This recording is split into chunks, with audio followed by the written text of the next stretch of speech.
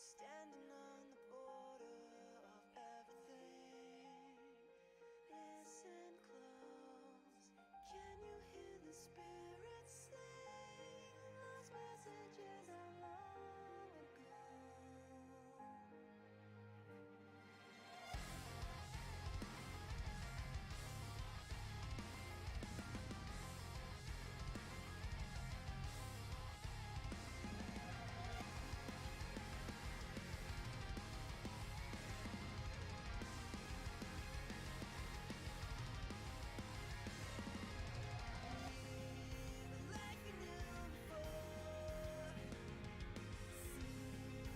I know what we're fighting for. Find the truth of who I'm meant to become. Another path I must now walk on. I'm here, reaching far across these new frontiers. With my life, I fight this fear. In my hands, I hold the ones I love. Walk forward through the cold tide. Always a new horizons.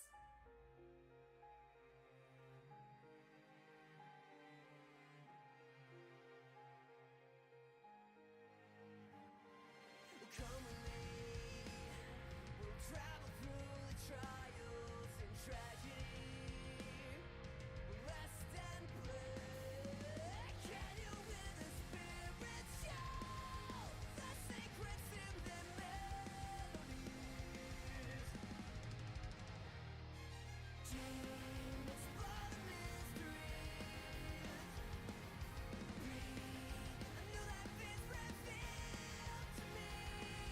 Once again, we'll start our story anew. Don't be afraid, I'll be with you. I'm here, reaching far across these new frontiers. With my life, I fight this fear. In my hands, I hold the ones I love. Walk forward through the cold tide. Always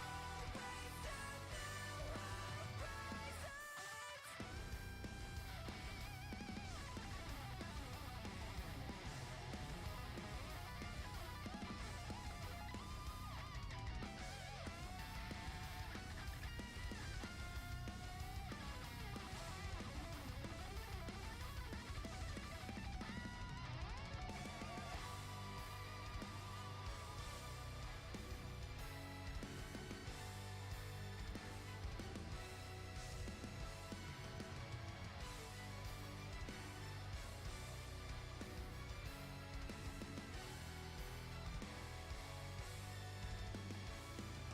new standing here, the way ahead's becoming clear. All across these new frontiers. In my hands, I hold the ones I love. Did that work? Dude, I keep... Okay, that did work. Hopefully everyone's doing alright. Sorry. I keep going back to, like, how do I say it? Defaulting to where my Streamlabs should be. So I was looking over here, I pressed the buttons to go live, and I'm like, shit, I can't see if I went live. Because I'm looking at the stream playback, not the, what is it, the version on Streamlabs that shows me exactly what's happening in the moment. So I was just really confused, like, oh, did I press the right buttons? Did I do that right? Thanks very much to Modex. Thanks very much for dropping... Is that the first time I've ever said Modex? Modex, yo, thanks very much for dropping the Twitch Prime. I appreciate that. 62 months subs to the stream. Long time to be here, of course. I do hope you're doing alright. Hopefully we can get a good stream in for tonight as well. We're just going to be continuing on the outlining. I didn't, unfortunately, have the most productive last 2 days. I did post the piece, which was good. I did do a little bit of work, but not as much as I would have liked. So I'm hoping to kind of pick back up today and kind of get that rolling again. But we got a little bit of outlining done on this piece. It's not a ton. I mostly just rearranged some things, and you know, this area in the back here, or rather more specifically this area down here, I've adjusted a bit so that her body feels a little less compressed in the center. That's really the only thing I've actually changed. Yeah. I still need to post the time lapses to YouTube as well, so that's gonna be on my list of things to do. Probably for tomorrow, since I don't have a piece to post now. I wanted to get the pieces out that I was gonna post to YouTube. Or well, I think the plan was initially to post the time lapse first, but then I found out that in terms of like publishing videos, live streams do count. So, you know, I figured that that would be maybe a good use of it. Thanks very much, by the way, to... God, I'm not used to the setup at all, as you can tell. Nudie Leah. Hopefully I'm saying your name properly. I tried my best. Correct me if I'm wrong, of course, but thanks very much for tuning in. What's up? Loco Musica Pog, hell yeah. Hopefully it's looking okay. I just adjusted a lot of the outline down here. You can kind of see that the sketch is still a little messed up. So, yeah, that's a thing. Let me see if maybe moving it here with the liquefy tool might be a good play. I feel like the legs right now look a little odd. But how are you guys doing? Hopefully everyone's having a nice day so far.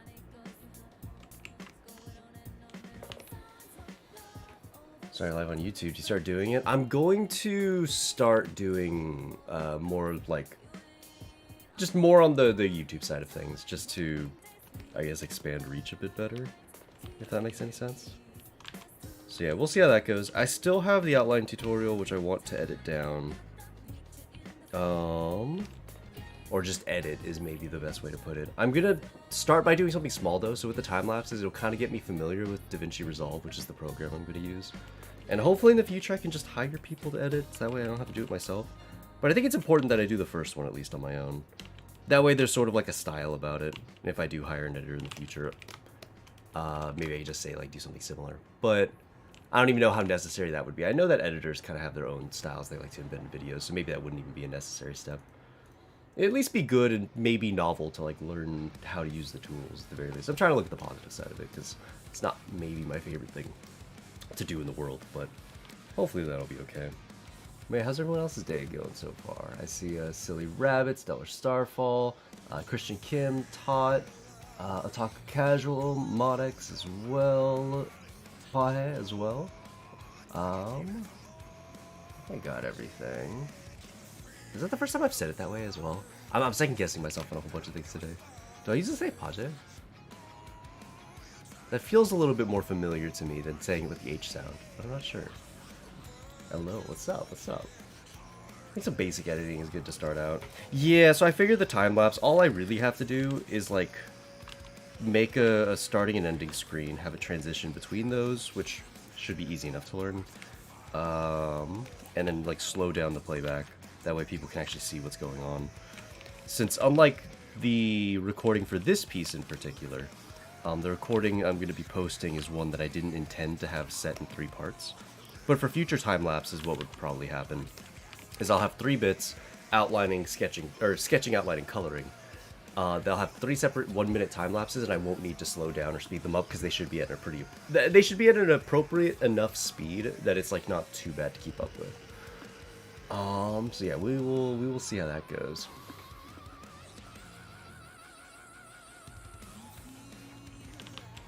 But yeah, hopefully all is well with you guys. I also found something out since we did the one YouTube live stream, right, and then we had our 2-day break. So it turns out, in terms of getting the public views up in order to get monetized on YouTube, it doesn't count live views, which is really interesting. Like, so the way it was worded made it sound like it would count live views after the stream was uploaded. So like, let's say you had 10 viewers and they watched the stream the whole time on YouTube. That would, at least in my eyes, imply that like, oh, they'll calculate out how much each of those viewers had been watching for, and then, you know, blah, blah, blah, blah. Turns out that's not how it works, and it's only counting towards the monetization views that your VOD gets after it's been posted. So like, after your stream is fully done, you're fully offline, only people who watch after that point count, which is a bit strange. I don't know why they do it that way, but yeah, that's a little unfortunate. So I guess if you're a VOD viewer, since I know that there, at least in the past, have been a couple of those, I don't know how many we still have these days, but if you're somebody who pretty much exclusively watches my VODs, like while you know, draw on your own time, of course, technically it would help out to watch if you wanted to watch a VOD, watching it on YouTube is helpful to me, so there's that. I didn't know that. Yeah, I didn't know that either. And when I looked it up online, it sounded like everybody was saying, like, oh yeah, if you get, like, I don't know, like, let's say you're one of the HoloLive people, you go live with your first YouTube stream, and you just have, like, 20,000 views. You'd think that that would, you know, those 20,000 views for, like, 5 hours each would all count towards that goal of, like, 3,000 public watch hours, but they don't. It's the only views that count are the ones you publish on videos, or you post on videos, or after your VOD has been published, you're fully done with your live stream, and then people sit down to watch it. Yeah, really, really strange stuff. Yeah, we do lose an hour today, for sure. It doesn't matter too much to me, because my sleep schedule is fairly fluid. Like, I just go to bed and wake up whenever I feel tired. Minus whenever it gets too close to if I'd be waking up during stream time. That is like the one time where I have like a set sleep schedule. Like I have to be awake for the stream times. But other than that, I just kind of wake up and go to bed as I please. So, you know, if I lose an hour, it's not really me losing an hour. It's going to be a little weird though, since it's going to change the lighting outside during the day. And that's going to be real trippy. We'll see if it's better or worse. I think if I'm losing an hour's sleep, it should be better, I think. Because it'll stay bright, right? Although, I don't know, maybe that makes me think, like, how do I put it? So if it stays bright, maybe I'm so used to it being dark, meaning that, oh, we're getting close to stream time, I gotta focus up, I gotta lock in. Maybe I'll lose that, and it'll be really disorienting to start streaming. Because it's like, dude, it's so bright outside, but you know, it's already time to stream, it's crazy. You know what I mean? It could affect me in a number of ways. I'm not entirely sure how that's gonna play out. I'm in a worse mood than I was 30 minutes ago, but at least Cap is live. Oh, why is that? Why is that? Or what brings your mood down, I guess? You gotta get used to ITP. What is ITP?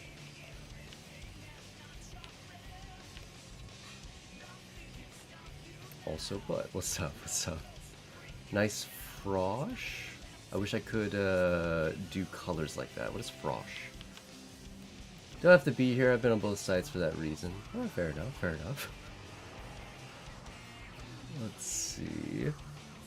Oh yeah, I need to find a way to make the chat a bit easier as well. Since the setup does make reading both chats a bit disorienting. Though that being said, it's not too bad. Usually the YouTube chat's much slower.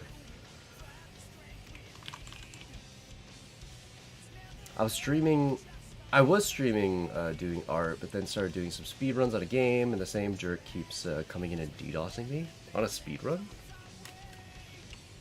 What kind of speedrun is it where someone can come in and DDoS? Oh, do you mean like DDoSing your IP?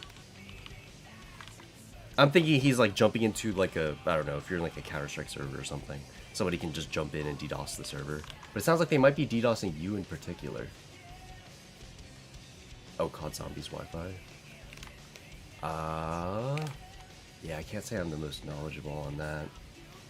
I remember DDoS attacks used to be fairly common, I guess you could say, in the Counter-Strike space for, you know, upcoming professional players, or even just like the people that were at the top already. Since people had bet on the games, and if their team is losing, they would DDoS the game to try to get it delayed. I know that people have at least fixed that since, but I don't know if that's just like a general thing. I don't actually know if people took steps to fixing it, or if, you know, just internet companies wised up to it. Or like maybe there's a change in infrastructure that made it a little bit more difficult. I get to extend my VT model challenge another 3 days, because now it's been 3 days in a row. That's a little unfortunate. So are they like watching your stream and just like torturing you then? So like the second you go live trying to play the game, that's what happens? Are you playing it on PC? Like, is this something where, you know, maybe they're just like stalking you on Steam? Like, if you set yourself to appear offline, would that fix anything? Antivirus? I don't know if an antivirus will change anything. I don't know, unless... I don't know, in what scenario would an antivirus change much? I don't know, unless it's possible he got you to download some, like, crazy shit. Some malware of sorts that just leaked your info to him.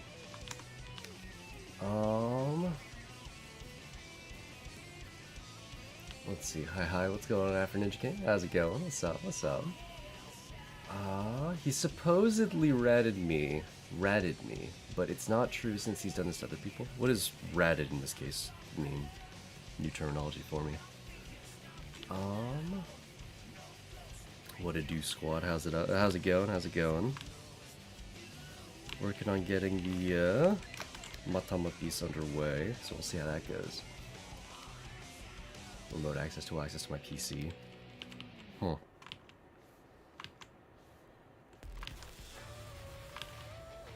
He's just said that that's what he's doing. I mean, obviously, it doesn't sound too credible, but I can't say I know the scenario. I know a little bit about the space, but not a ton. Just like what a standard viewer of Counter-Strike games from back in the day when everyone was getting DDoSed would know. So, not very much.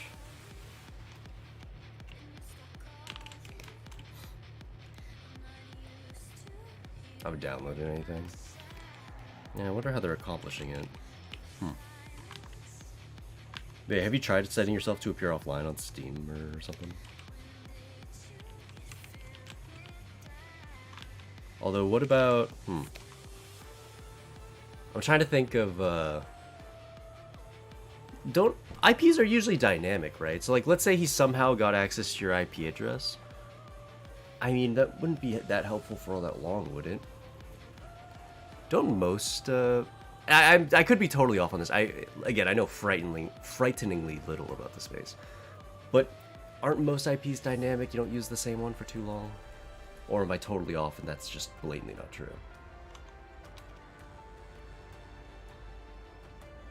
Sup, Cap, were you able to pull the new version of D? I was able to, luckily. So that was nice. I pulled, like... I think I did 5 10 pulls and I got nothing.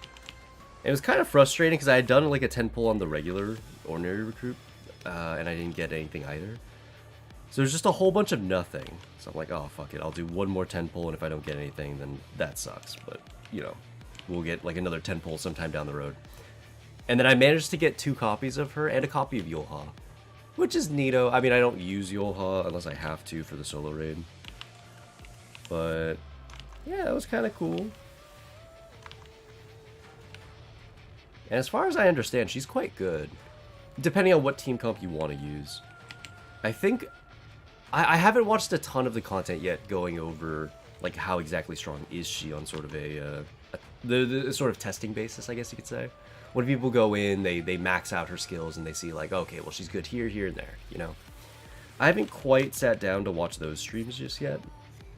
But as far as I understand, I think she is, for very particular teams involving, like, Red Hood and Alice, I think she's better than Leader, but only in that scenario.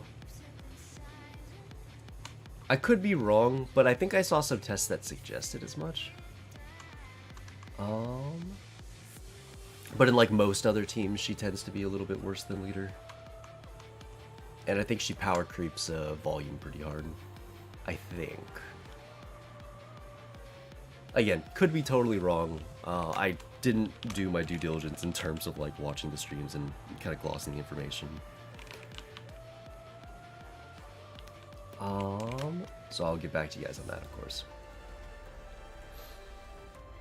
Let's see. And I would do the testing myself, but then I'd have to spend all the resources, and I am, like, completely broke in terms of resources. So to max out one character, or to even get her past, like, core 1 even, would require so much money on my part. I just can't do it.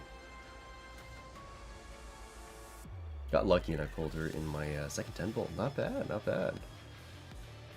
Wonder how they will adapt gushing over magical girls scene in the manga in the next episode of the anime. Latest episode was super spicy. I still haven't watched it just yet. I was going to watch it the other night, but I totally forgot. I told myself that because the episode hadn't come out, it was like 4 hours from coming out, and I'm like, oh, I'll just wake up and watch the episode then. I still haven't gotten around to it. Which I guess is fine. It means, like, whenever I do get around to watching it, the delay between that and the next episode won't be too bad. So, yeah. Not the worst.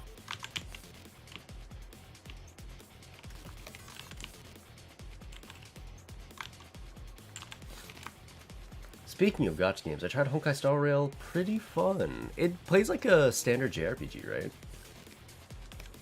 kind of Persona-esque in a way, in terms of the fighting mechanics. I know very little about Star Rail outside of that.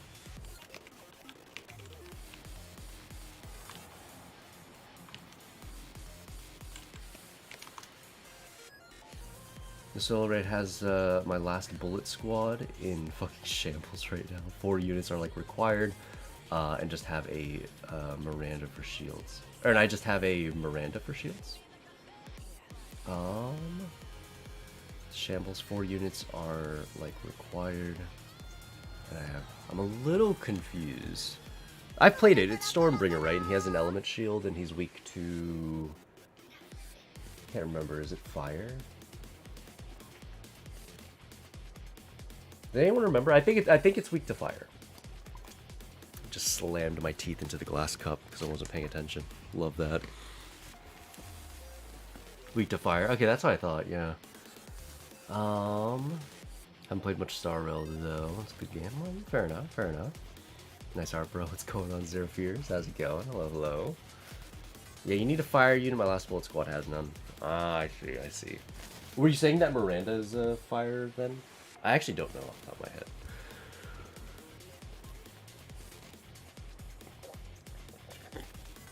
When it comes to the element, I only really pay attention to, like, I guess the damage dealers. Miranda is fire. That makes sense. What is the new D? Is she fire as well? Usually with solo raids, they kind of make it so that the unit that comes out is more viable in that particular fight. Usually, not always. I kind of hope she isn't fire, though. We already have so many good fire units. Albeit, we haven't had one in a while. So I'm like, in terms of the codes that you get from the arena, I have an abundance of fire codes. More than anything else by a long shot, so maybe I actually would prefer a fire unit. It just feels like there's so many good ones already. Modernia, Alice, 2B. Although I guess when I start going down to like 2B, I guess that is kind of a bit of a drop off from, say, the Modernias or the Alices of the world. Who are the other fire DPS? Is it really just them? A2, obviously. I guess so. Maybe it's not quite as stacked as I thought, because past that, your next ones are 2B, Drake, and Power. So it's already not the best looks. Fair enough. Studio Toroshi, thanks very much for dropping the raid. I appreciate that, and I do hope that you're doing alright.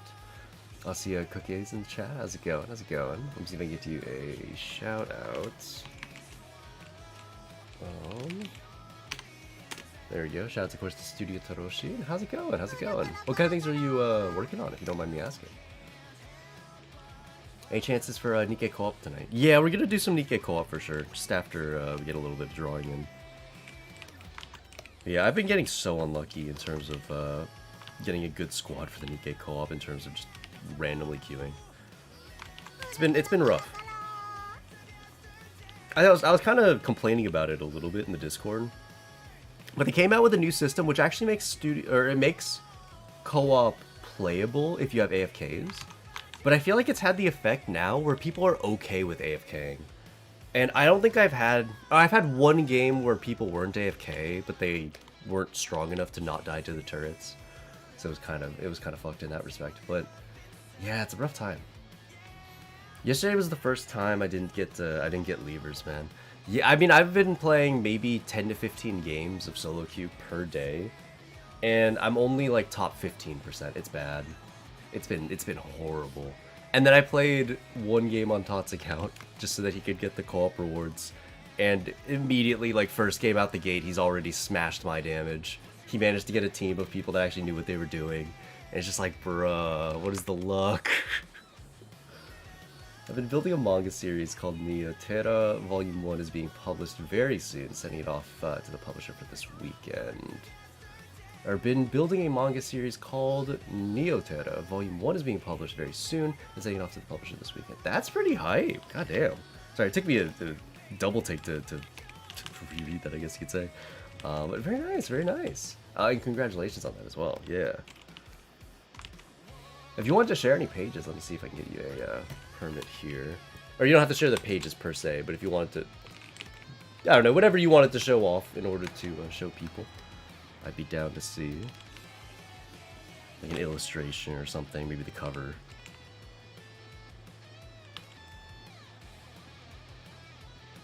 I actually wouldn't know what would be something that is, or I guess let me just rephrase this question, or this statement. I guess I don't really know what would or wouldn't be okay to show, but whatever is okay to show, if you want to show it, feel free.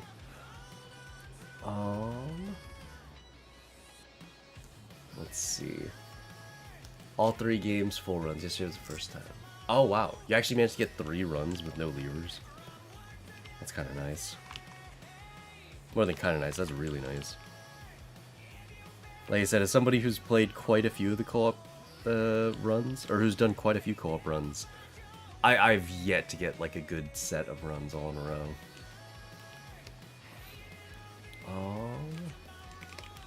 Wait, how have you guys been doing the last couple of days? Like I said, I haven't been as productive as I would have liked. It would have been nice to just come onto the stream and just have this piece like fully done up 100%, but it is what it is.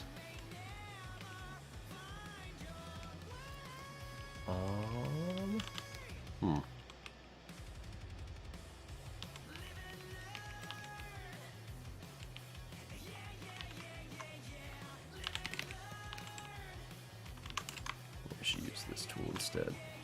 For the for the ultra thin lines, I find that I prefer just the regular pen as opposed to the textured one. I feel like the textured one looks better on thicker lines. But once you start getting into the nitty gritty like this, it's not quite as nice.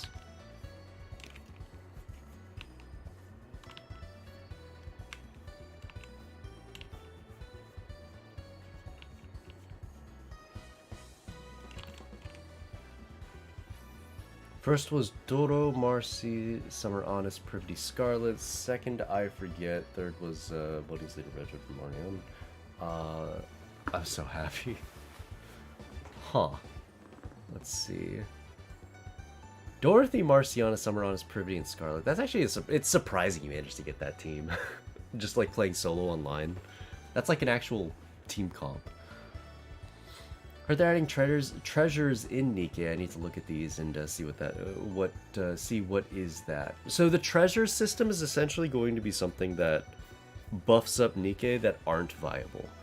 So once you get max limit break, aka 4 copies of the Nikke, so 1 so you can play them, and then the other 3 to boost them past max limit break, I believe you either get a chance at a treasure or you just get the treasure outright, and it comes with a very specific character buff.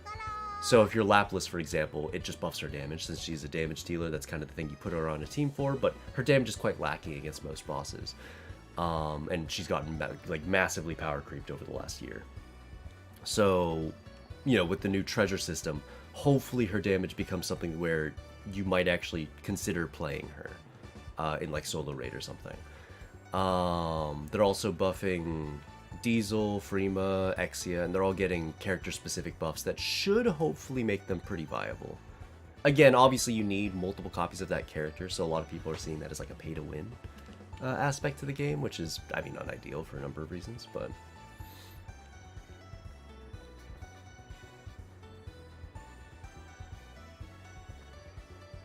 Week's been fine for me. Learned of the sad Toriyama news, was sad for a little bit, and went to go see Kung Fu Panda 4 with my dad, which is fun. I love how it started off with like yeah, I was having a bad time, but then I watched Kung Fu Panda. It's just, okay, fair enough. A bit of a wild ride in terms of the emotions there, but fair enough. But yeah, it's interesting because what was it? I mean, Toriyama obviously being like a huge influence on a lot of people. You know, most people probably knowing him through series like Dragon Ball, right? It's interesting to see how people's understanding of it is still kind of trickling in. Like, whenever I go to watch VODs of like Moist Critical or some other big streamer, if they're like live, dude, it's been days since that's happened, and there are still people like trickling in going, yo, did you just hear about the news? It's just like, That is, like, obviously I was sad when it came around, and it's just funny to see that, I guess, even days later, people are still finding out about it. But it does go to show, like, how big and influential he was. Like, people who aren't, you know, terminally online like I am, right? You know, they're just now finding out about the news in some of those cases, and they're kind of grieving now.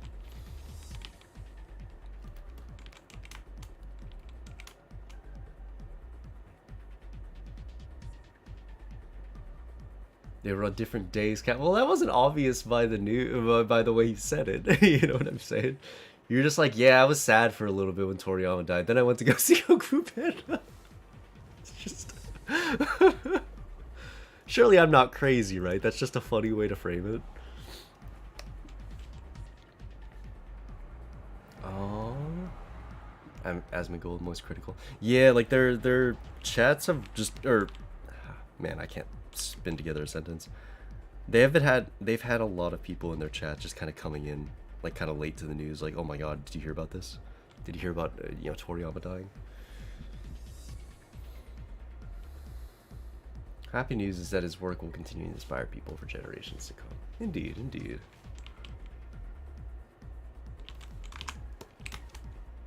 I catch everything. Been a while, Cap. How are you doing? I'm doing all right. What's going on, Dakota Deluxe? How's it going? Yeah, it has been a little bit, but hopefully life's been treating you nicely.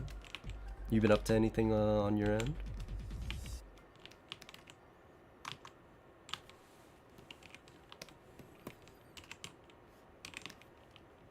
Any new art pieces, perhaps? Man, sorry. I've been really tired today. Don't know why. Hopefully I start to wake up a little bit more.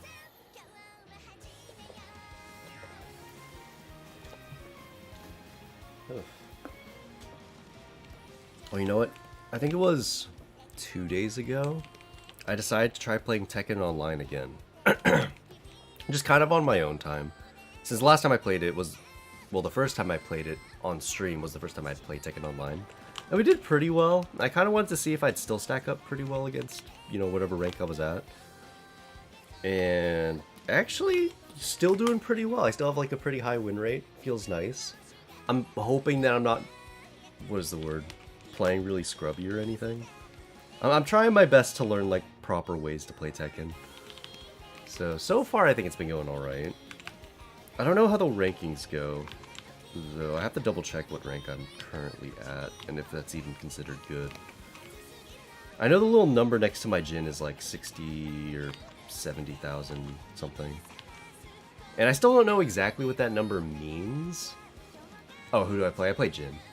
I've played Jin since Tekken 3, so I've got to play Jin, you know what I mean?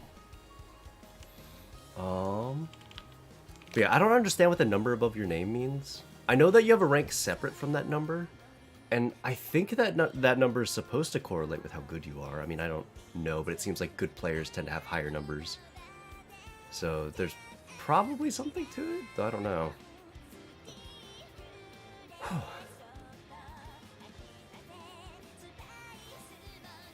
I did like Kung Fu Panda 4. It wasn't bad. Had some parts I really liked. Most impressive thing in the movie was the animation for the shape-shifting villain. Not spoilers, it's in the trailers. Fair enough, fair enough. Last year, not so much. Been up to nothing since but NDAs, so 2024 is a new start. I've been drawing more Arknights again, so I love that. Hey, very nice. Also, if you're doing NDA stuff, I mean, that's probably really good in terms of getting work out there, right? I'm trying my best to just make things work. The last, like, couple of years have been a bit rough for me financially, so I'm hoping that I can maybe turn things around and, you know, keep doing what we're doing here on Twitch. That's the goal. My goal is to make, like, over the course of, or over both, I guess I would say across both Twitch and Patreon, my goal is to aim for about $2,000 a month. Because I think I was making about that much back in, like, 2020. But it's fallen off pretty heavily since then in a very sad way. So, hopefully I can make, like, at least enough money to get, or hopefully I can make at least that by the end of the year.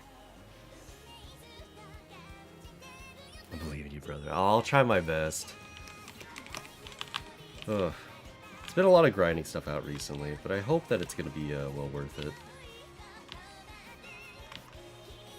Like, hopefully I won't have to sustain myself off of commissions, because that's like the most stressful way to live. They make for good portfolio, but at the same time it takes away time for personal art. Also, yeah, have more time to make more things like, or also, yeah, have more time to make more Fanbox Patreon content. Yeah, I feel that. I need to start a Fanbox as well. I don't know if that'll be all that different from starting up a Patreon. Maybe there's some people that are like hard dedicated to only, you know, subscribing to people across like their preferred area, I guess, or their preferred, what would I call it? Let's just call it a website for now. But it's like maybe people only subscribe to people if they're on Fanbox, or they only subscribe to them if they're on Patreon. So maybe it would make sense to do something like a Fanbox. I still don't know exactly how that would work out, but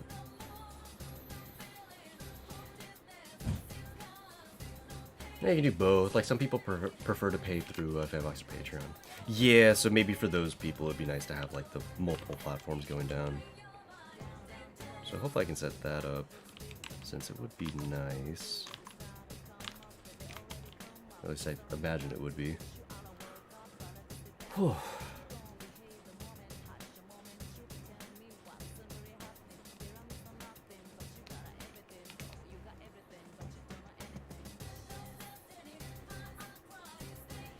Let's see. Other than that, I still need to do my YouTube stuff outside of, because I am streaming on YouTube right now, or multi-streaming to YouTube right now.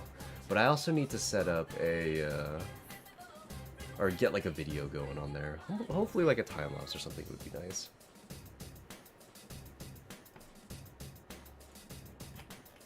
Only difference is that Fanbox is okay with Lily and Patreon is okay with uncensored. Oh yeah, their standards are different. I didn't even think about that. I guess if I did a Fanbox, I'd have to remember the censorship, the uncensored thing. I don't often draw things that would need that, but it's worth noting. I mean, I'm probably going to start trying to.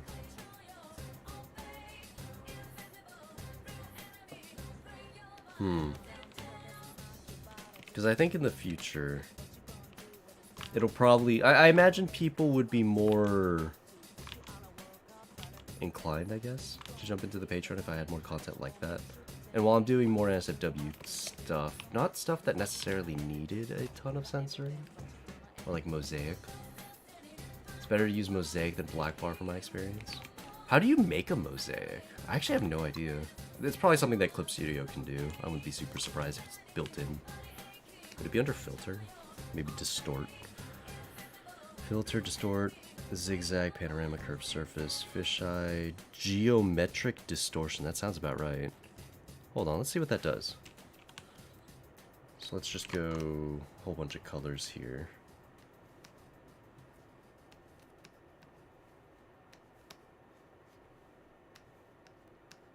Okay, so if I do filter, distort, geometric distortion, I have no idea what's happening. It's kind of just changing the perspective on it, so maybe it's not geometric distortion. Correction, effect, oh, effect mosaic, duh. Ah, there it is. There it is. Fair enough.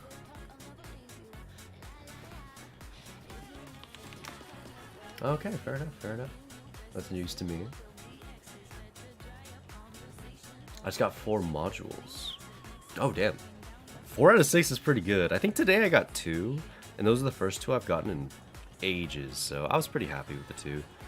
Unfortunately, the rest of the luck was bad, so I got 2 modules, and that was it. On a double rewards weekend. So yeah, I wasn't too pleased. As you can probably imagine. I don't know, when you're told you're gonna get like up to 6 things and you get 2, it doesn't feel nice. Mind you, yesterday I got 6, but they were all things they were basically all, what was it? the things for the collab units, the abnormal parts. On the bright side, though, it seems like the next event's gonna be a collab event, so that would be cool. We don't know who they're gonna be just yet, but there's evidence in the files to suggest that the next event is a collab. And their color scheme is it me or is it playing the song again? Oh no, we're just halfway through the song and it loops. Ah, fair enough.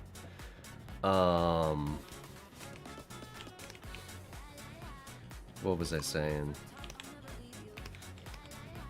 Oh yeah, their color scheme was leaked. I don't remember exactly what it was, but it's hard to look into that because if you looked at the color scheme for the materials for the Nier event, it matched up with the characters as black and silver. But if you looked at that same thing for Chainsaw Man, it didn't quite make as much sense. Yeah, it's purple at the moment, right? I don't know what that would correlate to, but again, it's hard to read into it when, like, Chainsaw Man's didn't make sense for what they were. So, like, is it all that easy to look into? Probably not. Like, if you think Chainsaw Man, you might think, like, orange, but I remember it was, like, I think it was, like, green and red.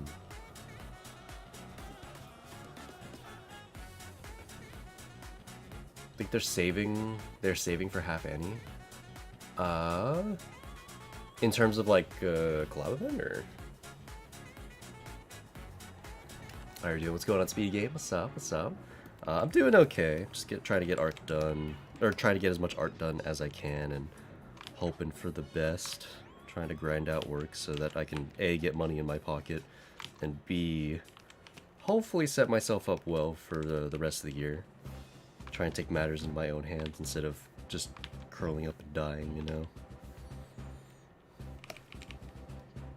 So we'll see how all that goes. Maybe Neon Genesis Evangelion? Oh, or Cyberpunk. Yeah, both of those would match the colors. I mean, Cyberpunk wouldn't be bad. And I mean, who wouldn't want to play as Asuka from Neon Genesis Evangelion? I guess I'd be okay with either. I wouldn't be super thrilled, though. They were definitely on the list of collabs I wanted, but they were pretty low on that list, if I'm being honest. I definitely wanted things like Railgun, just like how Blue Archive got. That would have been nice. I can't remember the other one, like Railgun, Monogatari. Those were some of the series I would have liked to see more. Would they have made as much sense? Maybe not, who knows, but...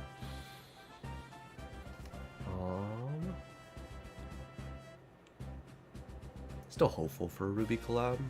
Well, they don't even have rights holders, right? Like, WB are selling the rights to Ruby at the moment. And last time we were on stream, people were telling me that a whole bunch of artists are trying to, like, buy the rights, right?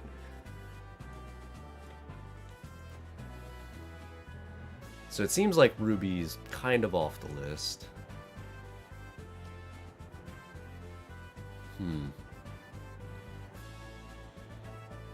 Let's see. Please be Cyberpunk. Yeah. While we're on the topic, for your consideration, I'm doing both Patreon and Fanbox, and they have about the same amount of subs. There's definitely a market. Just remember that you're getting paid in JPY, so you need to convert it. If things go well, you can practically double your earnings. That would be nice. Right now, I'm not making a ton on Patreon, but that's, I mean, I haven't been active on Patreon in a long time. And hopefully, now that I've been more active, I can do a bit better on that front. So yeah, maybe I can set that up, and hopefully that'll go well.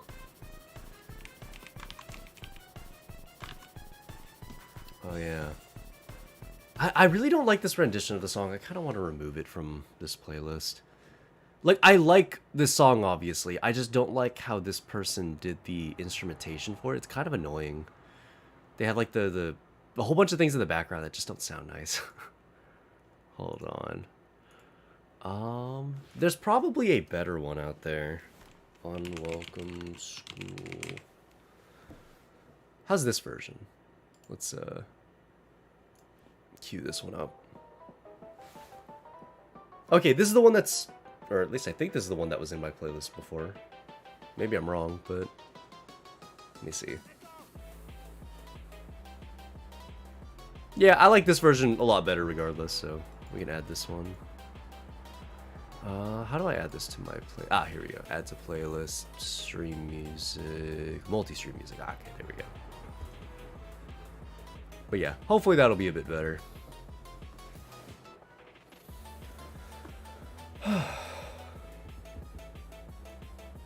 Hatsune Miku collab would be cool, like a Blue Archive. It doesn't make sense. I mean, Chainsaw Man didn't make much sense either, but here we are anyway. They started off with a real wacky one when they went with Chainsaw Man. I mean, obviously it made sense. Chainsaw Man was coming out and was the talk of the town.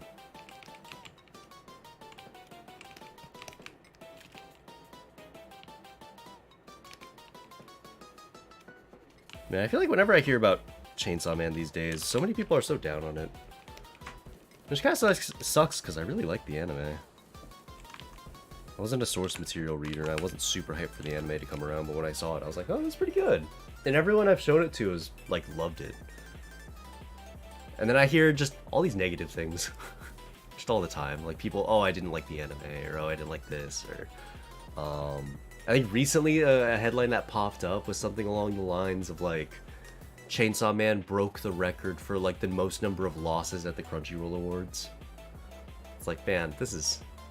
Why are all these sad? Or why are all these, like, what is the word, negative? Why is there no positive coverage?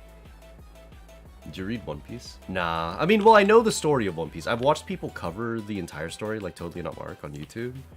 So I'm familiar with One Piece.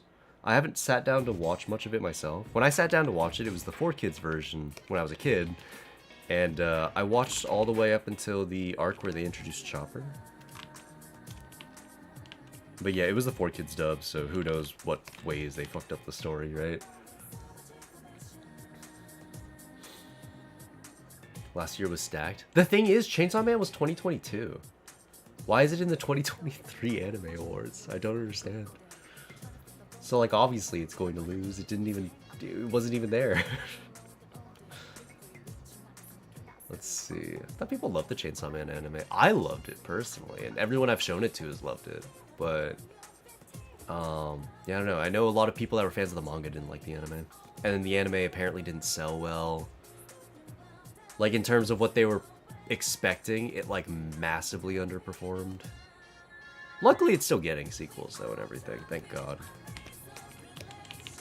Like, the new thing's gonna be the movie that comes around for the next arc. And I'm really hyped for that. I don't know, I really liked the Chainsaw Man anime. I thought it was really unique.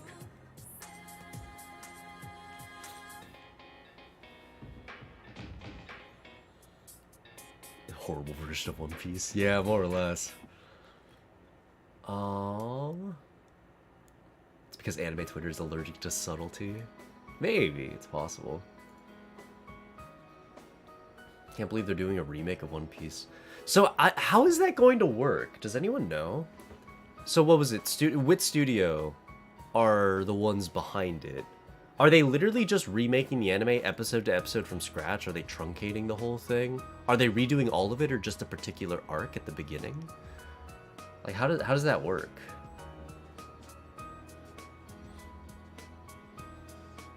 From episode 1. Are they genuinely going to just retread the same ground?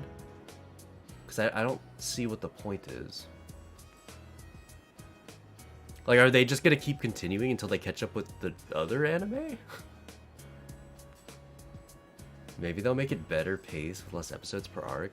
As far as I know, there is a lot of fat to cut in terms of One Piece, especially the anime, so I guess I could see that. I remember my brother showed me a meme because he had been watching One Piece before he started reading a bit of the manga, and it was just funny to me. Or rather, it was a video where basically two people are standing there. It's like Luffy and some other guy. One of them powers up and you just get a whole bunch of reaction character shots while people talk about them and as if they're not standing right in front of them for like 2 minutes. And then you get a person that twitches and then you get more reaction shots and stuff like that. And Kyle told me that that is about as accurate as it gets. Because he was watching the anime and then he felt the pace like slow down because he got to the point where the series started to catch up with the manga, so they had to adapt it like 1 chapter an episode, 2 chapters an episode, something like that. So he was just slogging through it, and he described it that way. And then he showed me the clip. It's like, oh, it's perfect. That's exactly what it's like watching one of these episodes.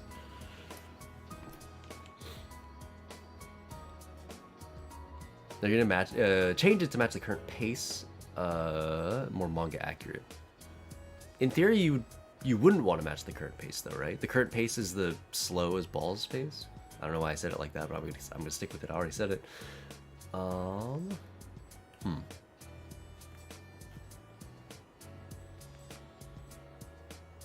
It's just a remake without the filler until East Blue. Without the filler until East Blue. I'll be on. Where's East Blue? Is that where they pick up Sanji? Sanji's East Blue? So that's not very far, right? Like, where does the East Blue arc end? Is it after Arlong Park? I think that's the last arc of the East Blue, right?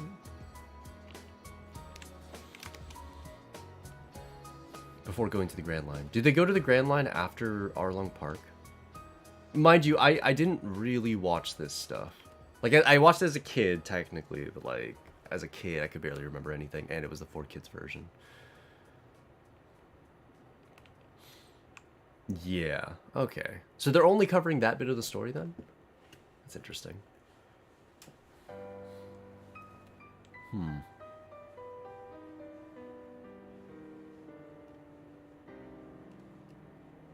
They're gonna change it. Already read that.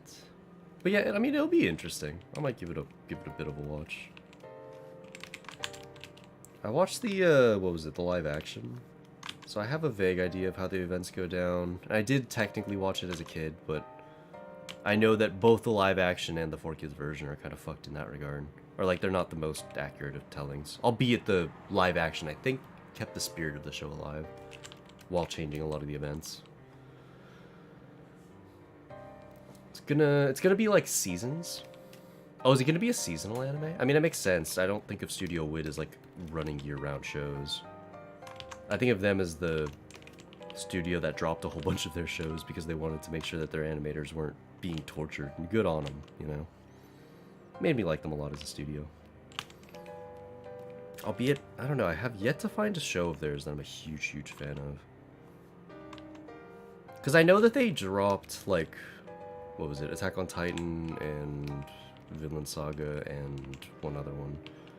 And then immediately after, they made the Vivi show, Fluorite Eyes song, something like that. I was really excited for watching that one. But yeah, it wasn't as good as I was hoping. It kind of, like, its story was kind of whatever. Probably more about Roger early on instead of afterwards. Probably more about Roger early on instead of afterwards. As in, like, the anime later on added some, like, Gold Roger scenes. And then, you know, they might add those back into the start of the anime, since it kind of tied in as, like, a retcon type cut, or flashback, maybe?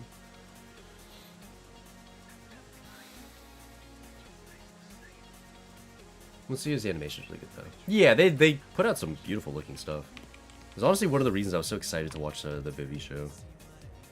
Has anyone watched that one, by the way? Does anyone know what I'm talking about? I remember my friend and I were looking for shows to watch, and then this one popped up. I'll look up the name. Vivi. Fluorite Eyes song. Wow, I actually nailed it. But yeah, I was super excited for this one because it had a super high score on my anime list. It was done by Studio Wit. Wit Studio. I was just super, super excited. And then I watched it, and it had like one good arc, which maybe took place over the course of 3 episodes. And even that arc had like a really clunky ending. It made me really sad, honestly. You basically had, in my opinion, like one tremendous episode. But even that arc flubs its ending a little bit. And then the rest of the show is just kind of whatever.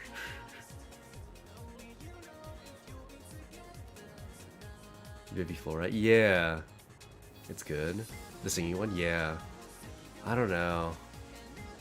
When I was watching it, I was so hyped for it to be good. It had such a cool premise. But then, I don't know, so much of the storytelling is just really goofy. Like, I can't remember the exact specifics, other than while I was watching it, I was not very impressed. But, like, there's one where... God, I'm trying to remember. They confront the bad guy of an arc, and then all of a sudden they're in some, like, space with a whole bunch of flying cubes, and they're riding them like motorcycle. I remember it being weird as shit. It has its ups and downs, overall fair to say. It's a bit above average. That's probably where I'd put it too. I think I gave it a 7 out of 10, where 5 is average. Like, it's not a bad show. I was just expecting a show that would, like, blow me away. And then it just, you know, kind of flubbed a lot of its storytelling. It did have one really good arc, though. I'm trying to remember which episodes that would have been. It must be... God, it's so hard to see. Or it's so hard to tell. Let me look it up. Just based on, like, thumbnails. If anyone's ever seen the show, it's where she gets, like, a different... The main character gets, like, a separate personality. That arc in particular. It's only, like, 3 episodes, but they did a really good job with it. And even that one had, like, some goofy boss fight at the end, which I thought was kind of stupid. But other than that, I think it nailed it. It's not really tied in perfectly. Yeah. Which kind of sucks. I thought that was going to be the focus of the show, and it really didn't have much to do with it. Again, kind of disappointing.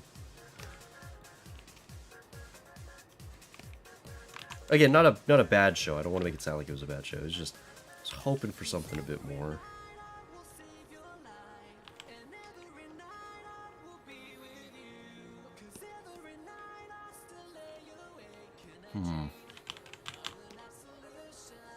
World building is very important when it comes to time travel plots.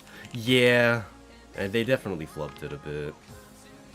I'm happy they had the one good arc though, so I don't have to look at the show as look back on the show as being this like really negative thing.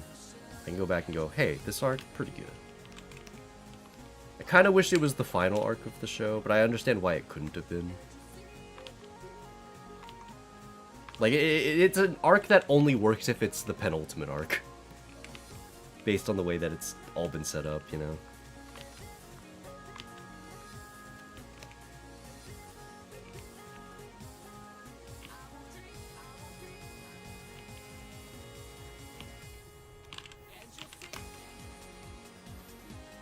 Doing the solo raid. How's that going? How's that going? I've yet to play the challenge mode, so usually I only play that in the at the very end. Might not get past stage 6. If I don't, then I don't. Not great. Well, that's unfortunate.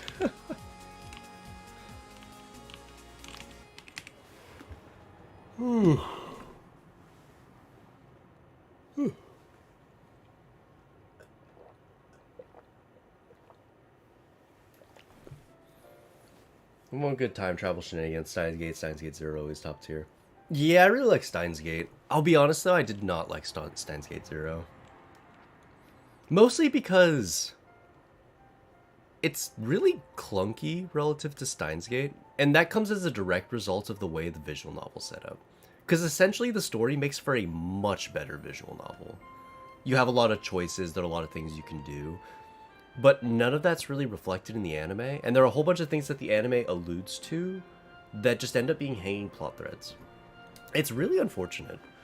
There's a scene where, I don't know if you remember the characters from Steins Gate 0, but I don't remember their names, but the fat coding dude is dating a girl, and the show heavily implies she's one of the bad guys. Heavily. There are scenes where, yeah, Daru is the name of the guy. There's a girl in a motorcycle outfit that, like, gets a hit on her wrist, and then in the next scene, you see that Daru's girlfriend has a bandage on her wrist, and people are asking, well, how'd you get hurt? She's like, oh, don't worry about it. And you're thinking like, oh, well, that was her then. It had to have been. But they do nothing with that plot point. Just actually nothing. That is the last time it's ever brought up. And then the show goes on to imply it was somebody else. And it's because in the game, there's a route where if you go down that route, that is the case. The person in the motorcycle helmet was always her. But if you don't go down that route in the game, then it ends up being the other person, right? But in the anime, they imply that it's one person, only to then 180 on that idea and have it be somebody else. It's just kind of... There's a whole bunch of that going on. It's really clunkily done. But it's only because the visual novel is so good and has so much story that trying to compress it into this anime isn't all that easy.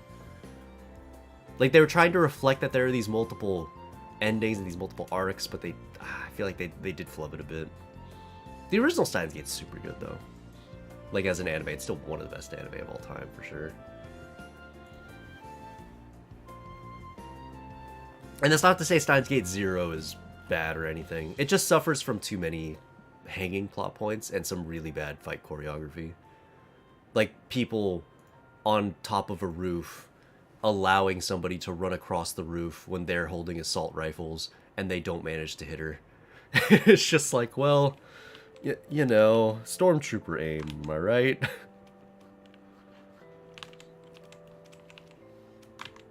I just felt there were one too many scenes of characters being held with gunpoint on rooftop, only for that character to just pull out some nonsensical badassery, and it's just like, oh, okay.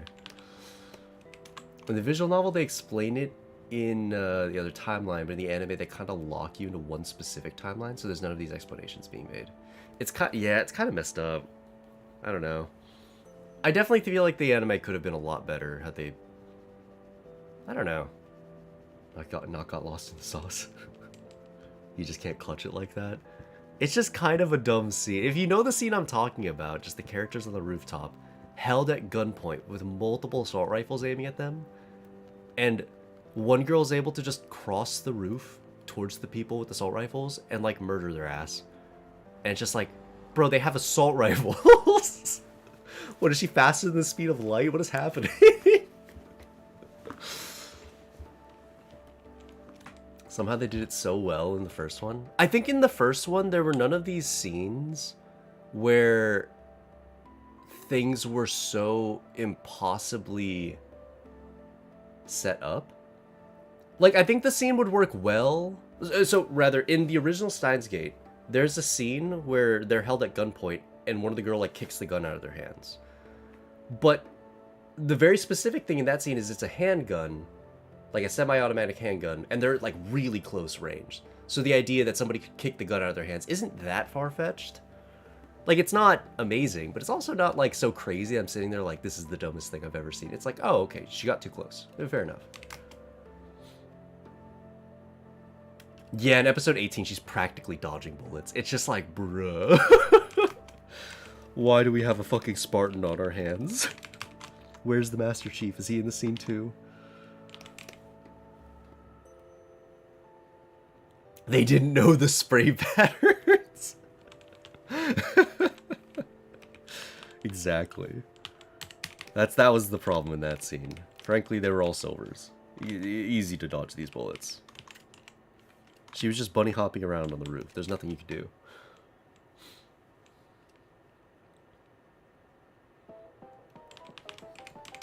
Oh my god, this song is played so many times on stream. What the fuck?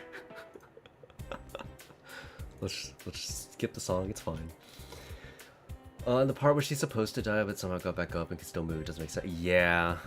I wish that Steins Gate Zero didn't have all these, like, goofy scenes. Because I like the new additions to the cast. The new bad guys are fun to watch. The new girl, the short girl with the really messy hair, I really like her. There were a lot of great additions.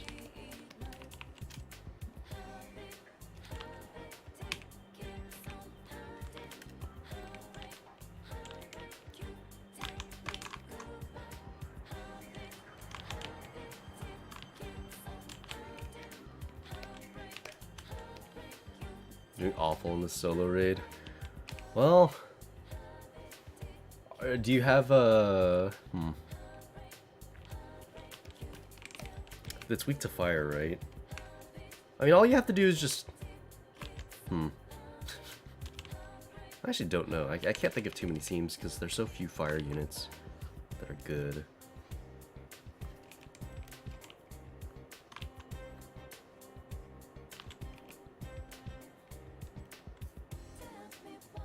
The best part stands at 0 is Okabe becoming Chunin again. It was done well. They're definitely, like, it's not an entirely bad show. It's just a really disappointing follow-up is all.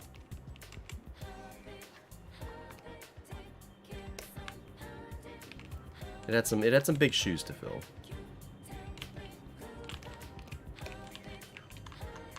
Honestly, I've been getting a lot of recommendations on like the science adventure series and like the original visual novels.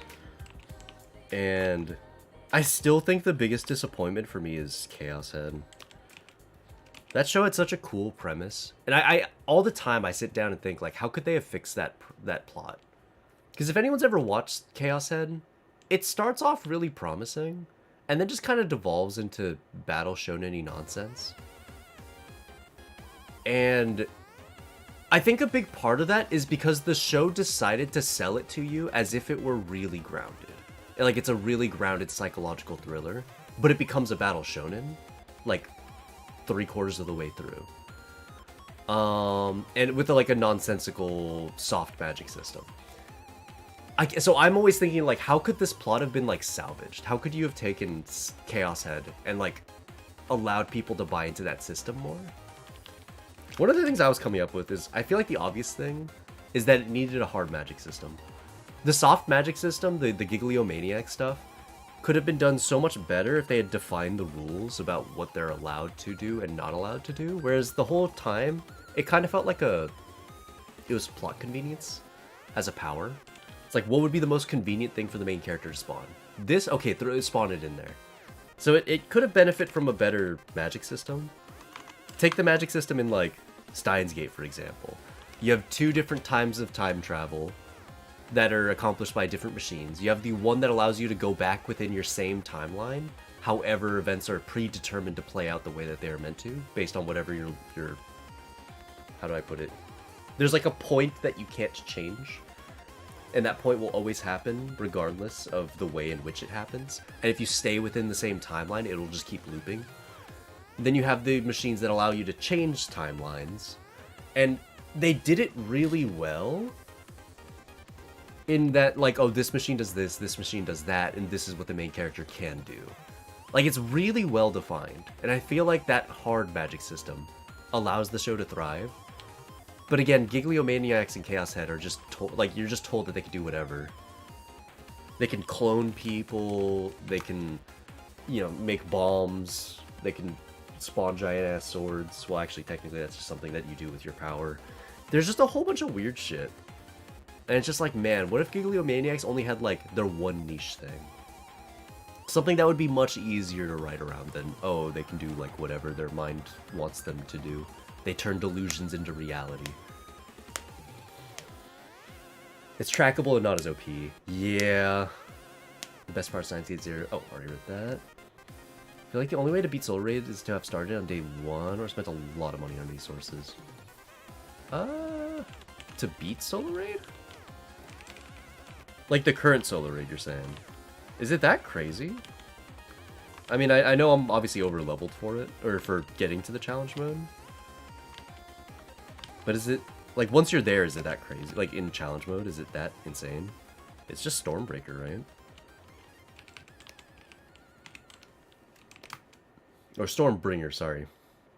Bro's a stat checker. Yeah, he is probably the most stat checky of all of the bosses in the game. Probably one of the worst fights in the game, which is a bit sad. Since this is like, what, our second Stormbringer solo raid? I do not like Stormbringer. It'd at least be forgivable if Stormbringer had like some cool-ass music to go along with the fight. But it's also kind of just whatever. I mean, relative to all the other fights. I'm not saying the song is bad, it's just not as like epic as some of the other fights that we get in the game, you know?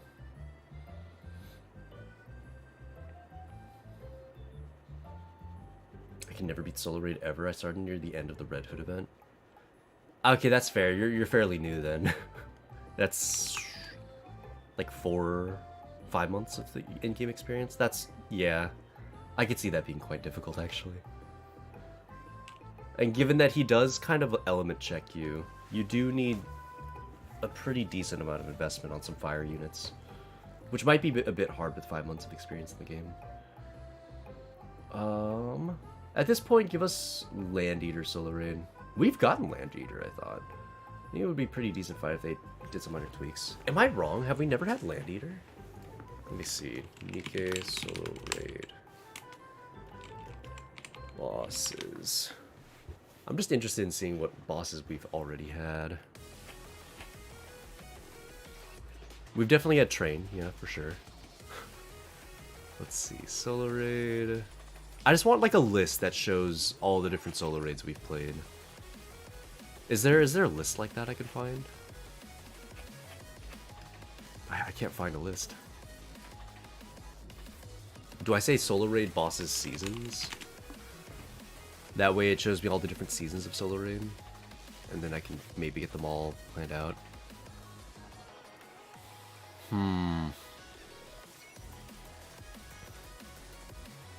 Thank you for understanding, Cap, with my hardship with Solo Raid. I can understand how it would be hard if you're, if you start playing the game during the Red Ash event. It's like, yeah, some of the stats you need to clear some of those deeper levels would be really hard to get. Because, like, some of my teams might not kill the Solo Raid boss all that quickly at, like, say, level 7. Because you need to finish the first 7 levels and then you go to the challenge mode. And, like, if it takes my teams even, and I'm, like, level 380, if it takes my teams a minute to kill the boss, I can only imagine what it would take for somebody who's only, like, level, I don't know, sub 200. Even at 200 would be kind of tough. Bro, fuck this bird. It keeps prioritizing my fire units. That's probably what it's programmed to do. You might need a taunter, if that's the case. Maybe a noise, Noah.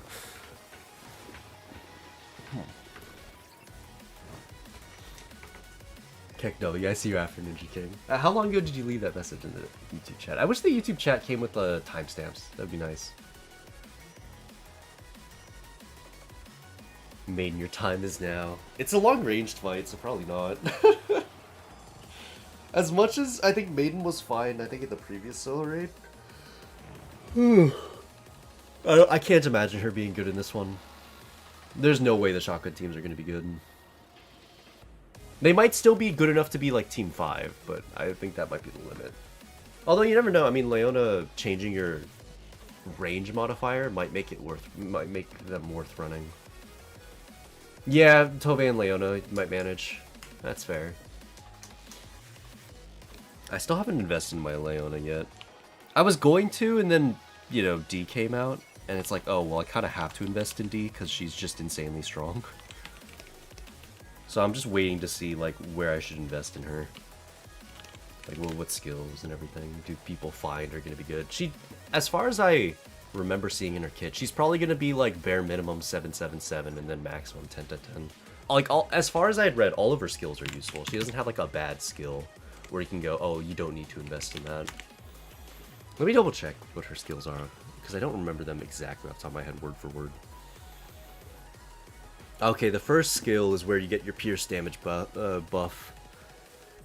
And given that the pierce damage buff is quite big to her kit, you probably do want some investment in it. Like, that's where you're going to be making her better than leader in very niche teams. And then your cooldown reduction, I forgot, requires a skills put into it. It's not at level 1, it's okay. It's like at level 7. And then her burst effect, yeah, her burst effect's sick. So yeah, she's probably a 777 unit. Or, well, 10-10-10, but if you don't have the resources, 777. There's no way she isn't. Like, all of her skills are useful.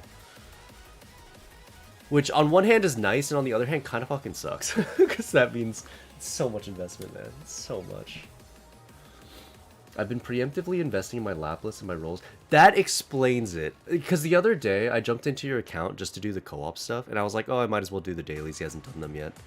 And then I went, I think it was the Missilus day on the tower, and I used your team, and your Lapras was just destroying everything. And I'm like, I don't remember your Lapras being good, if that makes any sense.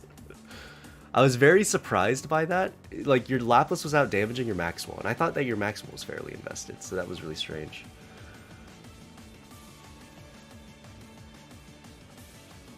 Can't stop getting max ammo. I did notice that. That was rough. I was like spamming her attack, like, wait, why doesn't she reload? And I looked over, it's like, I still have 6 bullets? How do I still have 6 bullets? Or 6 rockets. That's fucking ridiculous. Gonna need to clear campaign. Yeah, you can get to... I think there are 2 entire... Because you were fully caught up with the campaign, right? So there are 2 entire... whatchamacallits to do.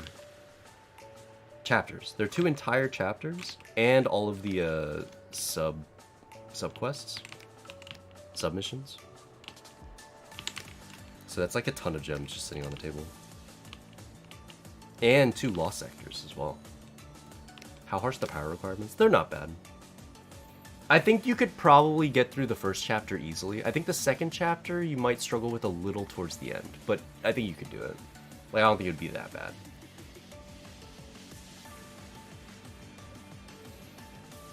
I'm back at my wall for chapter 25, trying to push all the levels right now. That's good that you've pushed the campaign as far as you could, though. See if you can get, or that way you get more upgrade materials for later. And you can level up faster, and then you can push the campaign faster. Make your life easier, you know. 215, wow. Yeah, given that it takes me about a minute to kill level 7 boss at like level 380, 215 is probably, that's probably really difficult. You probably need a combination of super invested units and super optimal team comps in order to kill the boss. And if you've only been playing the game for like 5 months, it's going to be hard to have both of those things. You'll probably have one, but maybe not both. How many stages do I need to do for Solo Raid currently? You still need to do 4, 5, and 6, and then tomorrow you can do 7 and challenge stage. I just did the first 3 levels. Didn't even know that shit started.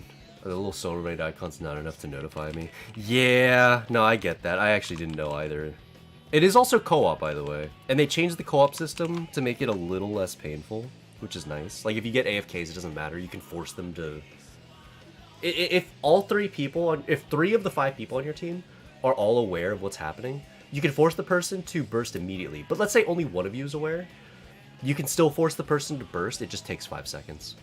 But, like, you know, if you have an AFK and that AFK is a leader, you're not really missing out on anything, which is nice. Like, you're missing out on leader's damage, but leader's damage is so pitiful, it doesn't really matter. Like, you're really not missing out on anything. As long as your burst 3s are active, that's what matters. The menu theme. Sonic Adventure 2 is the goated... It's the most goated game. It's just the best.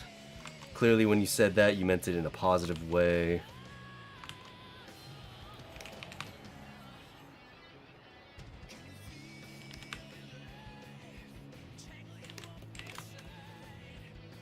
By the way, Jenna Mellon, how's it going? Hello, hello. Also got fuck all from that mold. It happens, it happens. Still waiting for Sega to make some sort of replacement to the Chow Garden. Ah, you're in luck. Did you hear the leaks?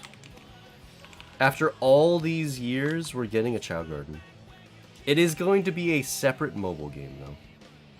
But it is coming. I don't know if it's coming to all platforms. It might just be another iOS exclusive. Hopefully it isn't, since I have an Android phone, but we will see.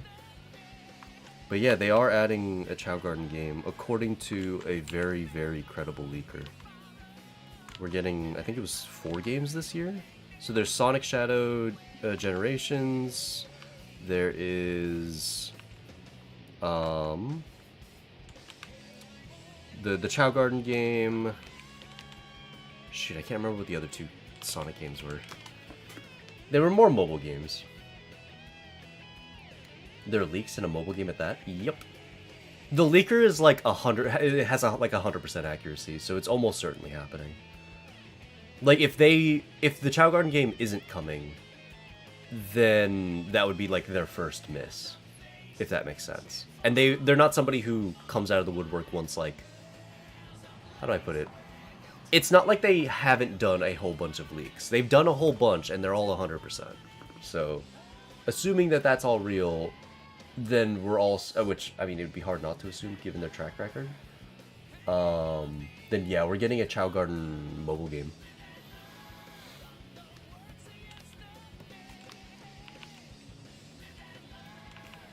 So, yeah, I'm really excited, since...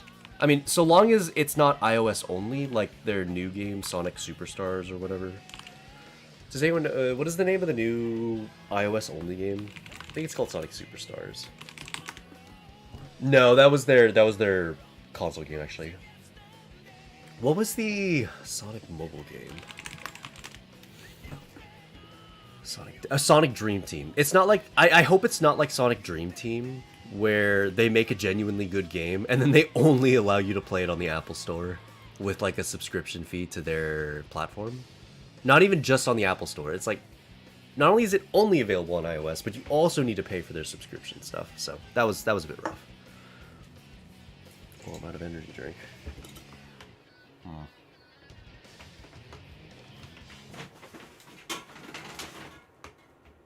Hold on, let me grab more energy drink. Oh yeah, I wanted to try something. I wanted to see if these sparkling ices, the lemon and lime, would taste good with the Monster Energy. Because it would just make it more citrusy, right? More like a Sprite. Sprite energy drink. I'm just abusing my Chaz thinking that that's how I unlock or create evil Chaz. Oh god. Oh god. Found out years later how wrong I was. That's a good way to make them into an evil Chow if you're doing that with like Sonic or Tails or Knuckles, sure. But it would also make them sad, and they're probably not going to reincarnate. So that'd be not fun. Thanks very much, by the way, for the follow. That's going to be... I need to find my overlay here. Sorry about that. Sky Blue. Yeah, thanks very much for dropping the follow. I hope that you're enjoying the stream.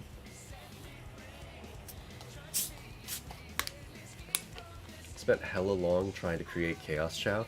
Came really close to until I lost my memory card. Oh no. That's a rough time. I can feel the pain from that one. Creating a Chaos Chow is one of those things where I feel like every kid dreams of that. That or like the Sonic Shadow Chow. Those are the other. That was the other one. Like everybody wants those combinations. Well, that's really pleasant. I really like that. It's kind of unfortunate it costs sparkling ice to make, though. I mean, they're only $1 each, but... I was the only one, thank God. Oh, yeah. No, I always wanted a Chaos Chow. Oh, no, that's how... that was because Nevea was that way as well. I see. Sonic Chow's pretty easy, same with the Shadow Chow. Well... It's hard because it takes fucking forever. What is it, 20 hours in-game? Or is it 10 in-game hours in that one particular island? How long for Chow to evolve? 3 in-game hours for the first evolution. What about the second evolution?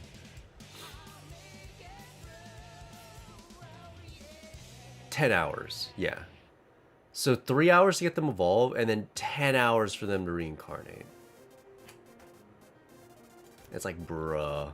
10 hours in the same garden? Like, nobody's doing that unless they're idling the game. You know what I mean? So yeah, I would never manage... Only one of the Chow... Or only 2 Chows I've ever seen had done that. And thanks very much for the follow. Sorry, I keep having to... open this up. Alert Ember, thanks very much for the follow. I appreciate that. Thank you. Hopefully things are going well.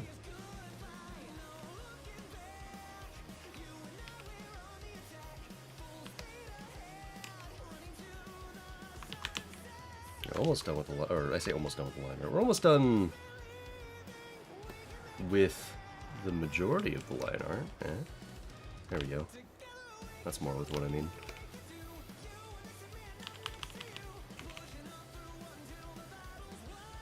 Ugh. Forgot what I was gonna say. I'm gonna head out and see, and we'll see how daylight savings affects my sleep. Hopefully not too badly. Hopefully you'll wake up tomorrow feeling pretty good. But thanks very much for taking the time out of your day to be here. And hope you have a wonderful rest of your night. This is Tails Chat, but you needed a copy of Phantasy Star Online 2. Yeah. It was pretty much impossible to get, especially if you played the GameCube version of the game. Unless you had Action Replay.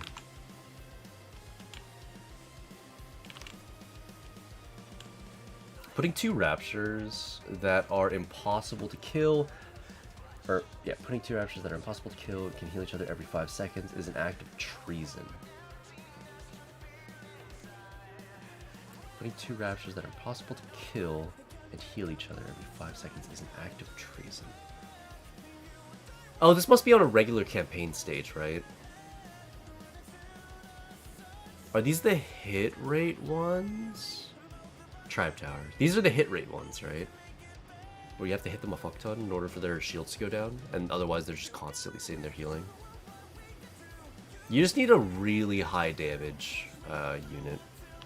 That, I mean, assuming it's also the hit rate ones.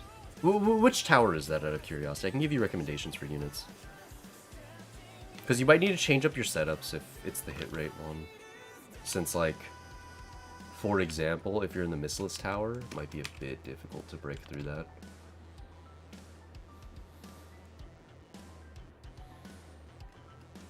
No, it's just regular Raptures that have a ridiculous amount of health and can heal the whole army. Which stage would that be? Is it a base defense stage? It must be.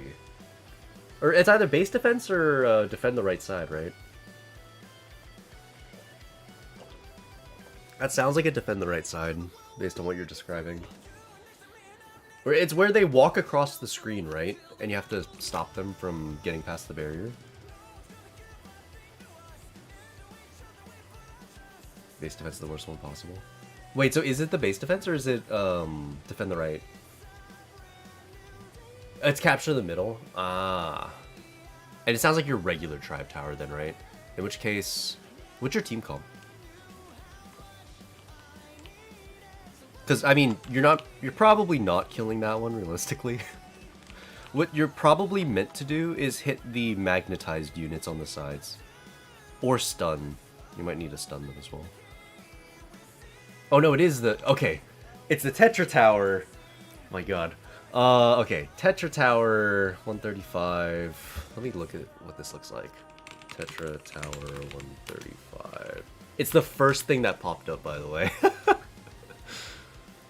The very first thing I saw was Tetra Tower 135. How does this person beat it?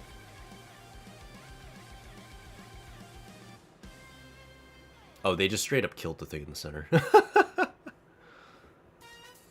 And then they took cover for the second wave. Interesting. Is this really they want you to solve this? This doesn't look right.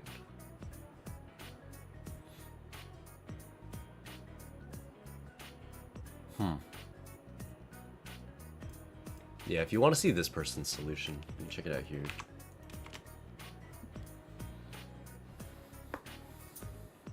But yeah, they waited for the flying units to come down. They didn't kill a single flying unit, and instead they killed all the grounded units, and then they shot at the flying units every now and then, so that it wouldn't spawn any more Raptures. It's one of those trick stages where the second you see flying units on base defense, you need to take cover. Like, do not shoot them. Because if you shoot them, they'll just destroy your entire existence. You don't have Sugar? No, don't copy their team comp. Their team comp is really outdated. And Sugar's doing actually fuck all on that team. So, your team should look like Volume, Bunnies, Alice, Ludmilla. That should be your ideal team. Winter Ludmilla. So yeah, what you see here isn't ideal. What you need to pay attention more so to is the way that they play the level. In fact, you could probably do this strat better with, or like, you know, because the team that they're using is unideal. Because it's ideal for the time, but like, you know, not an ideal team anymore. Like you can just do this strat with like better units.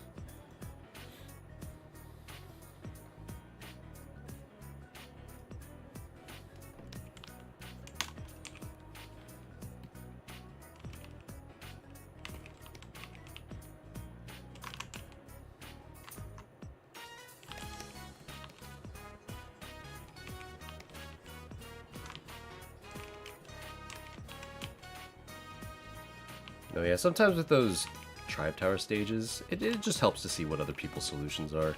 There might be a way to finish this... There might be a way to solve the stage without actually having to put in that much effort. Like in this guy's case, he just had to kill one wave, or 2 waves of units, and that was it. He just had to be really clever with taking cover and, you know, managing which units to kill. So I always, if I'm ever stuck, I always Google the name of the stage, whether it's campaign, trap tower, what have you. I just see what they do. I've had to do it less and less these days, which is nice though, because I'm starting to get really good at just coming up with the solution myself. Like I'll play the stage a few times, get a feeling for how many units I need to kill before it spawns in new ones, and then I can kind of base my bursts based off of that.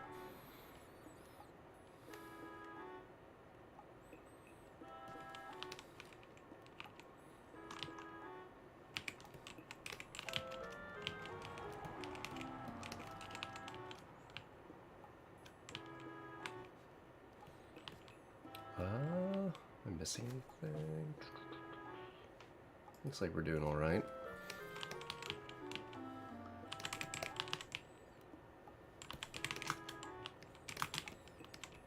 Man, outlining this bit, the microphone has been a bit hard. I probably should have done it with like a line tool, but it's really not a big deal. Actually,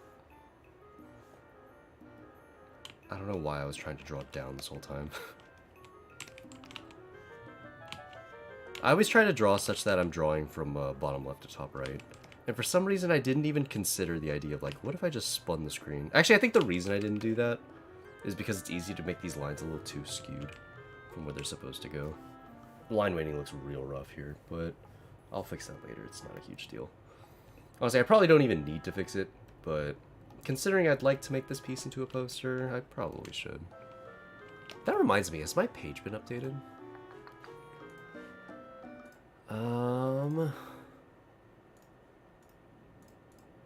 Let me see.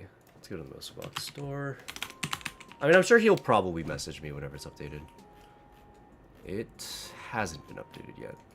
Yeah, he'll probably message me. Nope, just gotta level up right now, I guess. I'm literally doing 1 damage per shot. What is your combat power deficit, if you don't mind me asking? I mean, it's worth noting that the guy who made this video wasn't exactly at some crazy power deficit. In fact, if you actually look at it, he's only at minus 20,000. Which is barely anything. Like, he's more or less playing the stage when you're expected to play the stage. If you're at like a 100,000 combat power deficit, I don't think you'd be, but yeah, it might get a bit rough. Let me try a different strat real quick. Yeah, go for it, go for it.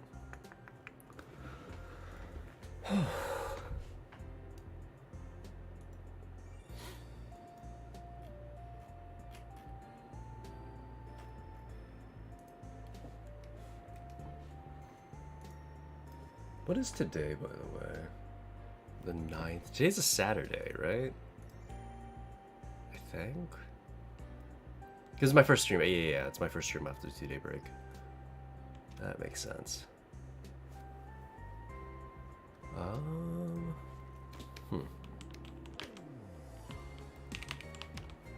Dude, I keep forgetting to keep my overlay like this. I use my main monitor for my references most of the time. So every time I'm looking for a reference, I just like close the stream overlay, which makes it really hard to see what's up. Don't mind me just looking while I'm working. Oh, you're good, don't worry about it. I appreciate the lurks, of course.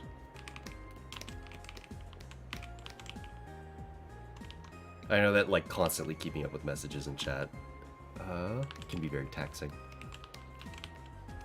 Like, I try to do it every now and then, because it's just not, like, I know how it feels to be the streamer and have nothing to talk about. So, whenever I'm in other people's streams, I try to keep the conversation going, but at the same time, it's like, you know, I'll usually be, like, drawing while I'm listening to the stream, so it does pull me away from the drawing for a bit. So ideally, I'm not doing it the whole stream, just for, like, a little bit. At least that's the way that I work it out.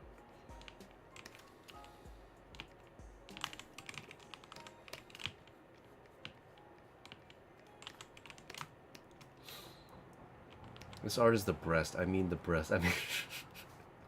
What's going on? Regret the bear. Regit. My god, I struggled. I keep looking at the first part of your name, the Reggie, and saying regret, because it's so close. It's one letter off. Reggie the Bard, how's it go? What's up? What's up? That actually reminds me, for this month, the, what is it, the Patreon exclusive piece will probably be a follow-up to that original meme piece from, like, years ago. Because I always intended to do a part 2. I thought it'd be kind of nice to do something like that. So we'll see how it goes.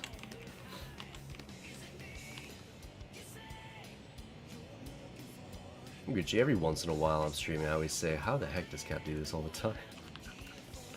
I appreciate that. You think very highly of me. Or at least it sounds like you might. But honestly, a lot of it is just me kind of floundering. When I'm tired, it's pretty obvious. I struggle to come up with topics.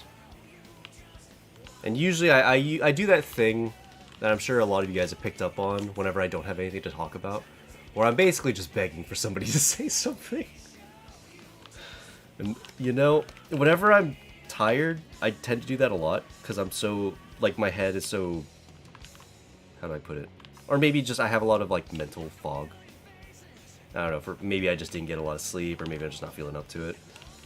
And that's when I kind of need the chat to carry the conversation for me. But if I'm feeling really good, I can just talk. I can talk about whatever. I'll just, like, ignore chat for, like, 10 minutes while I just go on a tangent about this one thing that happened to me that one time, you know?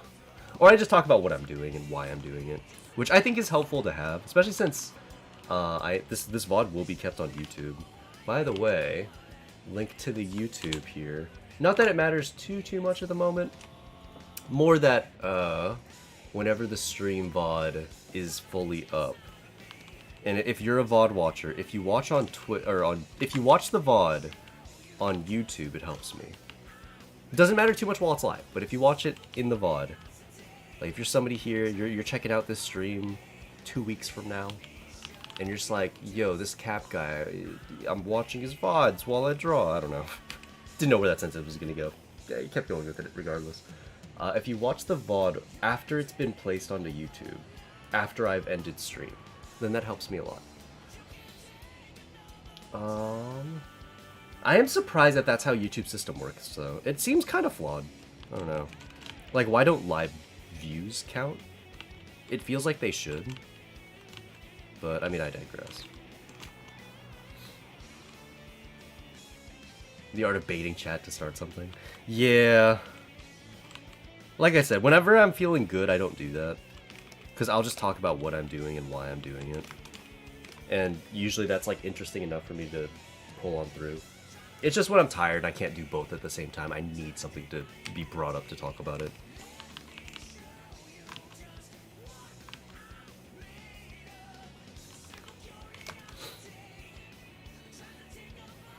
You have a stroke every time, it's great.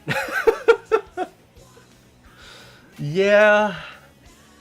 It's I hate getting people's names wrong. So whenever I read a name, how do I put it? I usually go with my gut feeling on reading names. But like for someone like you where my gut feeling is wrong, and the reason I didn't commit it to memory as well is because I eventually got it right. It means that every time my gut feeling's gonna tell me to say something wrong, and then I'm gonna have to correct myself because that's just how I've, like, internalized it, you know?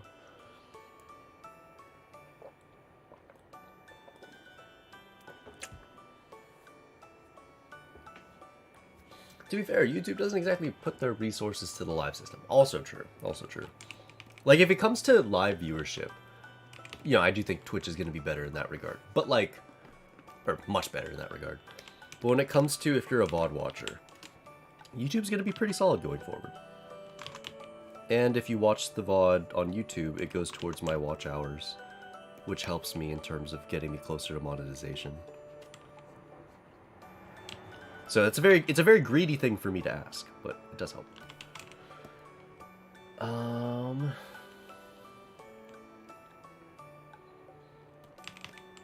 Although I guess if VOD watchers were also getting, say, like, Twitch ads, then I guess it also would have been worth it. I don't know. Either's fine, it really doesn't matter. If you're ever bored and you want to help me out for whatever kind-hearted reason, then watching a YouTube VOD for my live section would be good. But doing it on Twitch is also not bad, because I guess I get the ad revenue, in theory. So yeah, I guess you can't really go wrong either way.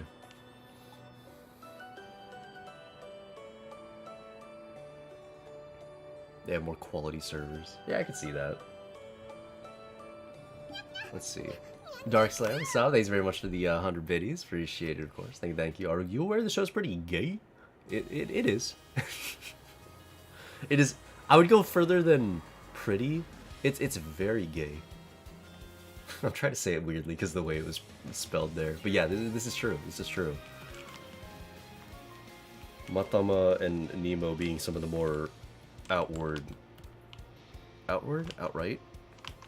Being outright some of the more gay characters in the show. This is true. My god. But look, she's so adorable.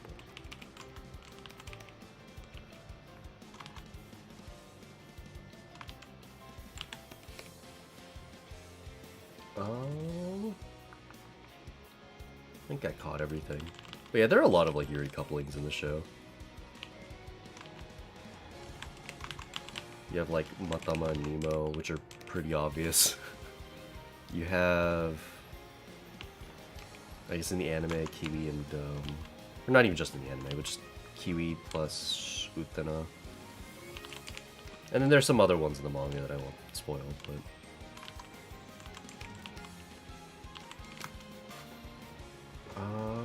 yeah, a lot of pairings in the show, for sure.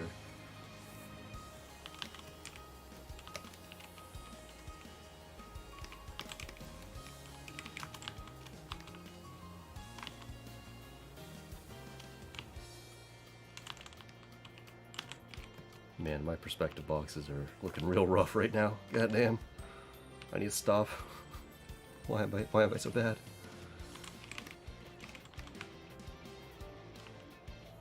Maybe it's because the sketch was kind of eyeballed. I'll blame it on that. Surely it's not me being bad at what I do. No. It was the perspective box. The sketch, it was bad. Whoever made the sketch, bad. Not me. Not me. I'm fine. Whoever made this sketch, though, goddamn, they just don't know what they're doing. Can we get a spin-off of Loco Musica, please? I need my Torquia. I love Loco Musica. Like, Matama's my favorite character. Well, Matama and Kiwi are my favorite characters. Because Kiwi is also equally as adorable. They hit for me in two different ways. You know what I mean? Because they're not very similar as far as characters in the show are concerned. But man, this show just has so many likable characters. I like Utena a lot. I like the Tres Magia girls as well. Especially Karuko, the girl that's basically just fucking Goku. I love that. Well, she's like a combination of like Goku and Vegeta. She carries herself more like Vegeta than any of the other, than say Goku. But I love that she's just constantly itching for fights. She doesn't even care if she win or if it's a win or loss. She just wants to beat people up. And you know what? I can respect that.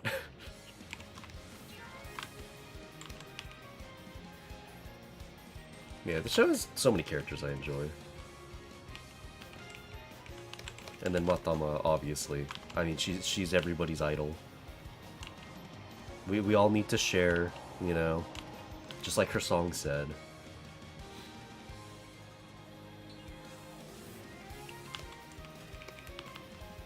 Oh, it's funny, actually, maybe I shouldn't say more. But yeah, show's good. I like it. If you haven't seen the show, go watch it. It's pretty good. It's pretty good. Especially if you're a fan of just ecchi shows in general. I think that they did the manga justice in that regard.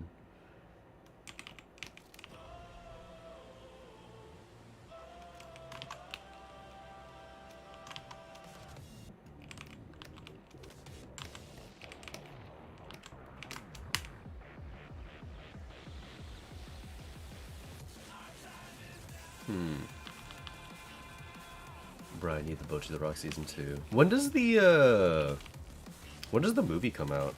They'll probably announce it after. I remember it's coming relatively soon. They had the lots of I can't come up with the words, god damn it. There's been a lot of promotional materials on the front page of our anime as of recent. Like teaser, trailers, posters, all that. I know it's just a rehash of season 1, but like usually when they do that kind of stuff, it's because they're about to announce a new season or just something big for the series.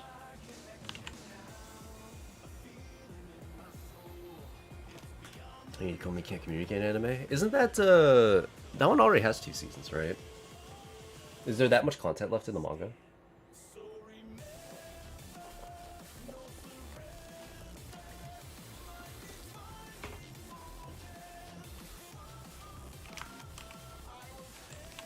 I feel like I've seen both seasons of the Komi anime. I actually kind of have to double check. Hold on. Have I seen both seasons?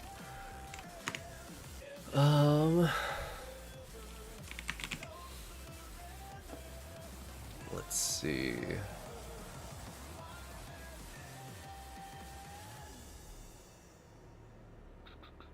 I did watch both seasons. Although, if I recall, it's the same studio that's doing Dangers in My Heart, right? OLM. And Dangers in My Heart's been their cash cow, so makes sense that they might put a lot of their focus towards it instead. Unless I'm an idiot and these are different studios, which is probably... Now that I think about it, probably is the case, because I am struggling to find it in here. Oh, I got it confused with Nagatoro. Yeah. No, Nagatoro is the one that I was thinking. In which case, yeah, I don't know, they could still pick it up. Which studio is doing Dangers of My Heart again? Shin-A Animation. Right, I remember it's a studio I didn't know too much about. All I know is that, yeah, when I go through the studio, they have a lot of work, but a lot of it's like older shows. Yeah, if I filter by newest, the only one that doesn't have that sort of older art style to it is Dangers of My Heart. Actually, there's this other one, Kitsuji no Orimono-san. Man, I know this studio popped the fuck off with Dangers of My Heart.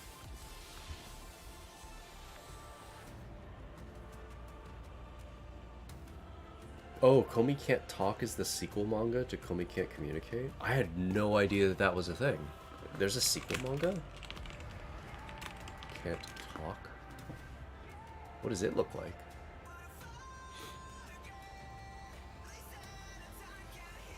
Is it? Are you sure? Nothing's popping up. Unless that was the joke, I just missed it. Because I don't keep up with this series, so... I feel like you might have just debated me. Because I look it up and there's just nothing coming up.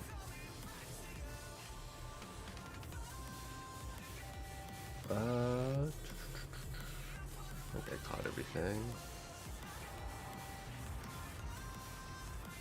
Still waiting on season 2 of Elden Ring. Very nice, very nice.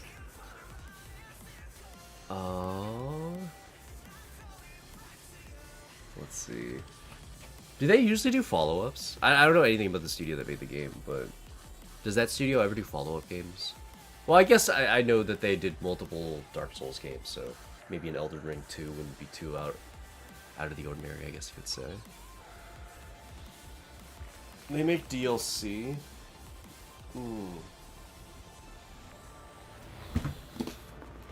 Fair enough.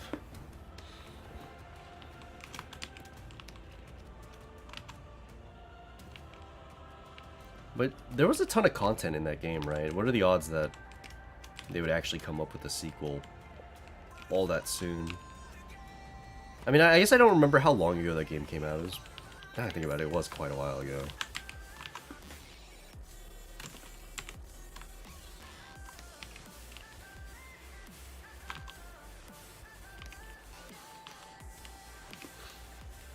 It's coming in June. Oh, okay, okay. Man, that game had like hundreds of hours of content, right?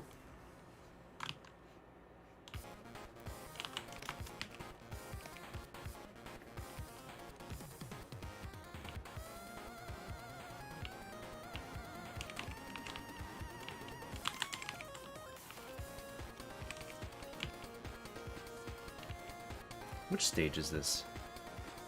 This is the army base stage. I was gonna say I recognize it, but it's not the challenge mode stage. Or it's not the challenge mode song.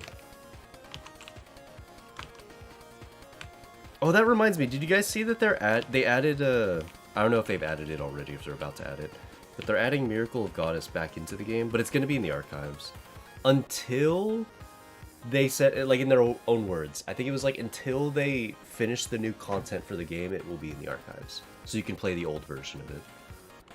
And I think they're doing a whole lot by way of like restructuring the game, balancing it, making it more fun to sit down and play the challenge stages and stuff. Because one of the big problems with the challenge stage is in order to play it, you kind of needed to waste about a good 25 minutes or 30 minutes of your life to have a chance at killing the boss.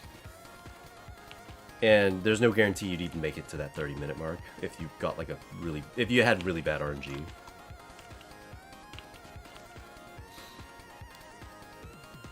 Unfortunately, those 100 hours have lasted us over 2 years. Has it been 2 years since Elden Ring came out? So you know we ran out eventually. Really?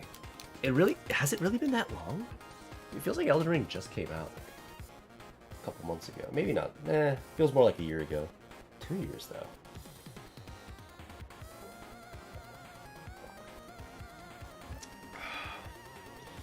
I just remember right before that game came out, everybody was just asking about that constantly. Like, yo, are you gonna be playing Elden Ring? And I'm like, what the fuck is that? What is this Elden Ring?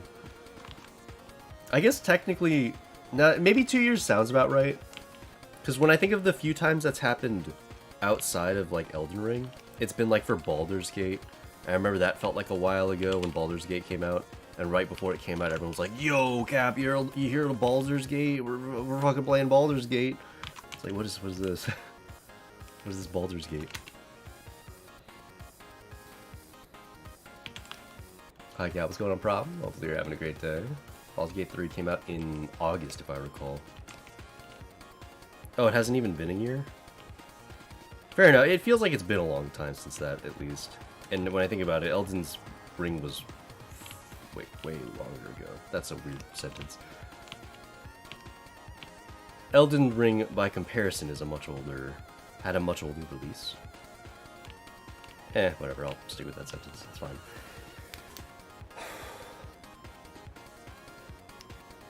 Prob, what's going on? Hopefully you're having a wonderful day. How goes it?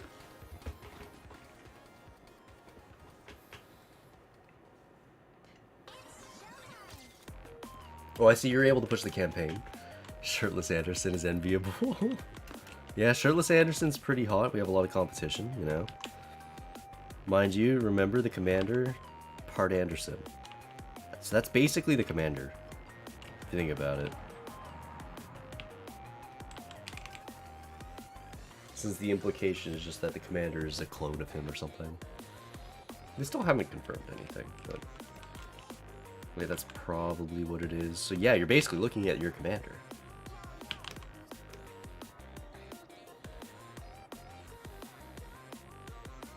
Perorincho. Thanks very much for tuning in. Hopefully you're having a great day. Hello, hello. I'll see Derek in the chat. How's it going, dude? How's it going? What's up? Work out to be able to Princess carry a Nikke. Work out to look like Anderson. Yeah, I mean, at the end of the day, I mean, working out to look like Anderson, I think that's the play. 100%. Thank you very much, by the way, to Warwolf. Thank you very much for dropping the follow. Appreciate that. Of course, I do. Hope you're having a great day yourself.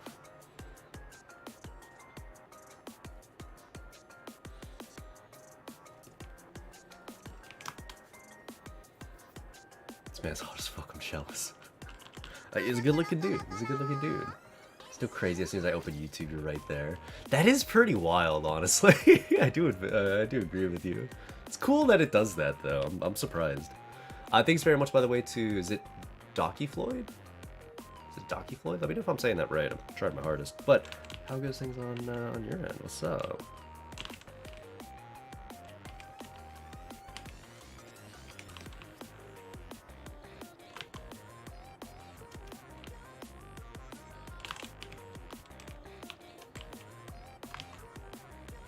Almost double the outlines. How close are we?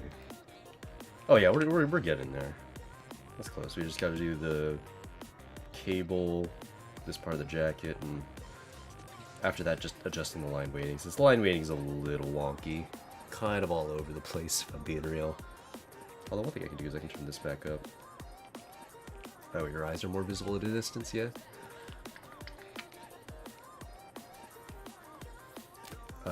Dachi Floyd, what's up? What's up? It's right here. Your work's incredible. Well, thank you, thank you. I'm glad that you're enjoying what we're able to put out there. Hopefully, I can finish this piece up soon. I've got a couple of things I'm working on off stream though. I need to focus on getting those done. So, unlike the Bunny Miku, this piece might not be on like a one-day turnover, but that's fine. I have enough of the content to go around. Hopefully, I'll be able to post the first time lapse tomorrow. I'll make that my goal for tonight. And that way we can have some YouTube content, which will hopefully be good. I don't imagine it'll get us to our public watch hours we need to monetize there. I probably will have to post the, what is it? The outline tutorial before anything else. Or not before anything else, but I probably have to post it if I wanted to monetize my YouTube. And even then, that's not even guaranteed. That's just a hoping. Off stream, indeed, indeed. We got some stuff though. It's not that I can't show it, I guess. It's just that I'm working on some other things that I'm not currently streaming. That's all. In terms of pieces though that I want to throw up on the Patreon, I've got some ideas. Oh. One of them is a follow-up to the It's Me Barista piece from a few years back. So, I mean, hopefully that goes well. Oh, I'm not sure if you guys saw it, by the way. But if you go to Project Melody's Twitter, or if you went to Project Melody's Twitter, you might have seen that she just did her Succubus merch drop. And you may or may not be able to see a piece potentially made by me if you have like a Dakimakura of some kind and you want to see it, you know, might be a thing, Maybe YouTube Shorts. Shorts count differently towards public views. So with Shorts, it's easier to get views, but they're worth a lot less. You need like some ridiculous amount of YouTube Shorts views in order for it to count. Let me look it up because it is a little stupid. I'm not gonna lie to you.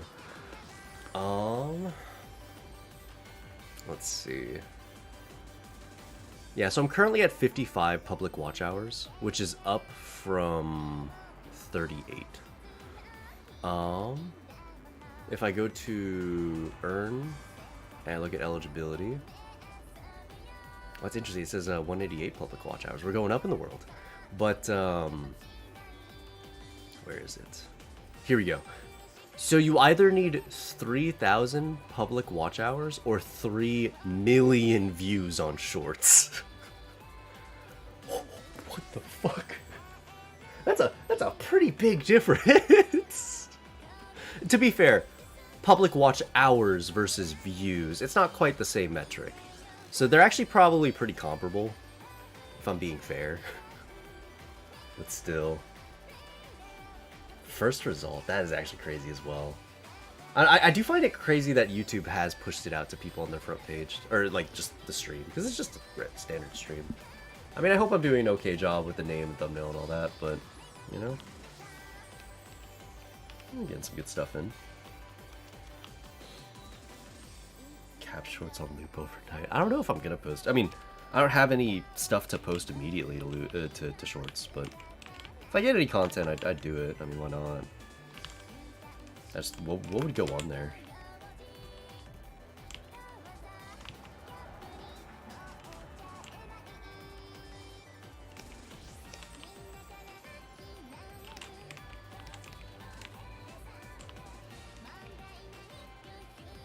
Hmm.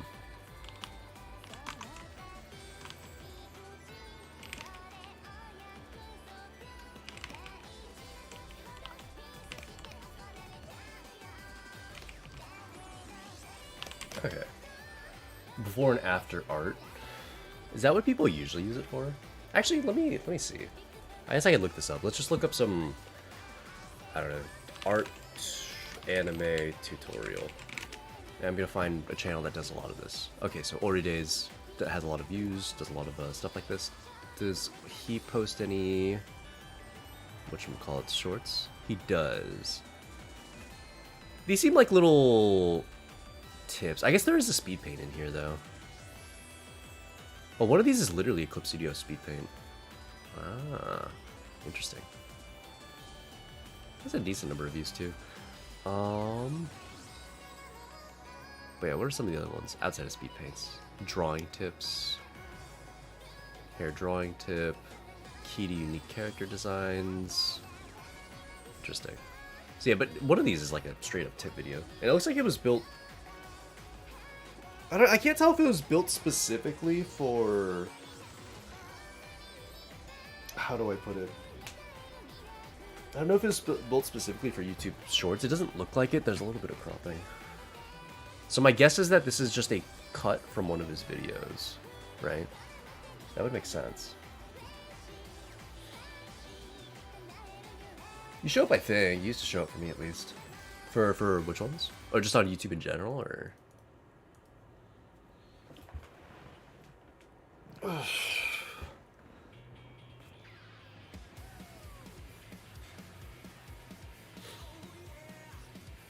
Let's see, your old art tutorials? Well, that's good, that's good.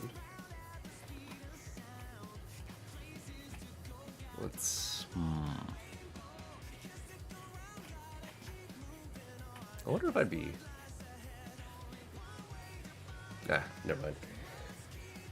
I think your tags matter a ton.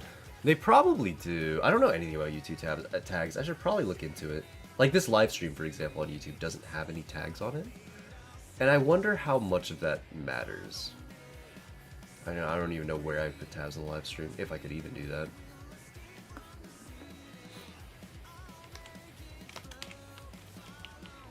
But yeah, before I post anything, I'll probably look into what tags I'm supposed to throw in there. I mean, I imagine there are the basic stuff that I'm sure YouTube would probably want, like tutorial, how-to, anime, I don't know. Those are tags I imagine are probably pretty safe to throw in. Yeah, I wonder how the system works. I know with certain like social media platforms, if you put in too many tags, that's a bad thing. So you kind of have to keep your tags concise. Is it one of those systems, or does it want you to post like a whole bunch of them? I don't really know.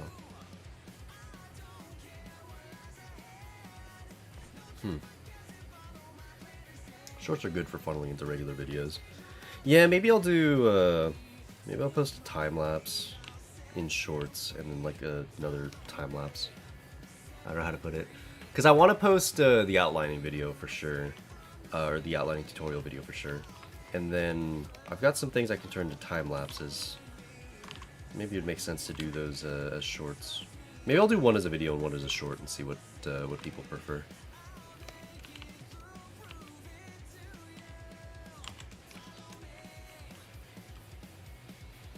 Some people put a ton of tags in the description. Do those videos do particularly well, though? I mean, I guess, I don't know. If they have a ton of tags and it's a popular video, at least it couldn't hurt, I guess, is maybe the takeaway.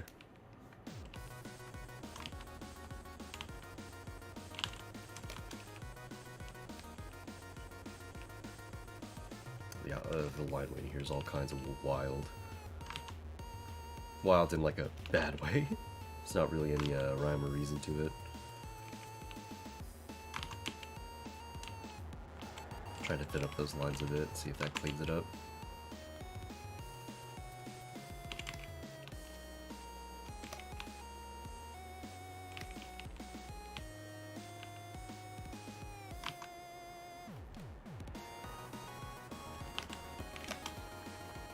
Huh. How close are we? There's just this last bit that's so hard to get past. Oh, and isn't this supposed to have a star in it? Wait, hold on. Where's Matama's design? Where's her mic? I have her design up, but it doesn't have her microphone on it. This one has her microphone, but it's only the backside. Okay, yeah, she does have a star in her mic. There we go. Also, her mic's drawn differently there. I'm noticing that now. See how it compresses? You see that? How it comes down this way? It doesn't do that in any of the other pieces I've seen. Because if you compare that to, say, this... Well, I guess it is compressing a little bit. I didn't notice that until now. Because I was drawing based off of this one earlier. Wait, there is a star there. I don't know how to incorporate it, though. Oh, shit. I was thinking it was down here, which is why I left space for it. I mean, it kind of is down there, though. Oh, wait, no, this mic is definitely changing. Wait, hold on. 1, 2, 3, 4, 5. 1, 2, 3. Okay, I'm not crazy. It is drawn inconsistently. Okay, good.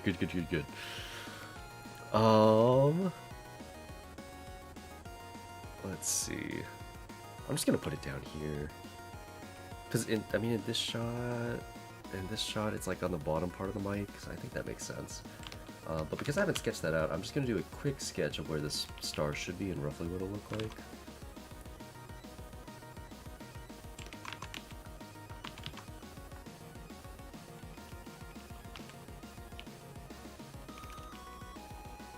So this is the space it needs to take up, just about.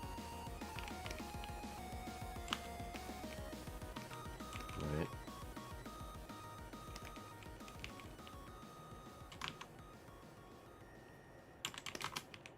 Okay. Mike's a mic. True. Does the star fuck with the finger? Yes. But I'm not gonna worry about that. Very loud, Jesus.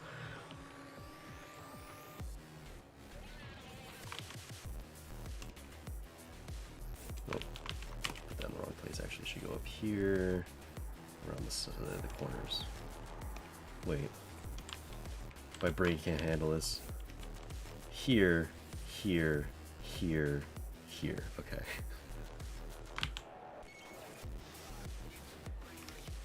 What song is this? Ah, right. This is the Dirty Backyard from Cosmic Graph for Nikke. I was like, I don't recognize this song. It's like, I didn't actually hear the song very often. That's why. And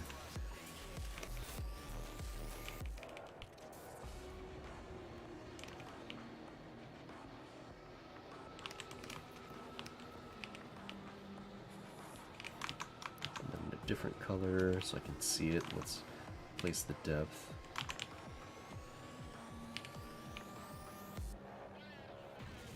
So I'm essentially trying to draw in 3D. I don't usually draw things to super proper perspectives because, as you can tell, it's kind of technical and boring.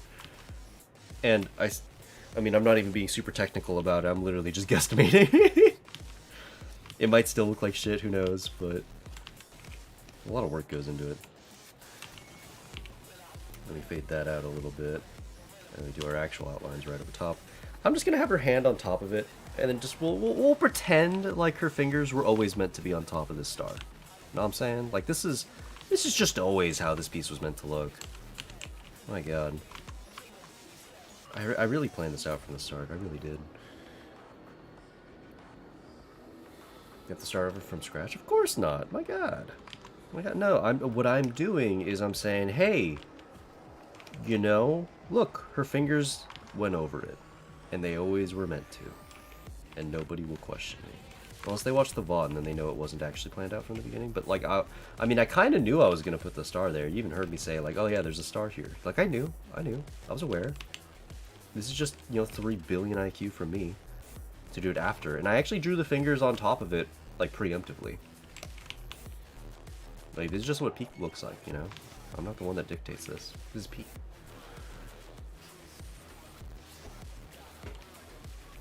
I thought that was coming from the game. You recognized it from the game then? Low key, I did not. I just heard the song play and it's like, I was questioning myself, like, did I put a Tekken song on my playlist? It kind of sounds Tekken-y.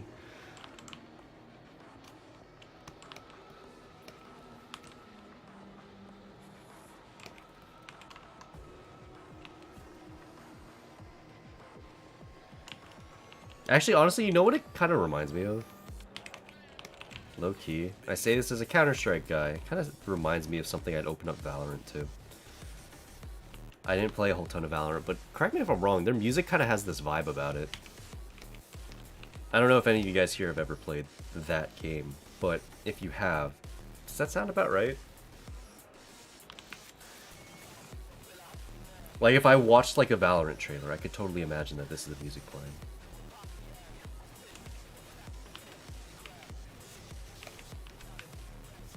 They always went for more, like, electronic beats, I guess you could say. Let's see, how's that? Yeah, it doesn't look bad. Change the line weighting a bit, which should be okay.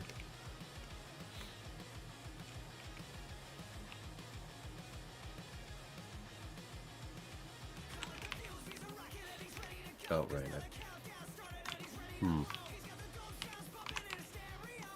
Okay, there we go. I was also supposed to draw this line that connects to the outside edge, but I forgot to do that. So watch as I guesstimate that all right about now.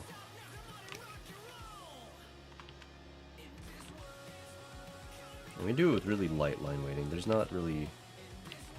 I don't imagine there would be like a super harsh edge to this stuff. I think that looks good. This line kind of curves a bit too much. And did we get this side? There we go. There we go. Now it has the proper shape and everything.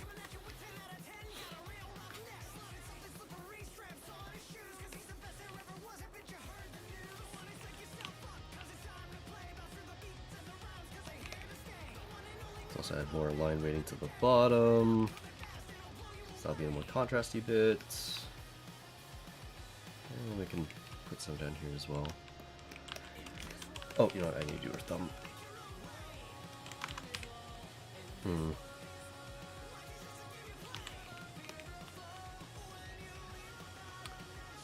How are her thumbnails? They're not like, or her nails aren't sharp, right? Just kind of regular. I think so. I think they're just regular. You're a wizard. I'm doing the best I can.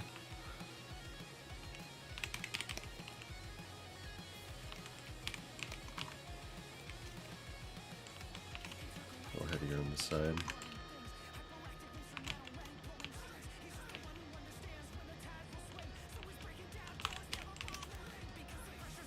Okay, let's turn off the outline, or turn off the sketch for a sec.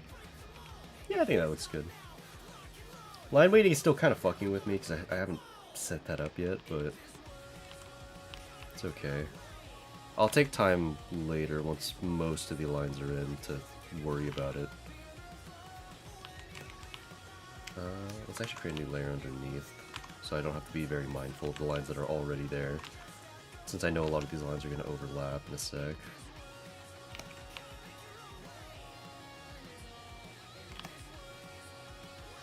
There we go. Okay, and let's merge these two layers together. Nice.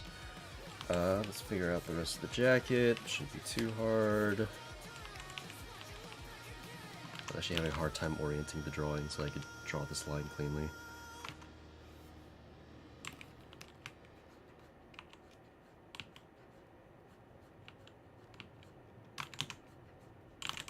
Okay.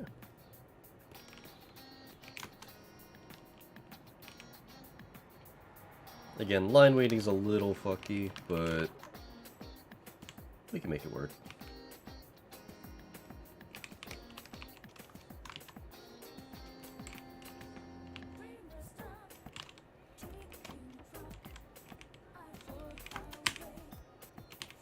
Okay.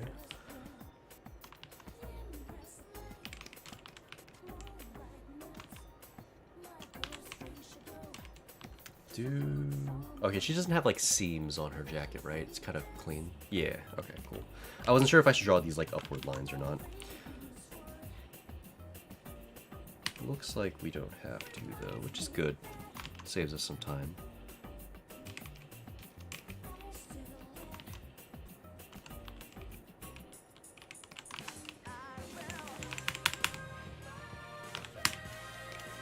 May I DM you something about Nikke real quick? Spoilers for the current chapter I'm in. Yeah, go for it, go for it.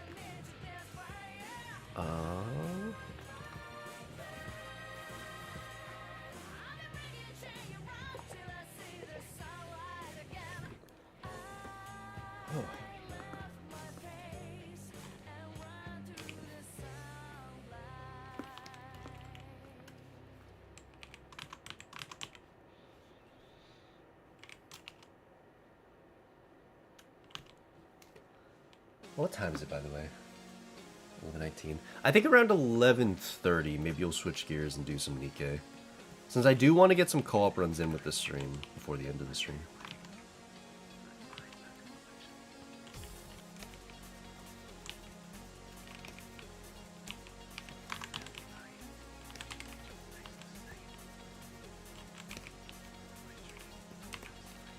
My sketch never actually had that line connected to the body, so I'm just kind of guesstimating where to put it. Not too hard to guesstimate, though.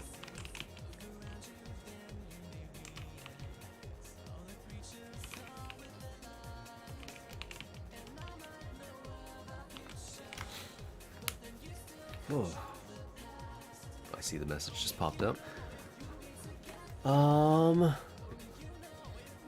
Let's see. Oh, yeah. Yeah, you just experienced my massive disappointment with Chapter 25. Yep. I agree with you. That was, I think, maybe the worst decision that they had made in terms of the whole story. Especially since, if you remember right, the end of Chapter 24 to the start of Chapter 5, that was like a 5 to 6 month wait. That was a really long wait. So they kind of left us on this cliffhanger that was like, yo, dude, yo. And then, you know, you actually play the arc, or the next chapter, as soon as it comes out, and then they just basically walk back the end of 24. It's kind of annoying.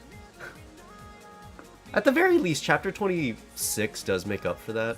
I do like Chapter 26 quite a bit. Even if it is like its own... Even if it in 25 is its own standalone mini-arc to tie into the Red Ash event. I think it's good. Speaking of Nikke, might as well pick it back up. I haven't played the game since the Red Hood release. You definitely should. There's some great characters in the game now that kind of make it more interesting. Like, with more characters, you get more variety. And some of them don't necessarily, like, power creep more than they just add flavor to the game. And I really like that. I think that's generally a good approach. Since I really don't want them to make more, like, ungodly broken units. Like, so many characters have been power crept at this point, it just makes it feel like if you don't get the right pulls, you're fucked. And I like that they're now going back with this new treasure system that they're going to introduce. I don't know what update from now, but they talked about it a bit. Where they're going to look at previous characters who didn't work, look at what part of their kit didn't work, and then they're going to fix that. So what I'm really, really excited about is the Laplas buff in particular. Because Laplas is a burst 3 you never see play for Laplas. Now, mind you, none of the other characters really receive much use except for Diesel, who's also getting a buff. And she's also one of those characters that's kind of like useful every now and then, not always useful though. And Laplas is a character that receives 0 play, frankly. So, which sucks because there was a time where she was actually quite meta for one fight in particular. But I like that they're going back and they're going, well, what does Laplas lack? And honestly, Laplas's kit's good. Like, in terms of its framework, it's not bad.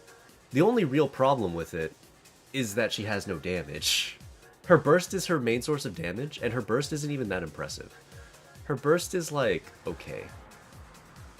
So I like that they're kind of looking through and they're going, hey, let's just give her more damage. It's like, yeah, her kit doesn't really need a lot of reworking, just or retooling. Just take what, you know, isn't working, the damage, and just up it. It's good. And then some other characters are getting some really substantial buffs. I think Exia is probably going to receive the most insane buffs, since it sounds like they are retooling her kit a decent bit. So, and if they do, I can actually see a universe where she's actually usable. Same thing with Freema. And then Diesel, they're basically taking what works in her kit and making it better and more consistent, which is good. Because right now her kit, again, it does see some play. Of all the characters that needed buffs, she was not that high on that list.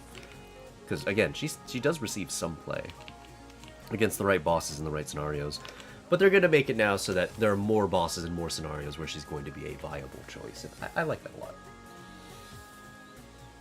I mean, one play. If I'm alive, Lapras has a play. It's true. It's true. I mean, I enjoy Lapras a lot too. She's one of my favorite characters. So the fact that she's getting a buff makes me happy.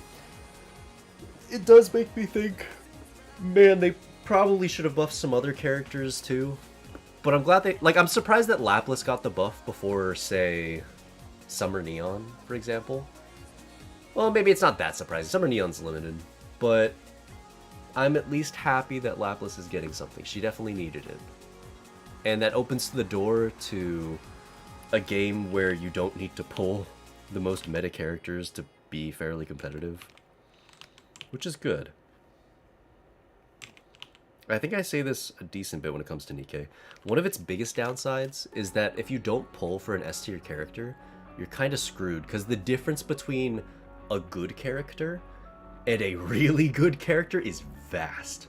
Even worse, if you're looking at the difference between the worst Burst 3 and the best Burst 3. Like, if you take Red Hood versus Crow, or Black Shadow Scarlet versus Crow, oh, it's not even close. It is not even close. Like, Crow is struggling to keep up with some of the worst units in the game damage-wise. She's just struggling. So it's like, yeah, unfortunately Nikke has a system where you definitely want... How do I put it? You definitely want the triple S tier characters. There are other games where you can get away with playing like a B tier character, C tier character. Nikke is not one of those games, unfortunately. And that, again, is its greatest downfall, because that makes it a little less free-to-play friendly. A little less. But again, the new treasure system will help a little bit. Not a ton, because it still requires you pull multiple copies, which is going to encourage people to spend money to pull more. But if you're somebody who's played the game a long time and you do have extra copies of these characters, then yeah, you'll be rewarded, which is nice.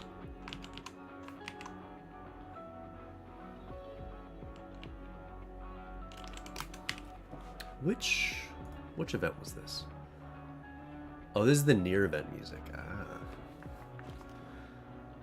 Just waiting for Pridewind to say if I should pull the unit or not. I usually do a good job. They usually do a good job of it. I mean, that's fair. Are you waiting for the current unit that's out? The Killer Wife D? You should absolutely pull for her regardless. She's a cooldown reduction. There are very few of those. So, especially if you're missing, say, like, Summer Helm, which a lot of people will be if you didn't play the event last summer, and she's the 5th cooldown reduction unit. So if you don't have all 5, you need to pull her. you have to pull her. But if you do have all 5 of them, then yeah, you don't have to pull for her, theoretically. You probably should, because again, cooldown reduction, but like, you could also wishlist her, and that's fine too. I go Korea. Thanks very much for tuning in. Welcome, welcome. Tier 1 sub, 5 month subbed. Hopefully you're having a fantastic day yourself. And how goes things on your end? What's up? Try my luck. Fair enough, fair enough. But yeah, I think that, I don't know, just based on what Killer Wife D brings to the table, I feel like it would be hard not to pull for her, because cooldown reduction is that valuable. And as far as I understand, with kind of niche-ish team comps, not that niche, but like off-meta team comps, she is better than Leader.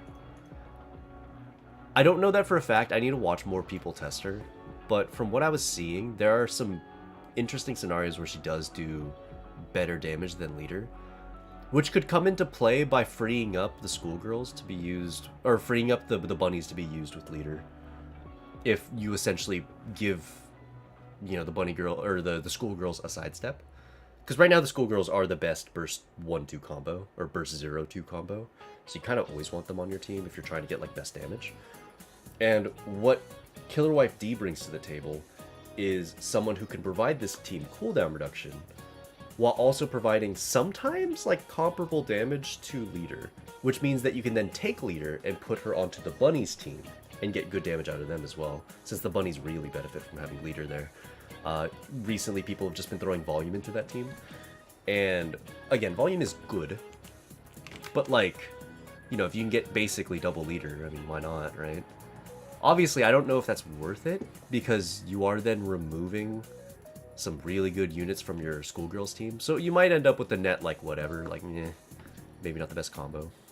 You basically have to break up Black Shadow Scarlet and Alice, and that might not be worth it, considering how good that combo is.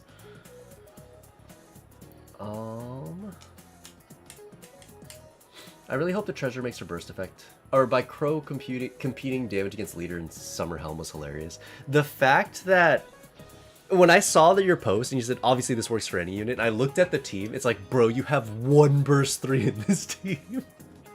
And she's almost getting out damaged by your fucking burst 1 buffer. It's sad. It's so sad.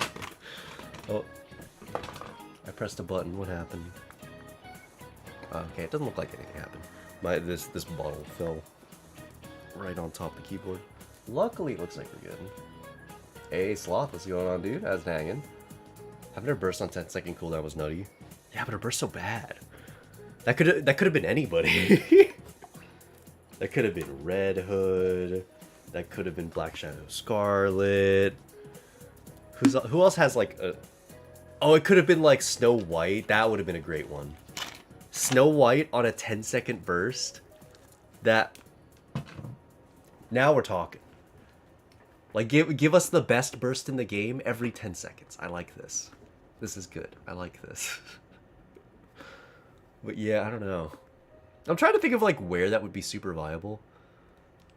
Like where you would want a team like that. Maybe when you're pushing campaign and they just spam a whole bunch of like tanky snipers at you, you could put like Privity on the team and put her on the 10-second thing. I don't think it would work because you'd need, you know, the ability to generate burst quickly. But it'd be funny, you just constantly stun them. I don't know, again, I don't know if it would work, but it would be funny if it did.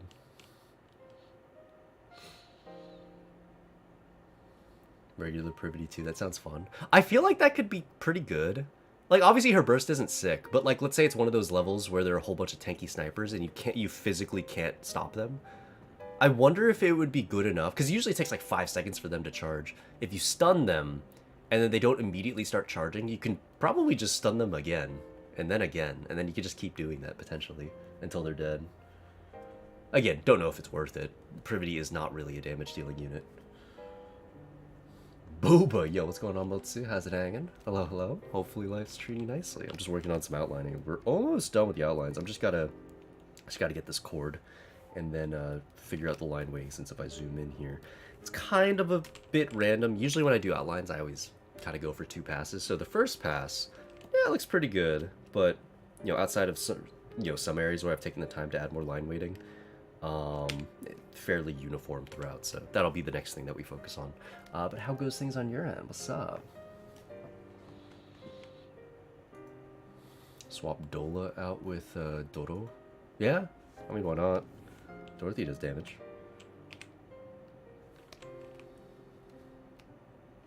Oh, I see why I left that open.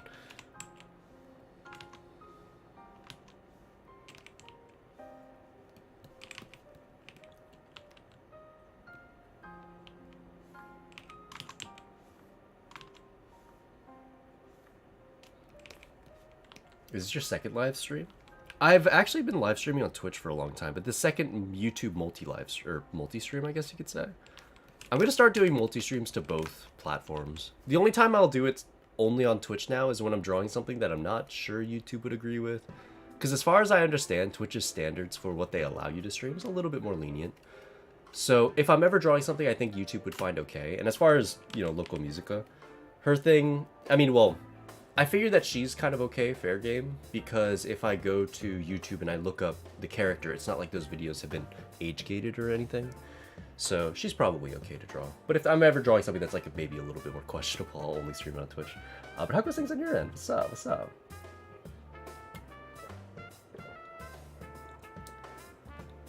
I also plan to do YouTube content, since I haven't done it. If you you might have jumped in and seen my channel hasn't uploaded anything in like 3 years, 5 years since I've had anything super. A lot of stuttering. 5 years since I've had anything like super substantial uploaded, but I'm gonna be changing that soon. I've got some videos scripted out and everything, so we will see how it goes.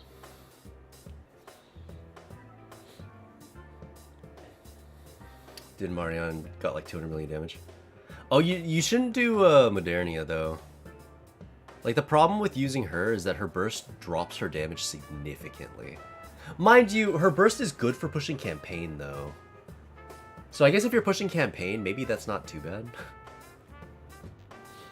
YouTube AdSense gonna come in clutch. Hopefully. I mean, as of right now, I don't have any like ads on my YouTube or anything. Like I said, it's not, or well, I don't know. YouTube will just throw in ads regardless, but I'm not making anything. I do hope to monetize my YouTube though. We're working our way up, you know. Mikey's Nonsense, how's it going? Hi Caps, it's been a while. I'd love to see more YouTube content. That's how I found your stream in the first place. Hell yeah. I am going to be posting more, so stay tuned. I'm going through the script on the outlining tutorial, and I've like kind of bit by bit in the last couple of days, I've added things, removed things. As of right now, the video is looking like it's going to be somewhere from 13 to 15 minutes or so. And it's just going to be talking about outlining. Things I've been adding to the script involve like little tips for outlining as opposed to just route like this is how you do it and this is the concept. I figured that I should throw in something that will hopefully, if you watch the video, just improve your art like right in the spot. You know what I mean? That's the goal at least. Since it kind of just felt like the video before was, with the original script, was heavier on the conceptual stuff and lighter on the actual like how do I get better immediately stuff. So I've added a bit more of that into the script. I've cut out some of the extra stuff that was kind of dry and I figured would kind of be a pain to edit. So I'm hoping that the draft that we have right now is solid through and through, you know what I mean? But yeah, the biggest thing I've been trying to focus on as well is just making sure that the script's kind of fun to listen to. Because it'd be great if I put out a good tutorial, but like if people watch the video for like 5 seconds and they're like, man, this guy's fucking boring, dude, and they just leave, that'd be the big not good. I'd say it'd be quite sad. So yeah, I'm putting a focus on the scripting at the beginning, the intro, since that's actually the thing I wrote last in the script. I wrote all the informational stuff first. Thanks very much, by the way, to... I need to look over here. Zedyaz. Hopefully I'm saying your name properly. Thanks very much for the follow. And in Greece nombre? I tried my best. Correct me if I'm wrong. In Greece nombre maybe? Thanks very much for taking the time out of your day to be here. I appreciate that. I read those out in the wrong order, two falls at the same time, but hopefully you're doing all right. What's going on, Momo? How's it hanging? Heck yeah, I love tutorials. Your hair tutorial is the first video I watched. I've gotten a lot of like really positive feedback on that tutorial, and while I look back at it now, and it's not a bad tutorial, I would like to redo it, albeit I'm a little afraid to start with that tutorial in particular, because these days, it's kind of funny, like when I made that tutorial, the reason I chose hair is because I felt so confident I knew how to draw hair. And I mean, if you look at my art in recent times, it's improved quite a bit, especially in the hair department. But a big problem, I guess you could say, is that as I've improved at hair over the years, the more I've kind of become a little more iffy on it. Like, there are a bunch of really good approaches, and how do I tell that to people? How do I say, like, oh, this is a very valid approach, and, you know, if I draw in one particular way, I don't want to portray that that's the only way to do it. And how do I vocalize that to people? How do I tell people, like, oh, this is how you want to do it, and this is also okay? Does it mean I also have to get good in these other categories? Like, I don't really draw cel-shaded stuff, but I feel like I need to be able to portray that to other people in the video for a quote-unquote, like, hair tutorial to work. Or do I make mini tutorial, or like a smaller version of each tutorial? Oh, this is the rendered hair tutorial. This is the, you know, I don't know, cel-shaded hair tutorial. This is the more cartoony, chibi hair tutorial. Like, how would I go about that? You know what I mean?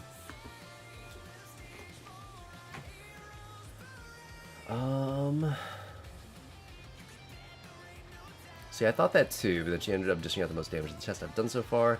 I did small white, and it was hilarious. That's a funny burst as well. Her burst does up her damage pretty significantly, which is nice. I mean, only when there are multiple enemies on screen, to be fair. But... Oh, by the way, are you testing that in the shooting range? Because, yeah, Modernia in the shooting range is going to outdamage everybody. Because there are multiple enemies on screen. Like, you should test it versus a single, like, boss enemy. Well, okay, that's not entirely true, actually. Because, like, I mean, if it's a campaign stage, there are going to be multiple enemies on screen, and Modernia is objectively really good at that, so... Okay, fair enough. Yeah, I'm in the shooting range. Yeah, Modernia is just going to outdamage people if you do it in the shooting range. Let me try with the boss, too. Because if you do it with a boss, Modernia is going to drop... Her damage fall-off is going to be pretty tremendous. Since her burst cuts her own damage significantly. Like, her own single target damage gets cut significantly once you use her burst. That's what I need to say. So she might not be the best pick. I think Red Hood is just undeniably the best pick, but... Yo, I'm watching on Twitch now. What's up, Agent Spider Shark? Hello, hello. How's it going? Hopefully you're doing alright. Oh, and when you say that... Wait, were you on the YouTube stream a second ago? I want yellow. Alexa, lights yellow. Nobody's asked for yellow in a long time. The yellow lights are interesting, in as much as the color you see on the camera and the color that my room changes to, wildly different.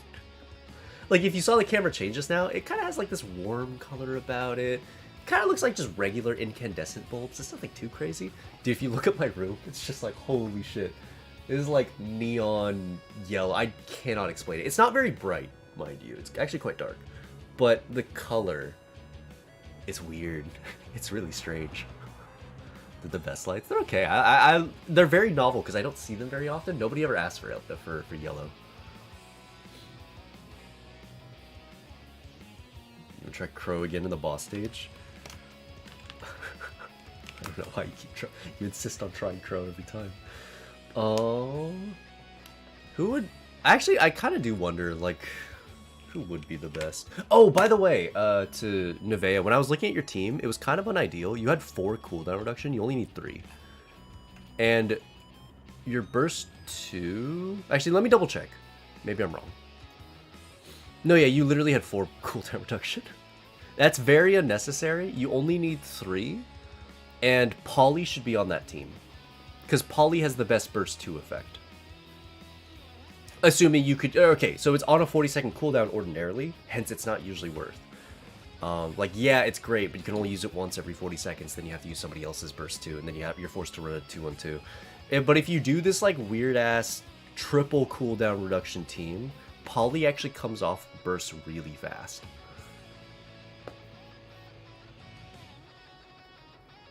Which means that if you pair Polly with a burst 3, if you look at Polly's burst effect, attack up 44% for 10 seconds. That's a massive damage boost for 10 seconds. Now, mind you, Leaders is bigger, but it's only for 5 seconds. So Polly providing a 10-second boost, if that's like 75% the damage, is pretty good. So yeah, I would throw that out there. She also has a passive, she has a passive 5% attack, 5.5% attack buff. That just exists. Like, if Polly's on your team, you just get that. Mind you, this is all valued at level 10, but even at lower levels, it's still noticeable. So yeah, if you really wanted to buff whoever's your burst 3, you throw, like... Your team should look something along the lines of, like, Leader, Dorothy, then I guess the new sniper unit, or Volume, or whoever. But yeah, you can get your triple cooldown reduction, and then that would be the team. Ideally, you'd want one of the cooldown reduction who has a passive effect.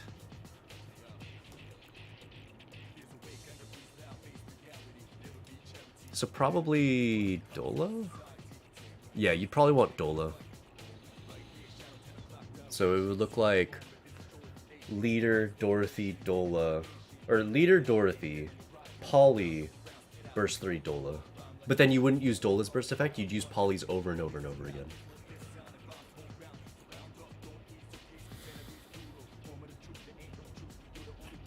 Although, actually... Let me think. the new girl, Killer Wife D. Is she required for that team to work? She might be. Because I actually don't know how her cooldown differs. Where is her cooldown reduction? Is it her burst effect? No, it's her skill 2, right? Yeah, it's her skill 2. Cooldown of skill 2 down 7 seconds every time she fires the full charge for 8 times. So actually, I think you'd need Killer Wife D, I think. Every 10 seconds, assuming the target is still a huge issue with the skills. It requires 8 full charges. This is above her max ammo capacity by 2. This cannon will lead to occasional, rather long, awkward, full cooldown movements. I see why you needed 4. Because it looks like you do need her, but you need her with max ammo overloads. Although, I don't know. Maybe it still works. Probably Snow White's a solid combo. Who are we throwing then? Yeah, you do something like that, honestly. But yeah, I just thought it would be funny to see, like... Because somebody posted on Twitter a clip of Red Hood just bursting every 10 seconds. With her burst 3 effect. And it's so fucking ridiculous. What team did they use? I'm actually curious. Okay, they did use Killer Wife D. So their team looked like Dorothy, Leader, Killer Wife D, Polly, Red Hood. And then they just, every 10 seconds, spammed Red Hood's burst. Which was just ridiculous to watch, because Red Hood has one of the best bursts in the game. And it looks like it might be particular to having Killer Wife D on your team. Considering the way her kit works is that it doesn't need to ramp up like other characters who provide cooldown reduction. She will just give you cooldown -7 after she hits 8 shots. So I see why that works. Also, it's starting to get a bit late. Let's do our Nikke Coop in a sec here. Let me use the restroom first, though. One moment. And I'll launch Nikke in the background while I do that. One sec.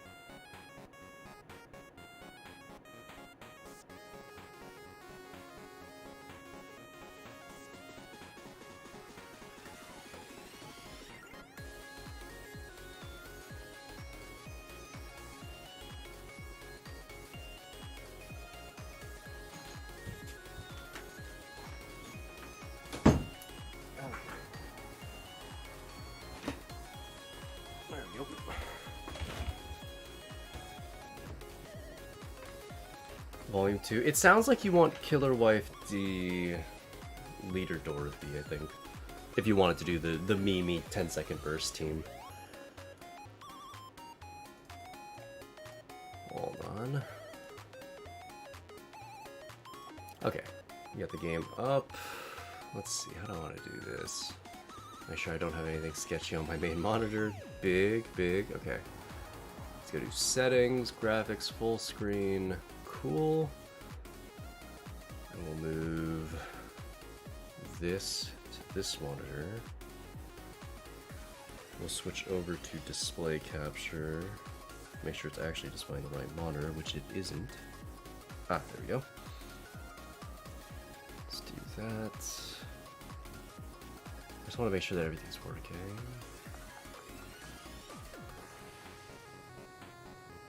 Okay. I think that's good. And then we're gonna go turn off clip. Ah, there we are. Oh, actually, let me turn on clip for a sec. I need to reroute my audio again. Audio cable B, audio cable A, Nikke. Let's go to audio cable A. I should be able to hear it now. Perfect. We can pause the music in the background as much as I do love that song. Okay. And let's also turn off Itsumi and Nekomiya for a bit. There we go. Now we can play the co-op. I already got my daily plays in, but let's see if we can get something good going.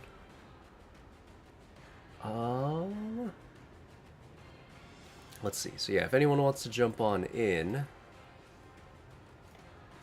There we are. As far as I understand, because this is Alteisen Week 2 Electricity, I think the Tove team with Maid Privity would be best. But if we can't make that team, then we could just do a standard team and see how it works.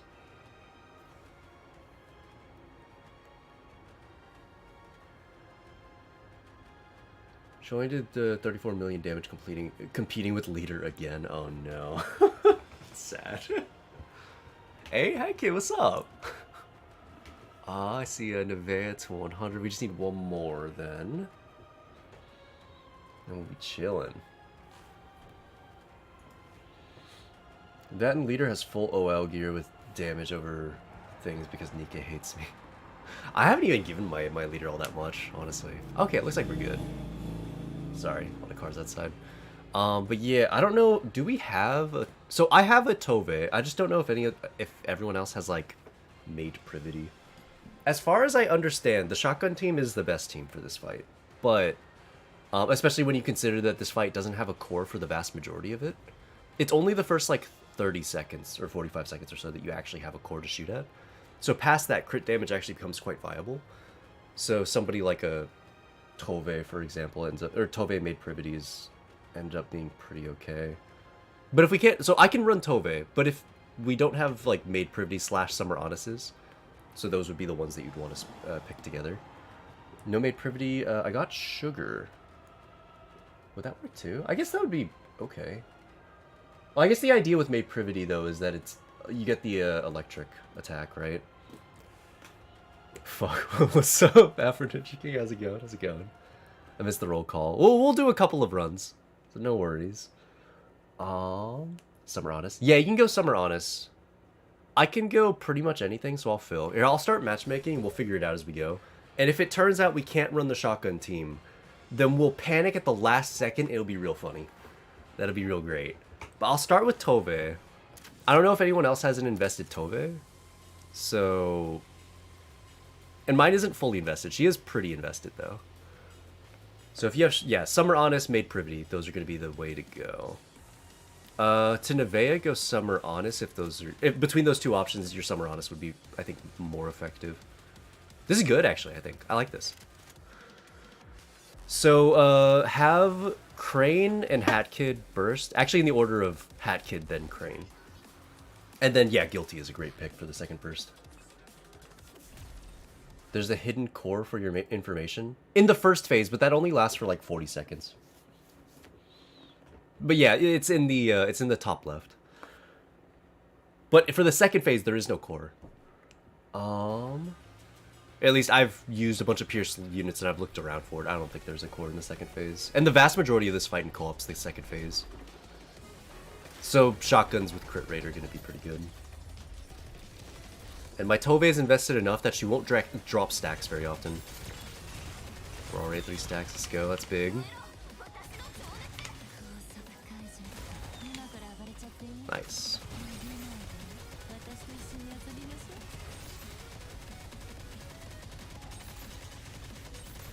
I have so much ammo. It's beautiful.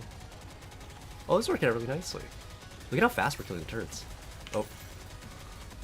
So even though we don't have cooldown reduction, it shouldn't matter. The damage that we get should be worth. So as you can see, I'm not really shooting the turrets as much as I could. Tove doesn't really do that much damage, and I don't want to whiff any bullets. Because whiffing bullets with Tove is like really painful. You just lose out on so much. Oh no, I'm reloading. Oh, I dropped stacks. I'm gonna wait a little bit until I get at least one stack. Oh my god, give me a stack, please. Okay. That might not have been worth it, but... So the problem with Tove's burst is if you reload in that really awkward scenario and you drop all your stacks, her burst does like nothing if you have no stacks. So I need to wait until there's at least one, but I don't want to wait too long, because sometimes it's just worse to get full burst out, even if you're not getting a damage amp. So right there I was waiting, but because her burst is RNG, I just had to wait forever. So yeah, that's the biggest problem with Tove's kit. No, I dropped out of what the fuck? Tove, why? Why? Oh, no, I was literally full. I was firing the whole time. That's so fucked. I did nothing wrong. Tove just dropped it. Tove, why? Why do you do this? Okay, don't drop your stacks, Tove. Don't do it. Don't do it. Only villains would do that. Okay, thank God. There we go. We got all 3 stacks that time. That's big. Our damage is really good. 130 million with a minute and a half left. We're only halfway through the fight. And this is the stage where we get more damage anyway, because we're a shotgun team.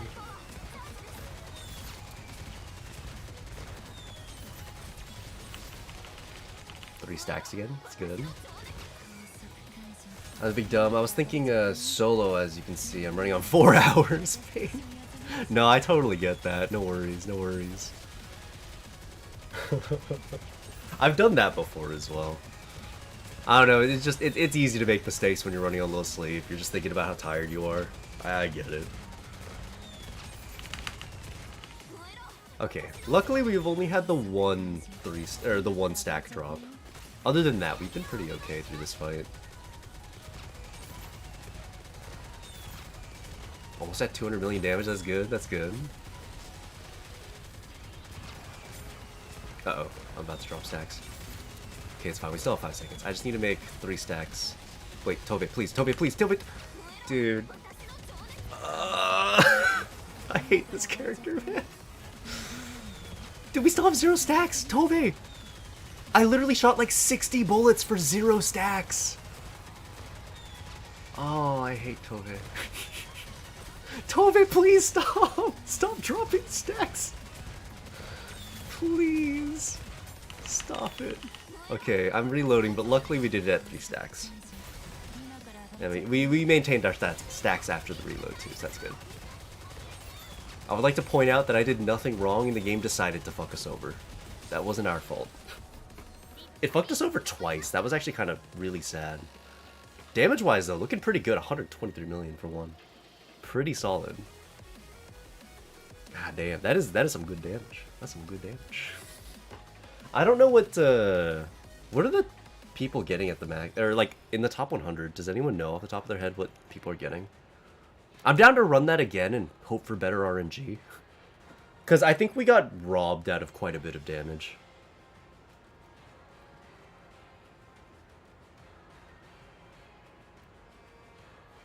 The missiles are the only issue I see.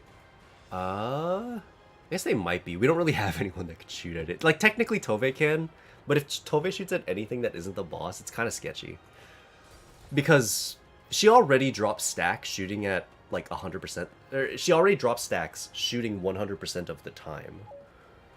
So if, like, I shoot a missile and then she stops shooting because I've already broken the missile, then, like, we're bound to lose more stacks. So it's kind of scary shooting at them with Tove.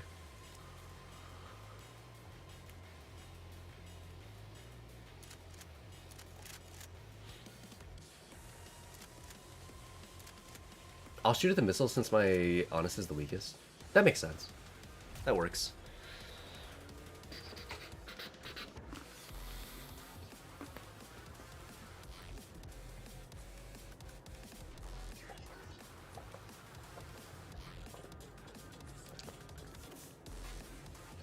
Got my skillty skills to 10-10-9. Holy shit. Do you have any elemental overloads? I know we're about to play, so you probably can't respond just yet. But what about your overloads? Because 10-10-9 is kind of crazy. That is kind of wild. I want an invested guilty. Or I want a guilty that's that invested as well.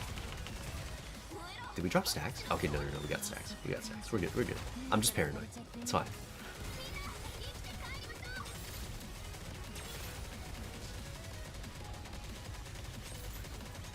I'm only really gonna help with the missile launchers since I know I can shoot at those without fail.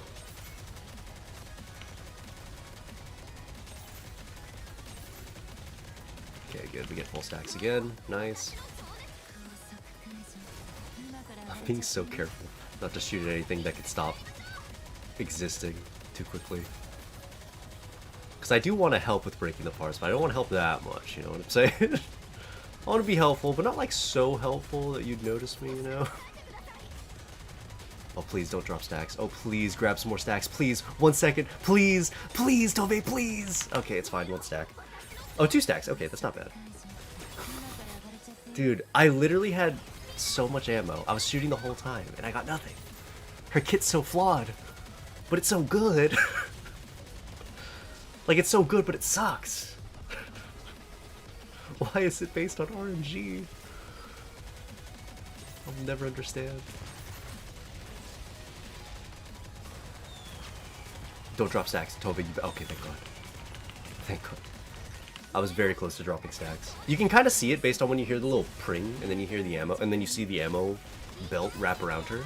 That means you got a stack, but that goes away after like 5 seconds or so. Maybe a little less than 5 seconds. Maybe it's 3 seconds. So if you don't get one in 3 seconds, you drop all your stacks. So what needs to happen is like, right before or after I reload, I need to get a stack. So right there, I just got 2 stacks, so I don't need to worry about dropping it during burst. I can just spam it. But sometimes it gets sketchy.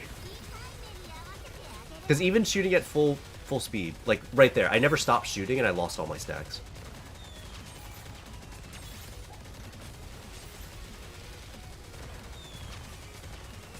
I think One Piece has it. Okay, okay. Okay, we got 2 stacks. We've kind of been getting a little bit screwed this run as well. It's not that bad, though. We haven't had any 0 stack bursts, at least. We haven't had that many 3 stack bursts, though, either.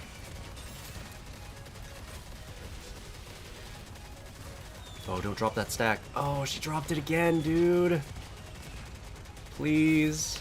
1 stack. Okay, this run might be a lot worse, actually. We've already gotten screwed 3 different times. That's painful. Who doesn't love RNG?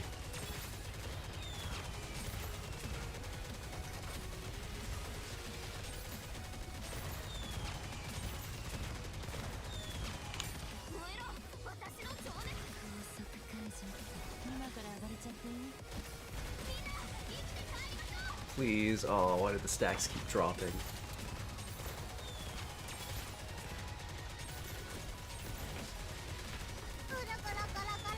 Yo, thanks very much for dropping the follow. It's gonna be FaZe AI. How's it going? Or FaZe I. What's up? What's up? Hopefully live streaming you nicely.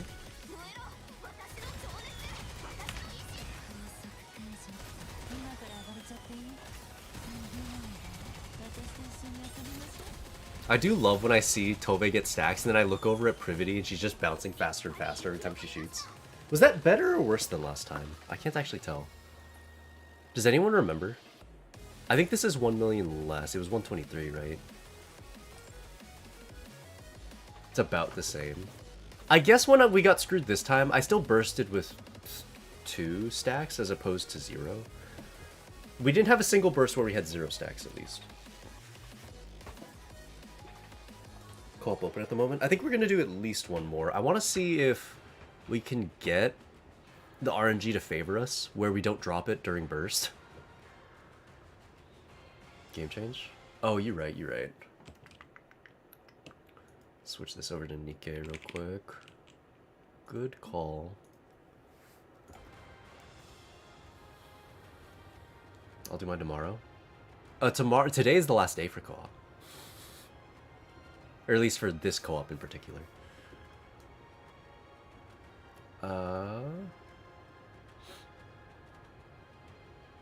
Yeah, it ends in like 4-ish hours or so. Or it's like 8 hours or something.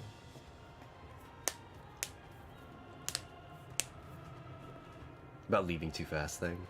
Oh no, you're good, you're good. I'll unprivate this in a sec. As soon as it lets me.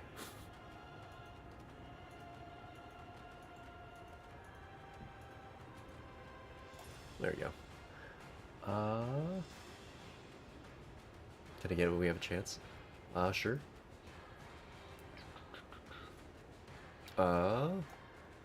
Okay, this is Christian Kim jumping in. Okay, in which case, do you have who is Crane playing as? Summer Honest? Do you have a Summer Honest? We'll probably start switching people out. That's fine. Perhaps a Scarlet? My gear is mid, but her skills are fully invested. Scarlet would make sense as well. Generally more shotguns, but if you don't have shotguns, I mean Scarlet's probably the next best pick.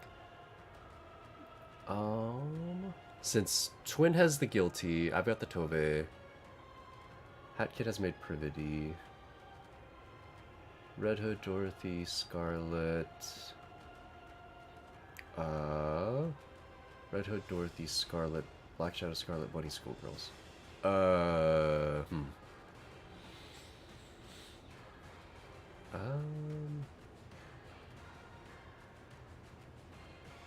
But actually, I think maybe you go Schoolgirls? Specifically, go what's her face, Naga?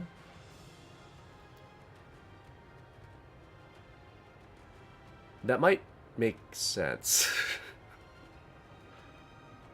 Who does that leave as burst 3 though? Naga. Yeah, Naga has element advantage, plus she's a shotgun.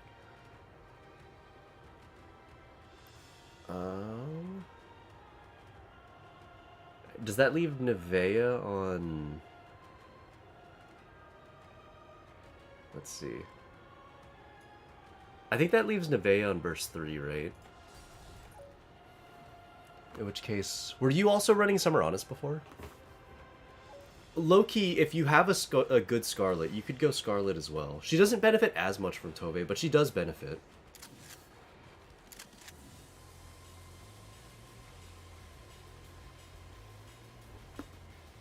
Yeah, we won't have a healer, but it might not be super necessary. I'll try Scarlet this run. Let's see. That might still work. Summer Honest is also big. I want to say that this might still work. It's up to you.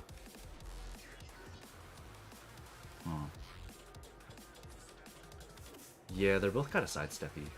Whichever you prefer. Because I think both of them would work. The benefit to having Summer Honest is that she benefits from Tove being a shotgun. Or she benefits by existing near Tove and being a shotgun, and she buffs Maid Privity.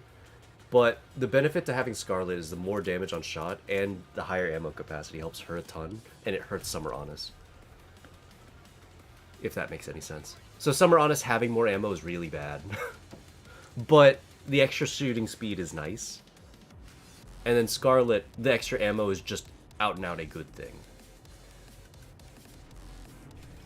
So yeah, I think they are pretty sidesteppy. As far as who's bursting between Guilty and Naga, I imagine Guilty at 9's probably best. So I'd imagine... I guess it probably doesn't matter between the two of you who bursts.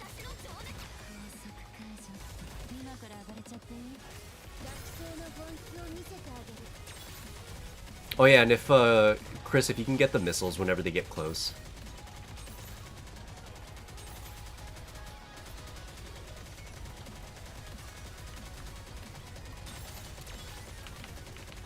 Oh, don't drop it, don't drop it, don't drop it. Oh, thank God. She's about to drop all 3 of those stacks. Oh, no, never mind, we're good, we're good, she didn't drop them. I was getting so close.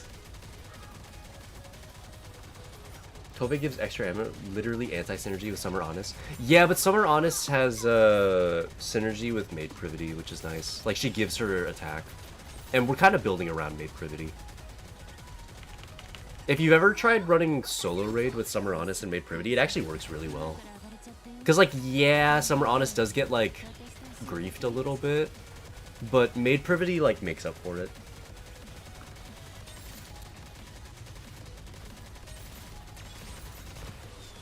In theory, though, the ideal team would just be Maid Privities across the board. straight up.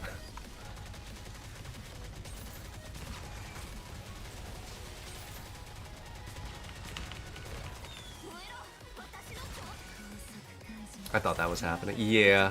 Again, it ends up being worth it on the basis that Summer Honest makes Maid Privity stronger. By a pretty significant amount as well. Like, it's not some tiny buff.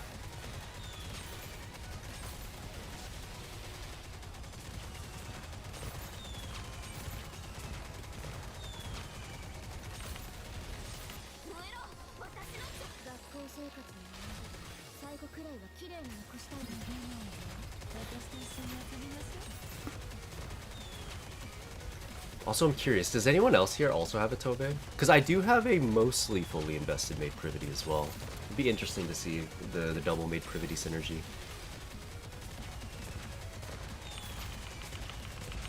You have Maid Privity but no investment. Yeah, which is totally fair. We've had a lot of units to invest in, and Maid Privity is one that requires investment in other units first. Like, her kit doesn't work on its own. Which is very strange.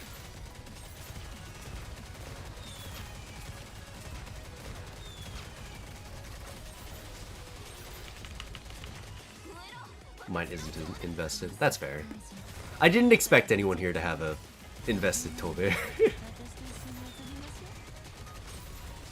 I've made Privity and Leona, no Tobe. You just need one of Leona or Tobe. Like, Tobe is better, but if you have Leona, it's the same difference. So, yeah, I mean, while it sucks to not have both of them, I mean, I recently pulled Tobe, or, oh, I'm so stupid. I just dropped all the stacks and then bursted. That's on me. I looked away at chat. I wasn't spamming one. What was I saying? But yeah, with Tobe, like... Sorry, no, I pulled Leona from the gacha recently. Holy shit, I have not gotten a single stack on Tobe. Okay, there we go. Tobe! Stacks! Tobe! Oh my god, dude. I fired like 100 bullets and she got one stack and dropped it. Bro, what is this? Okay, now I have 3 stacks right before I reload. Perfect. Fucking fantastic. But, I got Leona in the gacha super recently, and I have yet to invest in her because of that. But again, as long as you have one of them invested, that's all that really matters.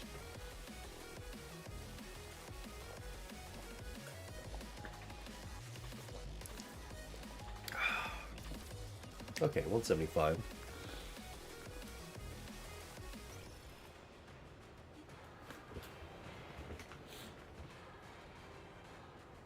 Oh. I've made Privity but not invested yet. Yeah, she's kind of a character that requires a decent bit of investment as well, so it's all good. No worries. Yeah, Leona's skill 2 at 7 is pretty good. That's pretty ideal. I think my Leona rather is still 111. I was going to invest in her, but then they came out with Killer Wife D. So then it was like, well, I'm gonna invest in her instead. So I'm saving up my resources and I'll invest in her first, probably, then Leona. I was unlucky and haven't gotten to Tobe yet. Yeah, I mean, that's totally fair. Should I stick with Naga? I think so. I think... Unless there's a better character to just sit in... Well... Is there a character that just exists in a team and buffs it up substantially by existing? Naga is one of them, because she provides healing, and she's a shotgun, so she actually directly does more damage because of Tobe being on the team. And Summer Honest. They both buff her. Yeah, Helm, Drake, Privity, although definitely not Privity in this case. Privity would fuck over Tobe real hard. As much as it would be nice because regular Privity and Summer Honest have really good synergy. Privity on a team just doubles Summer Honest's damage. The problem though is that Tobe, like if she has to reload, even with a fast reload, it's fucked. You cannot have that scenario. So, bunnies. With the Tobe synergy, I don't think bunnies are super ideal.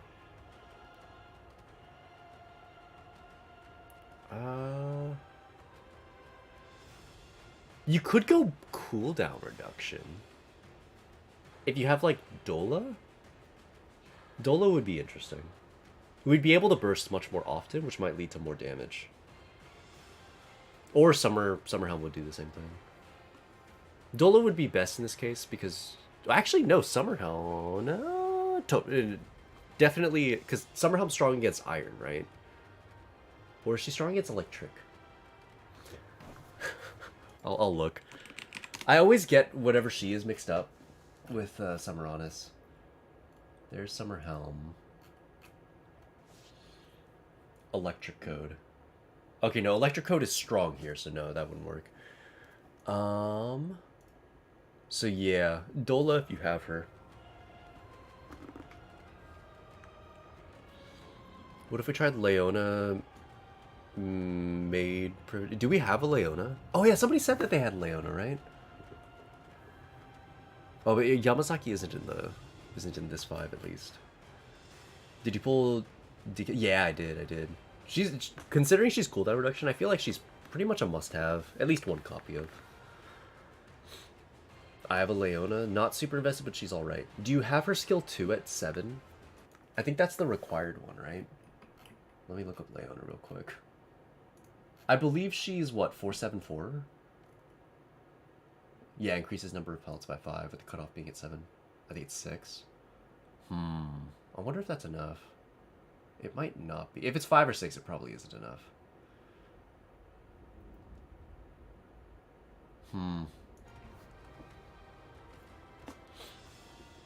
Can buff it real quick. Only if you want. Because, I mean, that's a lot of resources to get a character to level 7. If you do go Leona, then we could have someone else play, like, leader or something. And I could go Maid Privity. We can double Maid Privity. Skill 2 and Burst are the main focus. That makes sense. So is she at 477? I thought she was 474. Oh, she's crit rate and crit damage. I see. With some not bad numbers here. 20% crit rate is right about that point where you start to notice crit rate existing. For 10 seconds, then the 34... 34%'s a bit low in crit damage, but it's 10 seconds worth of that. And given the 20% crit rate, you will start to notice that. Although this is at level 10.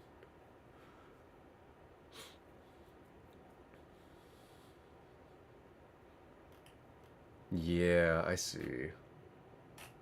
Yeah, it'd be interesting. Okay, so if Nevea goes Leona, that frees me up to go Maid Privity with Hat Kid. And then if we have 200 on Guilty... Chris, do you have a leader? I think we would just need leader, right? Just any cooldown burst one, honestly. Not yet. Do you have a volume, Dorothy, or do you have volume or Dorothy?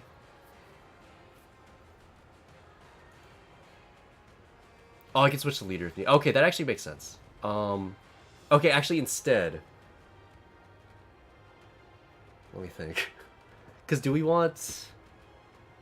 I think it's better if Christian Kim plays volume or Dorothy. Probably volume, actually. Dorothy's invested at 6. I think volume might be a little bit better because that will synergize with Leona's crit rate, right?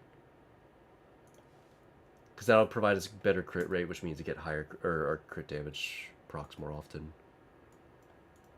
She's like 4. Oh, volume doesn't need investment. Volume's good at 4. Like, she herself isn't a damage dealer, and none of her stuff scales, so it's fine. You just want the bare minimum of volume, like 444. So yeah, I'm down to try that and see if it works.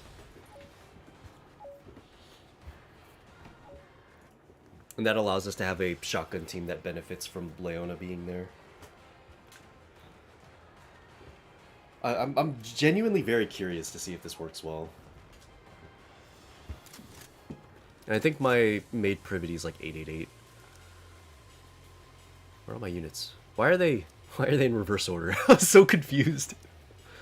There we go.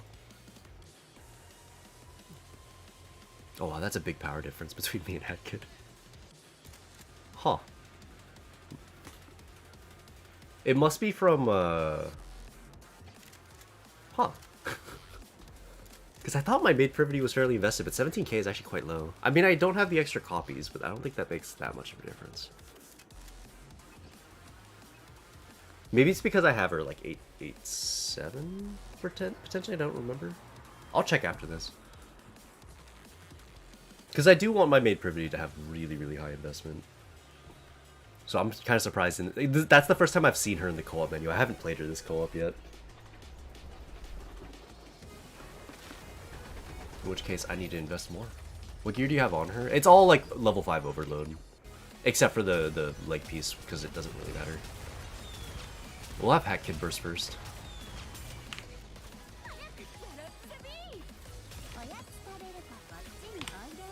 There you go.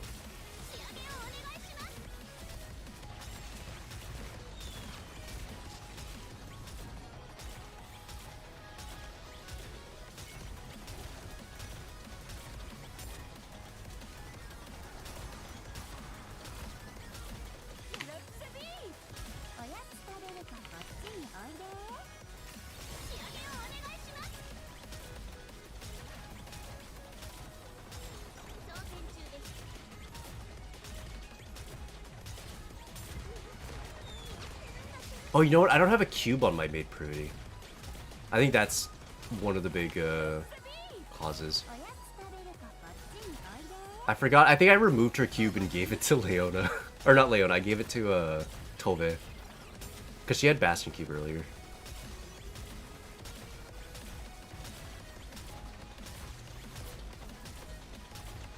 Whoa, that turret shot at me even though it was dead.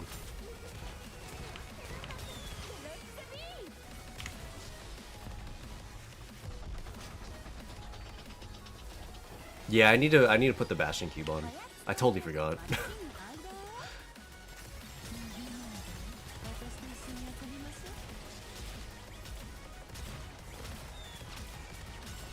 That hit rate's nice.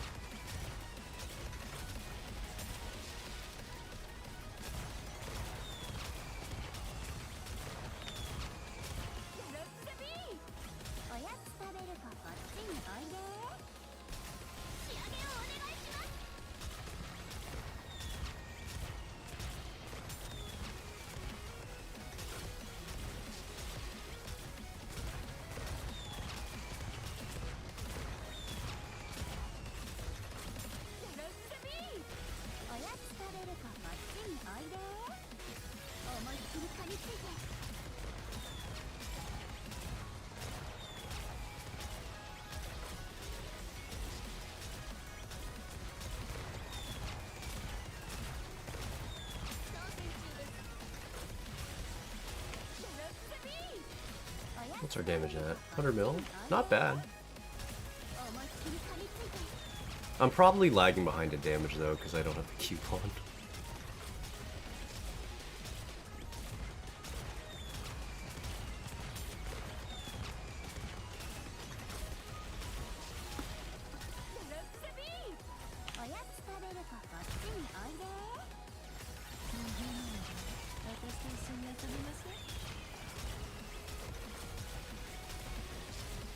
Actually, I did notice the ammo refund. Maybe I do have a cube on. In which case, maybe I just haven't invested as much as I thought.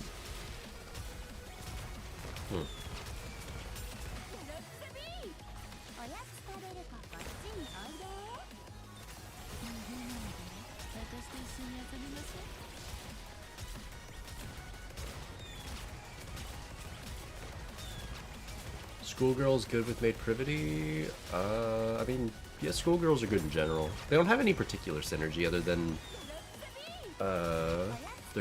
they've got 2 lightning characters, which is nice. That being Naga and maid privity. I don't think they're terrible though or anything. Or at least I don't see a universe in which they're terrible. I think they're fine. It's just that maid privity is pretty much always going to be better with Tove and Leona. So in that case, you would want schoolgirls with Tove, which would be a very interesting setup. Okay, yeah, I was lagging behind damage-wise a decent bit. Which means... Let's see. I don't think I'd be able to hit this 81. I might get okay. Maybe like an extra 10 mil out of it though.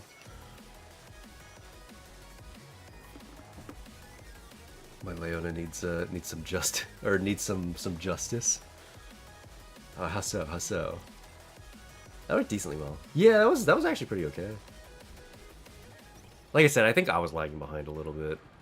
I'm gonna quit out of the party for a sec, so I can check what my maid privy's investment is.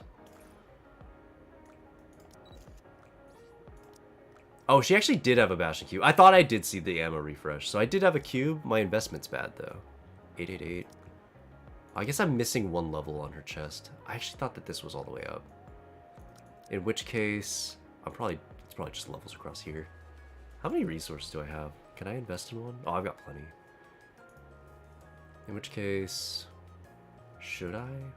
I mean, I definitely want to.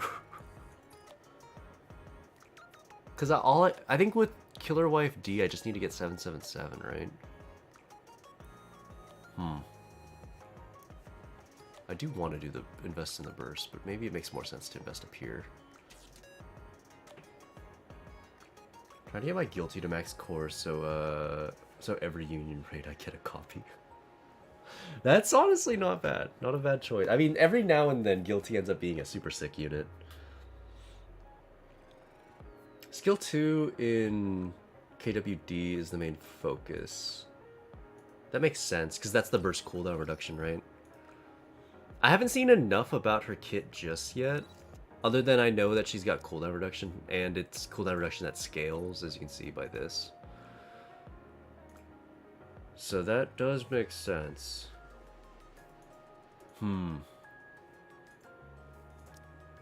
mean, the rest of these are good too. I imagine that, like, ideally, in a world where you had an infinite number of resources, you just want her 10-10-10, right? Her burst is kind of meh. Is it really? Hold on, let me go back. I thought it was decent. Damage that when attacking core plus... I mean, I guess these are low, but I imagine the scale's a decent bit, right? 10% from 9.6. Scaling by 0.5 per level-ish. Or more than that. Not as much as I would have expected. The attack one scales very little. This is 0.5, and then this is... what, 0.6? Percentage is low. Yeah, that is true. So maybe she wouldn't be a level 10 investment on burst skill. I mean, other than if you had an unlimited amount of resources to pump into her, because, I don't know, like, oh no, Mega Whale Leviathan just spends money on those resources.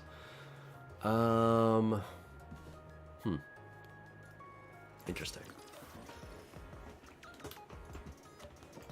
Now, where else would I put these materials? They would go to Leona otherwise, I guess. I can afford one of these. And between the two, I think skill 1 is better just because it's not reliant on these other effects.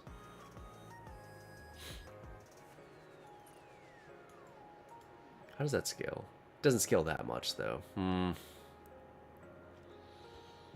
Pierce damage on skill 1 is also situational. Yeah, it makes sense that you wouldn't have a ton, or rather...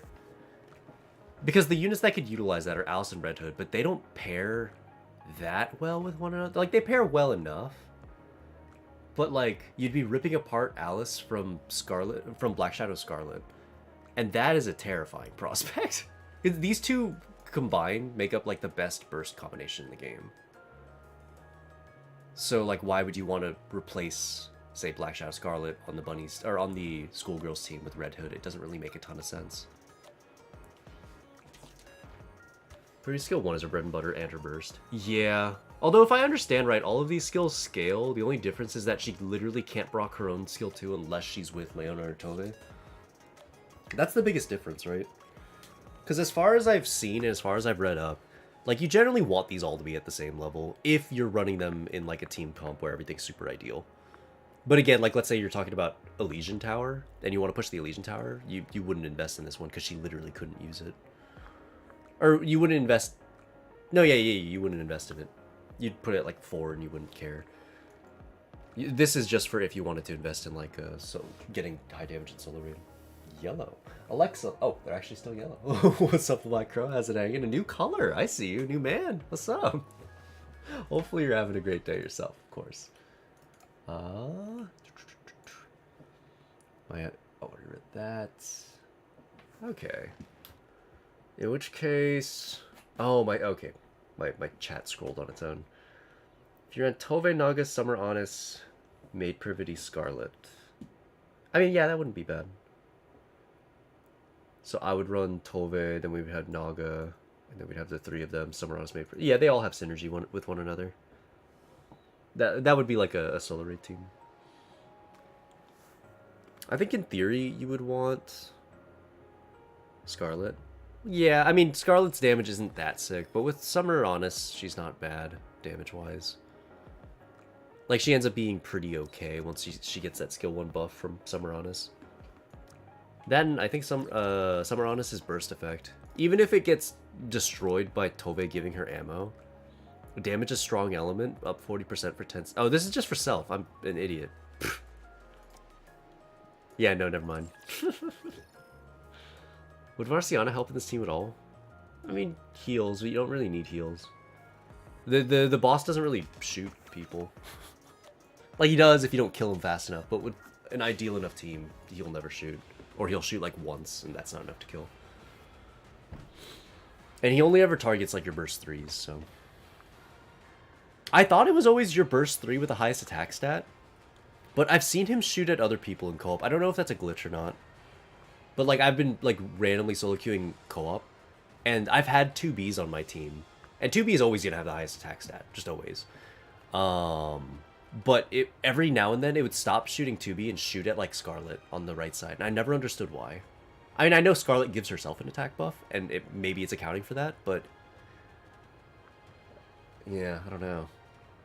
Maybe it was that the Scarlet had enough stacks that she was higher up. But then why would that happen, like, you know, 30 seconds into the fight for the first time? No idea. To get to top 100, we need over 362. Oh, wow. We're quite far off then. Well, actually, well, 0.82 is not bad. Interesting. Okay. Here, let's get another party going. We'll figure out what team we're going to run from there. There we are. Code is up at the top.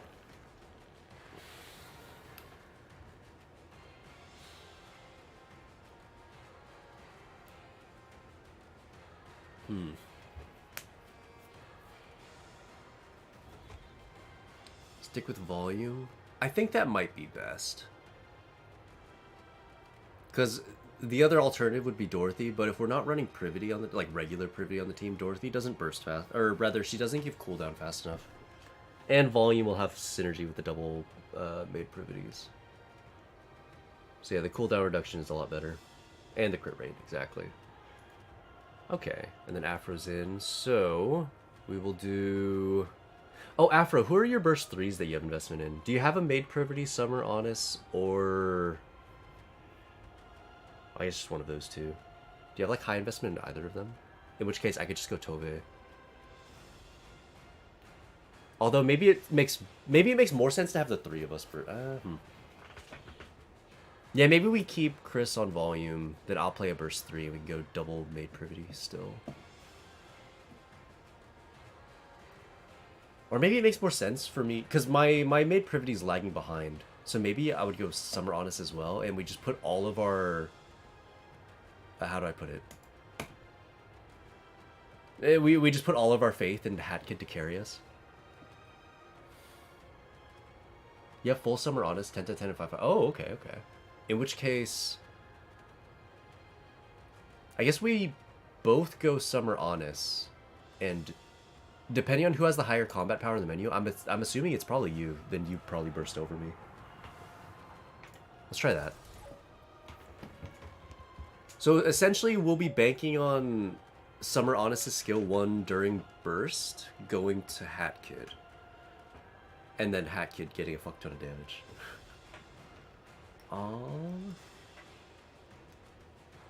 Let's see. A couple of good rolls in the stack here. I remember my Summer Honest had good rolls, but I don't remember exactly which ones I got. Quick, hit accept. Hit accept. Hit accept. Oh my god, no. Wait, we have to cancel. We have to cancel. So, oh, okay, no, we got it. We're good, we're good. We're fine. Okay, so... That's my Summer Honest here. Oh, we're about the same. You're slightly higher. Okay, so you burst. Actually, I wonder. I like this. I'm down. I'm down. Let's do it. This works as well. I haven't seen Neve in a bit.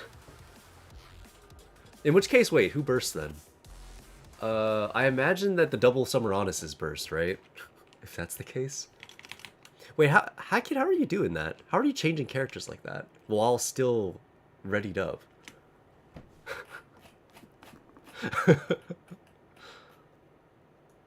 Actually, what is her burst? I remember I looked this up last time. Oh, it's crit rate and hit rate. Ah. Hey, Michi, what's up? What's up? Hopefully you're having a wonderful day, of course. Hello, hello. Got distracted by someone else. No, you're good, you're good. Wait, how did you manage to... Because without unreadying, you've changed characters. Unless it's more that the game, when you unready, doesn't update immediately. That actually probably is what it is, but... Wait, I guess whichever one of us... Okay, so Maid Privity bursts first, and then Afro bursts. Because Afro should do more damage than me. Probably. I only say probably because I have the one extra core. So I don't know which one's more valuable. I assume that the combat power will do a good job of guesstimating that. But I know combat power also takes things like boots into account.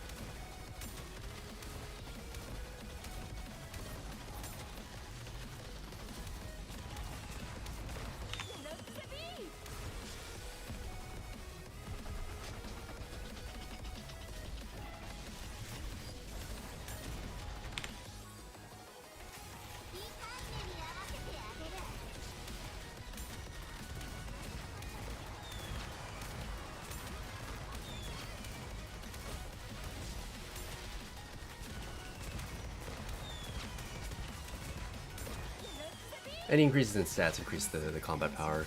Yeah. I imagine combat power does make a bit of a difference when it comes to co-op as well, huh? Wonder if that means investing in the boots just purely for co-op makes sense. Assuming that, again, combat power does make that big difference. I feel like it... I don't know. I've seen people run like mirror comps, if that makes any sense, where we run the same character, but then the only difference is that one of us has like invested boots. It doesn't seem to make a difference, even though the person like in-game's 2000 combat power above. There must be some like limit to that. Or it could have just been like, you know, luck of the draw or something. I don't actually know. It does feel like there is a bit of scaling though. I just wonder when that scaling stops. Like when you hit, I don't know, 17,000 combat power, 18,000 combat power. Around there, it must stop scaling. Or shadow scaling you, I guess. Shadow debuffing.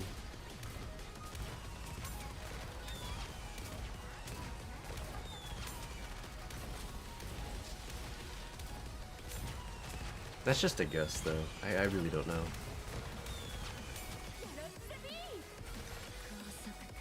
Okay, we're getting a lot more damage this time. So maybe the double Summer Honest to buff the Maid Privity is the way to go.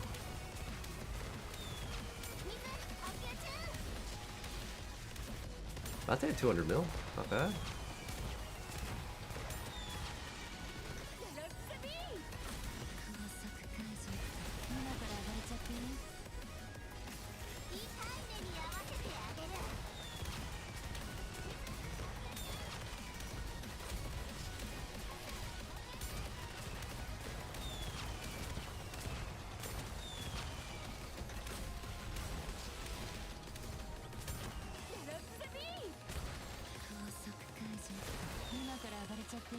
Get that burst damage at the last second. Yeah.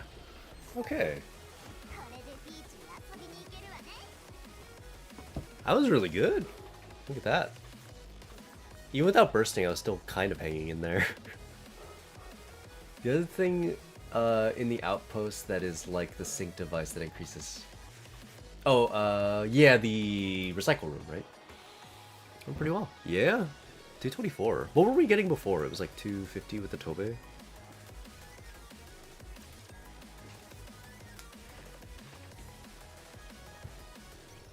It's pretty solid. Can I get a run? Yeah, I'm down to cycle people.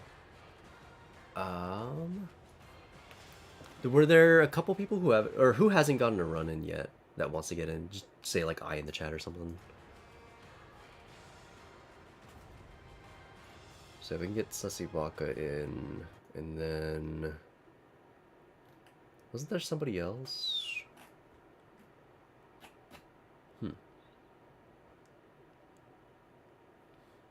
Doom boy, what's up? What's up? Hopefully you're having a great day.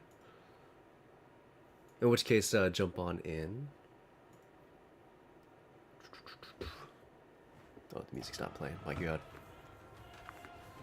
Hey, Hatkid Kun, what's up? What's up? Did you always have the Kun in your name? I actually don't remember that part. Is that weird that I don't remember? Thanks for those. Yo, thanks for the carries. I appreciate it. Next time my maid privity will be up there with yours. 100%. I'm actually kind of surprised at how low mine was. But it's okay. It woke it opened my eyes to the possibilities.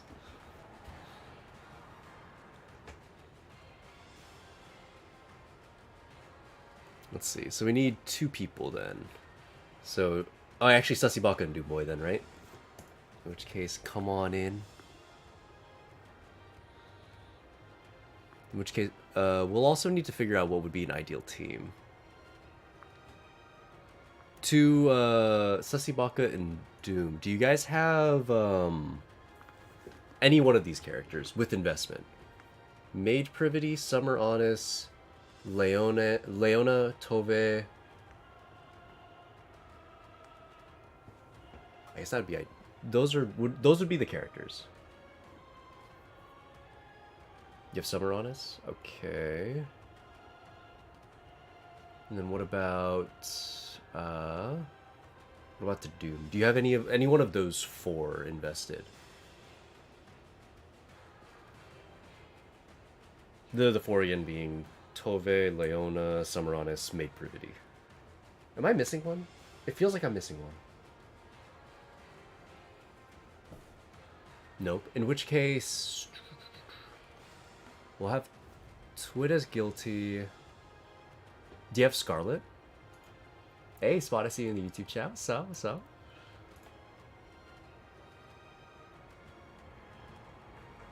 Volume. We could do volume. I was thinking Tove for the... because Tove's so good in this co-op.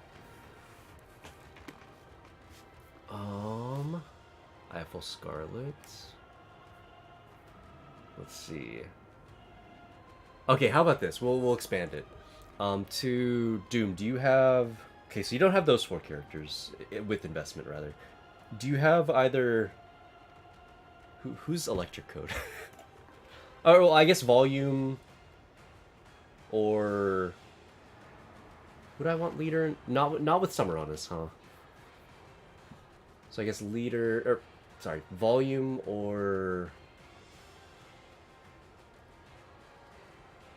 I guess just Volume. I was thinking how that would work out. For the attack speed. Yeah, the attack speed would be nice. Or maybe... OG Privity, how about her? Let me think. Because that would work really well with Summer Honest. We can try it, honestly. I'll go Tove, you go OG Privity. I don't know how badly Privity is going to bend over Tove. It's probably going to be pretty bad, but I'm really excited. I kind of want to try it. Because you do get the fast reload. Is it worth potentially dropping stacks? I want to see. Yeah, because the OG Privity would buff Summer Honest quite a bit. And given that, I think we're gonna run double Summer Honest. We're gonna do double Summer Honest, Guilty, OG Privity, and then Tove. It'll be interesting. Who should I use? Privity, right? OG Privity.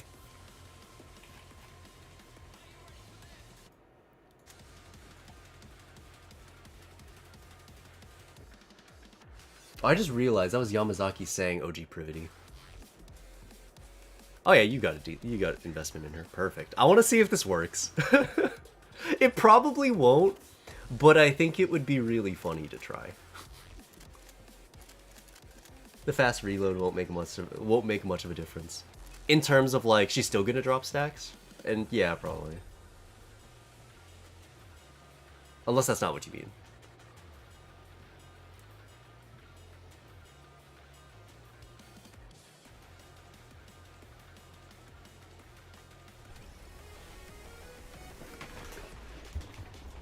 I'm genuinely very curious to see how badly Privity and Tove run.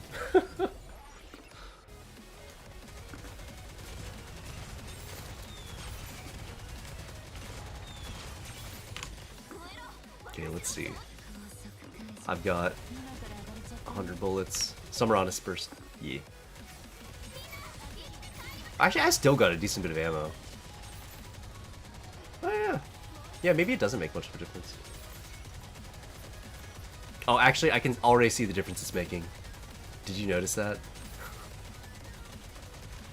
Summer Honest isn't shooting one bullet burst, I just realized. Other Summer Honest, go. Go! Let's see. Oh no, it is one bullet burst. Okay, it's fine. That's fine.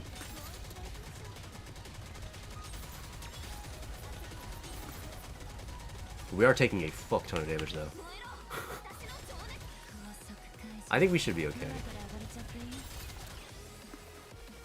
We just need to kill these things fast. Okay, perfect. Okay, Guilty's alive. We're fine. We're fine. We're fine. Did use Maid Privity? I think I'm the only one in this party that has Maid Privity. Or that has, well, has made Privity with, like, heavy investment. Because Hat Kid was the one that was using it earlier. And while I can use Maid Privity...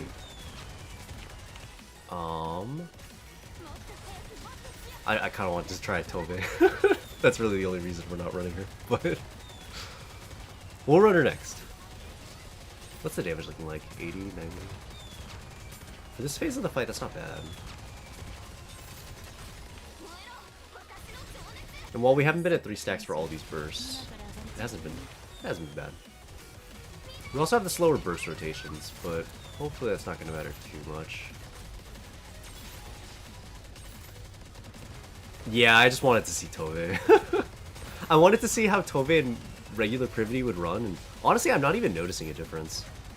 Like, it doesn't really feel like my Tove is getting, like, absolutely butt-fucked by Privity being on the team. Which is what I thought would be the case. I thought for sure you'd feel it, like, immediately. But nah. That's pretty okay. Like, it probably is making some kind of a difference. It's just, when it cuts my ammo, it's not cutting it by so much that, like, I'm immediately... Oh, actually, I did notice it there. To be fair, I didn't go to 120 bullets or something. I stayed at, like, 80 after the reload. I've had to reload, what, twice in the fight? 3 times?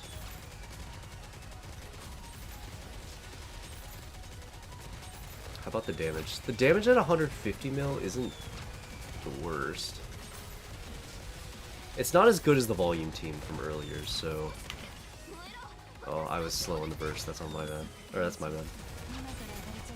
I looked up at the damage. I wasn't looking at the burst rotation. I should have just been spamming one. There really was no reason for me not to.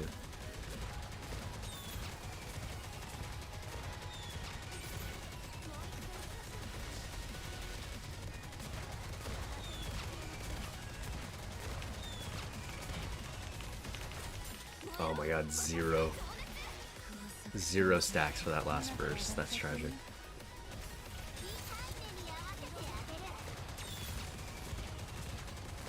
180, 182, 183, 184, 185. Okay. Yeah, we did get fucked on one of those burst rotations. 80 million damage? Not bad. Or 85.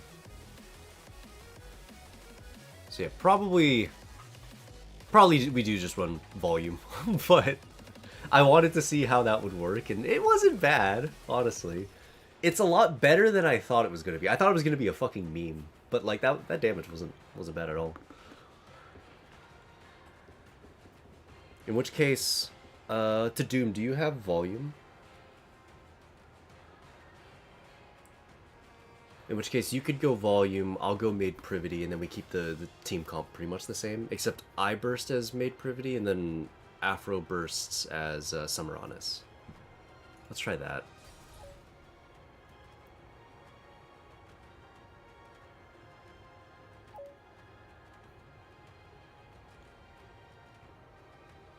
Oh, it was way better than I was expecting.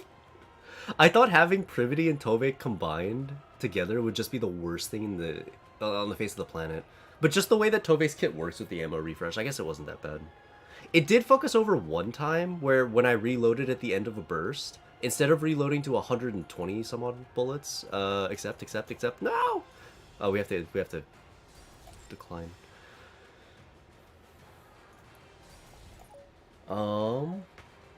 What was I saying? I got distracted. Yeah, I can't remember. Oh, right. I reloaded as Tove at the end of a burst, and instead of going back up to max ammo, I went down to 80. Sorry, I had to take my dog out. No, you're fine. Don't worry about it. We're good. So this should ideally work pretty well. So, Made Privity and Summer Honest Burst should be in that order, I think. Well, I don't know. Actually, Afro Ninja King has much higher combat. Afro, you burst actually first. You burst, then I burst.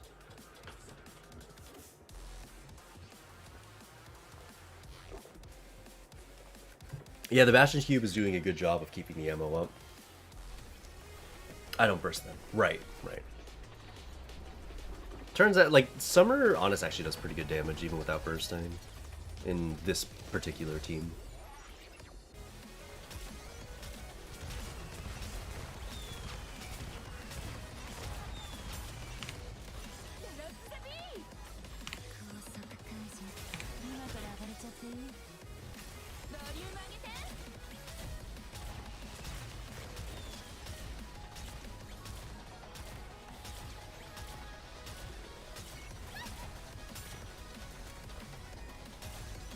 Am I an idiot? I just...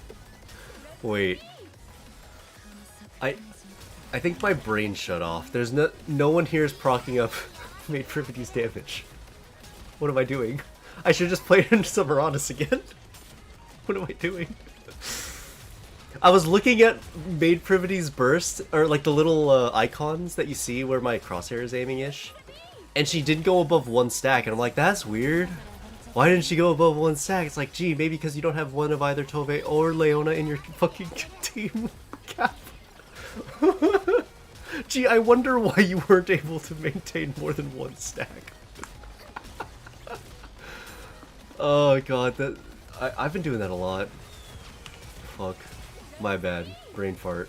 There's no reason for Made Privity to be on this team right now.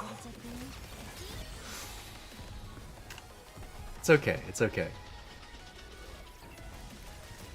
I was paying too much attention to Made Privity being sick that I wasn't thinking why Made Privity sick. You know? Oh, that's so sad. I'm getting 1 stack of skill 2. It happens.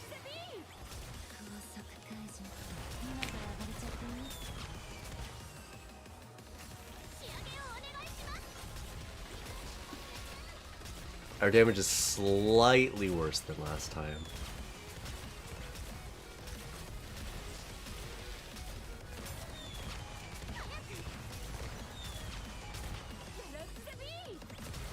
Now that I think about it, we had a whole bunch of runs earlier where Made Privity didn't have anyone procking up her. Oh my god. I'm just an idiot. Why am I so dumb? Why does this happen to me? I swear I know how to play this game quite well, actually. It's just, dude, I have all these brain farts whenever it comes to co-op team comps. Because in my brain, I would never run Maid Privity on her own like this. Like, obviously, I know that her damage is being procced up a little bit by Summer Honest, or by both Summer Honests, but I guess I never think about that restriction. Like, oh, Maid Privity needs these characters to be good. Because when I put Maid Privity on a team, I just understand, like, you're just gonna run her with these characters. You never run her on her own. But when I play co-op, I'm not thinking about that stuff. Funnily enough, our damage is still gonna be okay, even with me having this gargantuan brain fart, of course. But yeah, that's on me. My bad, guys.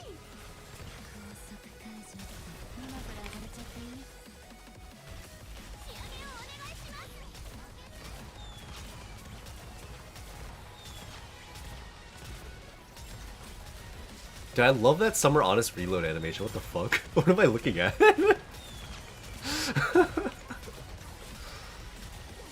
Because if you've ever played Summer Honest with the one bullet burst, you know that that's not what it looks like. But in co-op, she's like doing this ultra fast reload where she's just jiggling in place.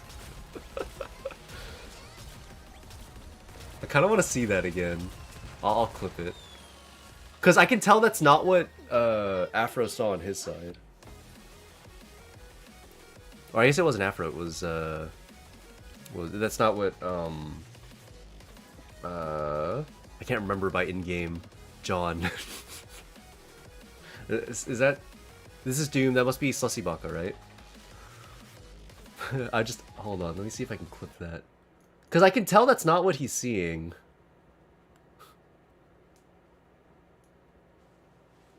Where's, I want to see the vibrating Summer Honest.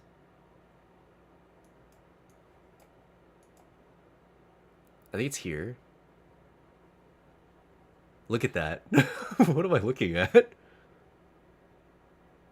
I don't think that that's actually what we're seeing. Or what they're seeing. It just looks so funny. Did you actually see that? You didn't see that reload animation on your side of things, right? You just saw her shooting one bullet, right? Not like her fired and then go... like fucking...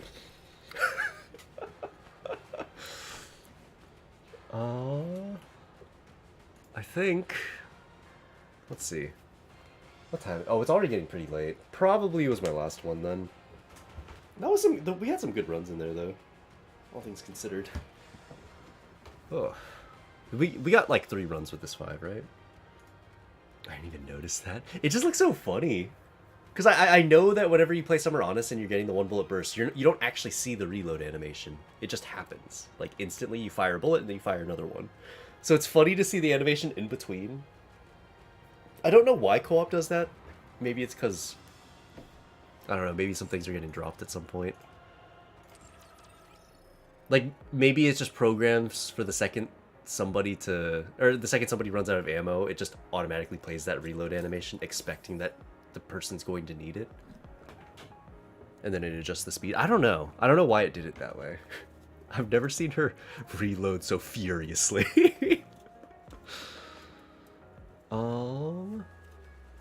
Didn't even check the rankings? Oh, we can check it out.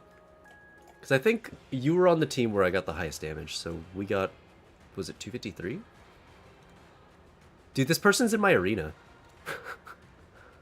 What the heck? Dude, he's everywhere. He's all over the solo raid tops. He's all over solo raid. He's always at like top 5, top 6 slot. And now he's over here too. I can't escape my arena. Here, let me show you. He's over here. Top 1%. Yeah, pretty good. Oh, somebody knocked him out of top 3. I'm sure that's not gonna last for very long. I'm over here. I'm just chilling at 6. Nobody wants the 6 slot, which I think is fun. Because all of this person, this Aflo person, as you can tell, they really wanted my 6th place slot for the extra gems. But I think they realized they don't need to fight for 6th place. They could just fight for top 3 instead. But these people don't like when they get poked at.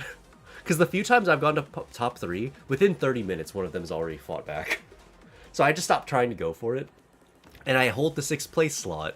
Because, you know, if people want to, you know, get up to this space, well, they're trying to get up here. They're not trying to stay here. And I'm okay with just staying here. Like, I'll take my 2,700 gems every 2 weeks. Thank you very much. But these people are like, they're vicious, man. They're vicious. Oh yeah, but what I was saying is this person, usually they're at like top 1 or 2. Let's see. What's Challenge Arena? They haven't come out with it yet. I think they realized. So the original goal was they were going to do Rookie Arena and then roll out Special Arena right after. And then from there, once they got a good idea of how they wanted to set it up, they'd do a Champions Arena.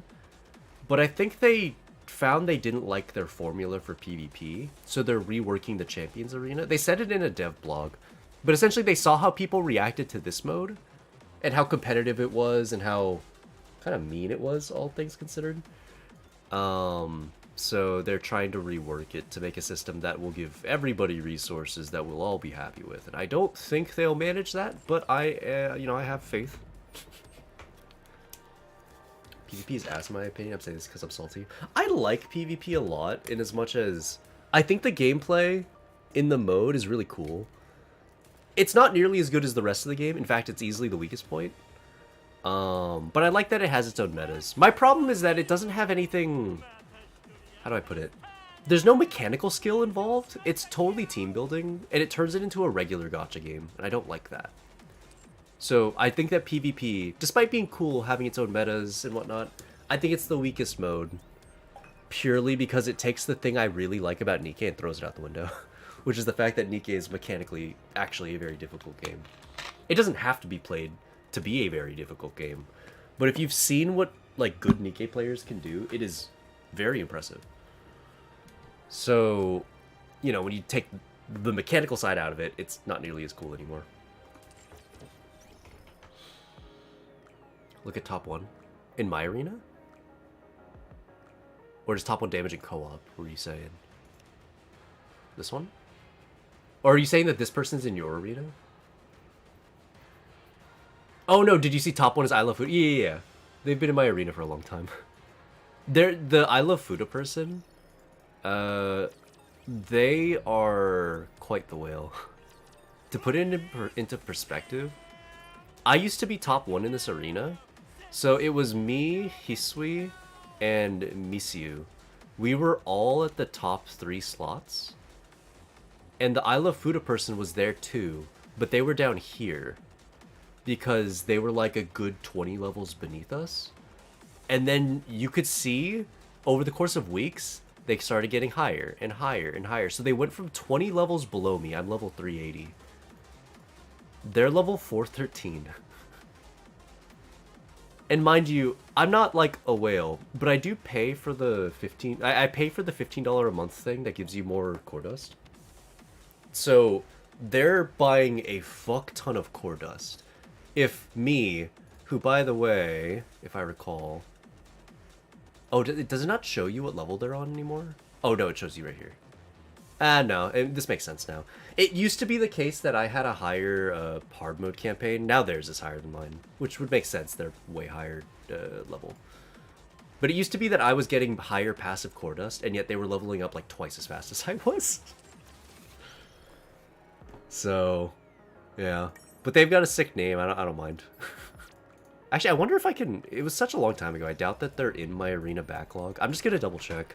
Because they were the person that poked at me like 400 times before beating me once. Nah, I can't go back that far. If I could go back like 180 days or something, the I Love Fuda person, back when they were lower, when they had a much lower level, this is the person that poked at me like 15 times in the same day. Where I looked at this battle records and I was like, what the fuck? Imagine it was like this, but unlike this where it says like 13 days, 13 days, 12 days, 12 days.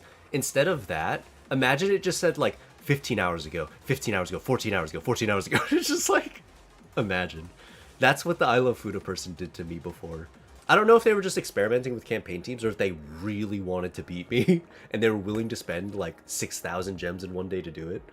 but they did it. I mean, you know, fair enough.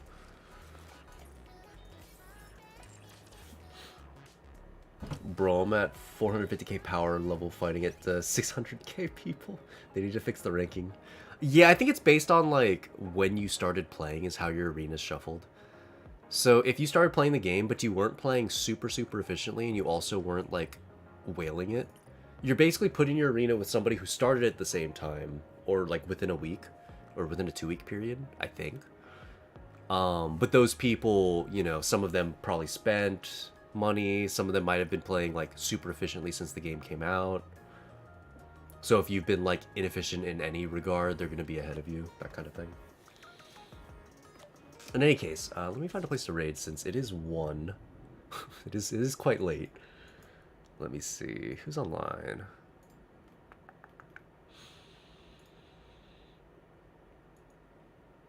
There you go, Chalk streaming.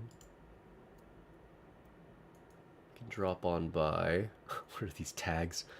NTR, ugly bastard, Nakadashi, mind break. Okay, yeah, sick.